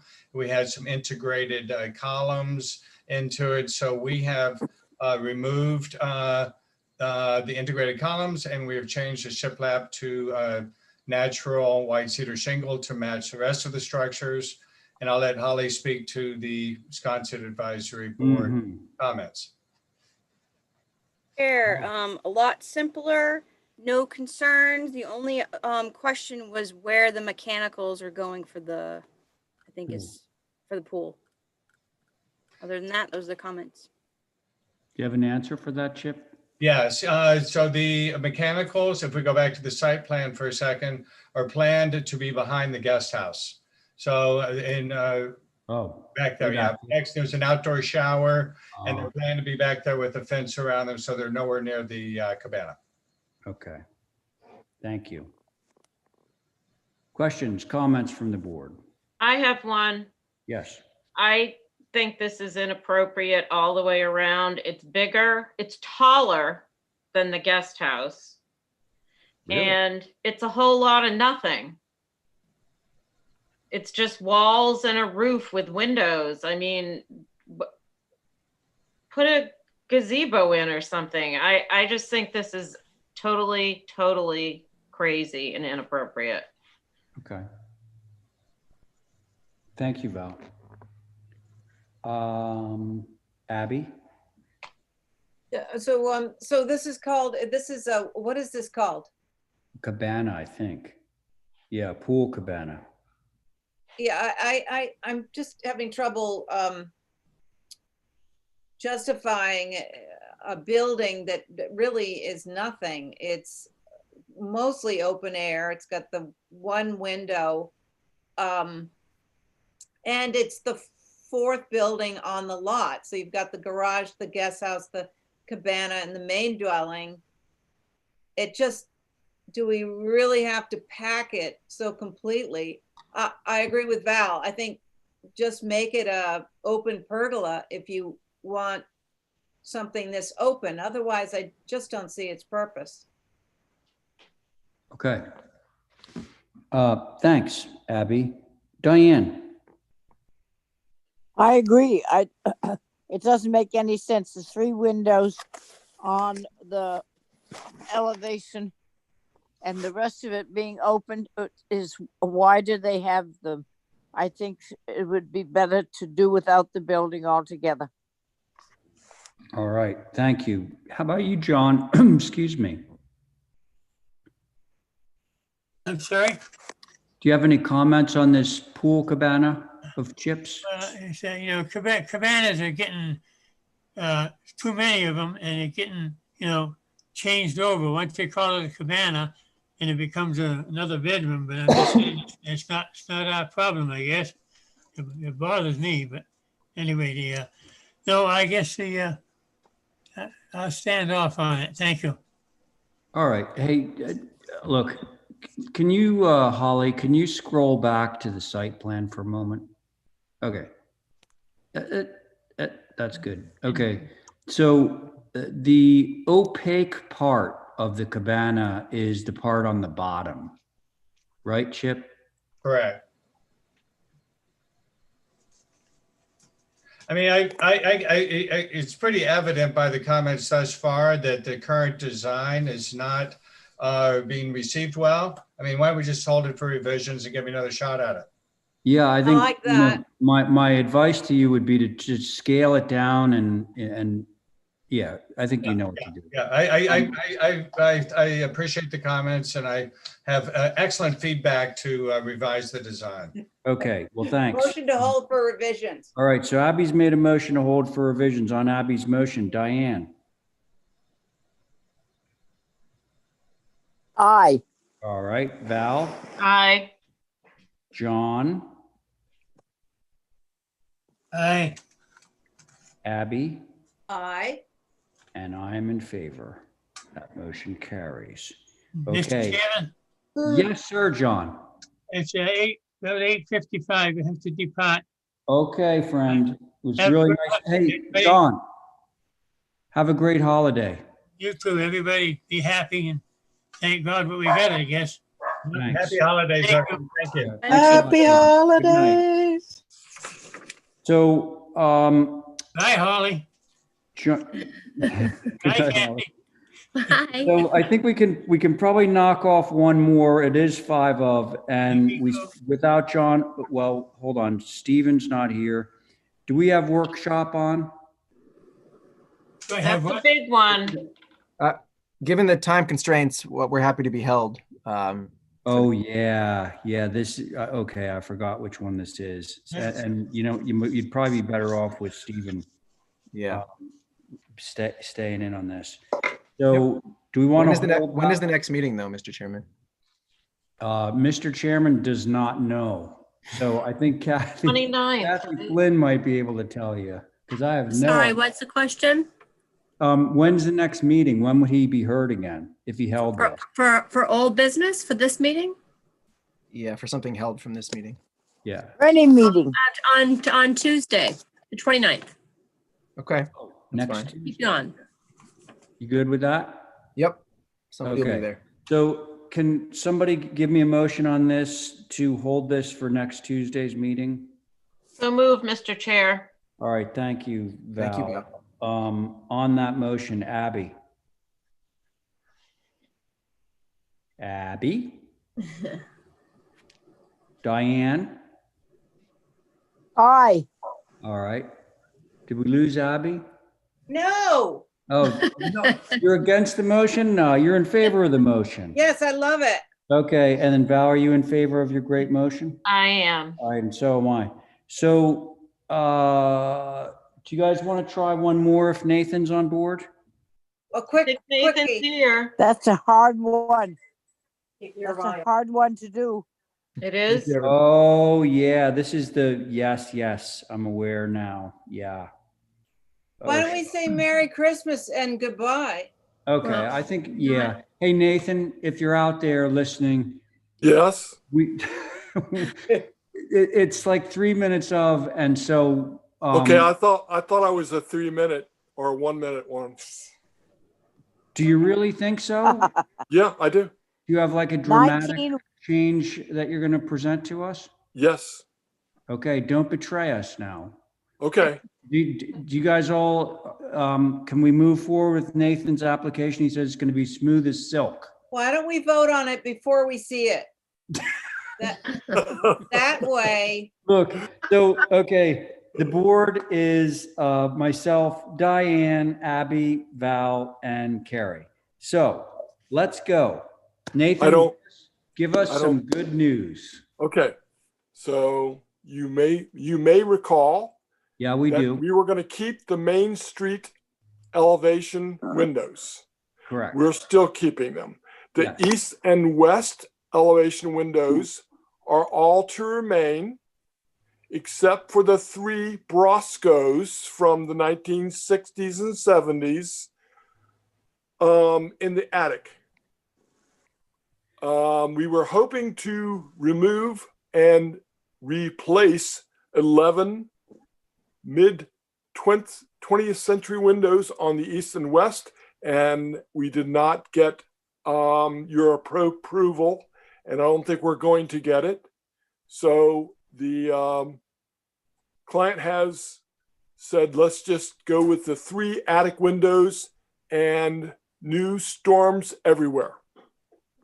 Okay. Thank you, So Mr. Chairman. basically, you're saying you're going to take the windows, the attic windows that are Brosco windows anyway. Yes. You replace those. Yes. And you put storms on all of these windows? Yes, please. Which, frankly. Green Mountain. Well, as you probably know, we never, I can't remember any time ever approving or disapproving of storm windows. Yeah, I can't remember either. It was nice of you to disclose that. So how do we feel about this application now, folks? I'm fine with it. All right. Thought you would be. Okay. If anyone has if no one has any objections, could I have a motion? Motion to approve is submitted. I think Diane beat you, Val. So Diane's motion is to approve as submitted. So on Diane's motion, Abby. Aye. Thank you, Val. Aye. Carrie. Aye. Diane. Aye. And I am in favor, so that motion carries unanimously. Thank you a lot. Thanks very much, Nathan. Thank you, everyone. That was I the just best have a Christmas question. present I ever got. Yes. Yes. How come all the windows were bubbled if it's only 3? That's from the original application. So now we'll correct that. Okay, perfect. But that's through staff then. Yep, through staff. Yeah. Okay, through staff. Thank you. Okay. Happy right. holidays. Thank you. You too, Nathan. All right. So we made pretty good headway. Everything else will get carried over. Do we need to do anything, Kathy, before we? Ray, before Yes, Diane. you get rid of the meeting, can I say, do you remember going back sometime, and I don't remember where, it's been a long, hard day. Yeah. Somebody said, watch out for the vinyl clad windows. Do you remember what application that was? And because we never said anything No, about Diane, I remember somebody saying that the vinyl windows, It was HSAB that said it. they did say that. And what application was that for? Wasn't the one we just passed, was it? No, it was not. It was much No, it earlier, was way in the beginning. way in the beginning. But we Hey, never said Diane, if you're anything interested in about it. knowing, if I go through this agenda They're with literally a glass of closing wine in tonight, 5 I'll minutes. be able They're to just tell in you. 5 minutes. I just want to be sure we didn't pass vinyl windows without remembering that that's 7 what East somebody's concern was. 7 East Lincoln. Was that it? I think it was. Oh, 7 Matthews? Yeah, I think. Matt McEachran? Yep. Yeah. 7 East Lincoln. That was held for revisions. Revisions, right. The Yeah. house that's getting, Okay, that's good. I'm pretty sure that's the one that HSAB said, be careful. Yeah. You're correct. Yeah, we don't Oh, want. the good. windows. Because I don't think we did anything about it, so I just wanted to be sure. Thanks a lot. Everybody Well, have a yeah, great thanks for Christmas. bringing it up, because we'll have to take that up again when it comes up the next Do you have time. any minutes Yeah. or something we have to do?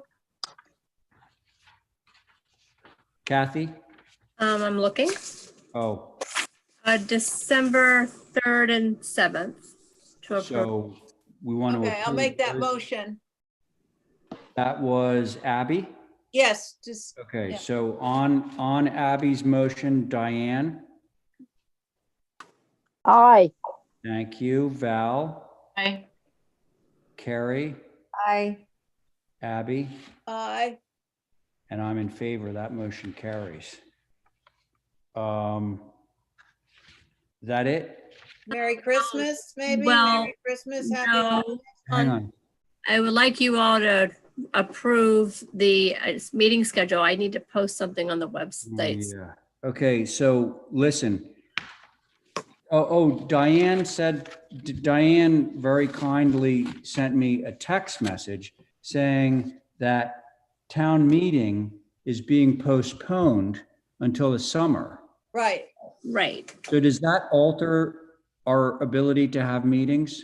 That will change. If you see the page that Holly is screen sharing right now, Yeah. I'm waiting for Erica's response back. She's trying to organize the board as we speak this week. Okay. So I should get so that page will change. That page will change? Yeah, that's in April. But Oh, so the other ones stay the same. yes, unfortunately. Why don't we get all the Tuesdays? I still don't understand that. After how many years of having Tuesdays now we get bumped? Val, it's only because of COVID. We can't meet in person. They cannot air 2 live meetings at the same time. Correct. And the airport commission and school committee had 2 meetings per month, and they cut down to 1 because of the schedule with all the other regulatory boards. I cannot change anything. It is out of my control. Well, I wasn't getting angry at you. I Oh, just no, I'm not taking it that way. Trust me. It's out of my control. Trust me. I would love to be able to. It just doesn't make sense, but nothing does anymore. So So are we going to vote on this or not? yes, Yeah, I we might as guess well. it's going to change. But All right, I'll make a motion to approve the next year's agenda. Okay. But hope it doesn't stay that way. We can always won't. fight it later. It always changes. Okay, so Abby has made a motion to approve the agenda. On that motion, Val. Yeah. no. Diane. Diane. Aye. Thank you. Aye. Carrie Aye. and Abby. Abby. Aye. And I'm in favor of that motion. Thank you all. Merry Christmas. Okay. Very much. Have a nice holiday, nice restful holiday, everyone. Thank you. No Thursday afternoon. Kathy, go home. No Kathy Thursday Flynn, afternoon. go home. No. Yes, We're Mom. going home. Night, night, everyone. Night, night. Night. Bye. No motion to adjourn? Oh, Oh, Too late. Okay. oh. Happy holidays, everybody home. is left. Thank you, Terry.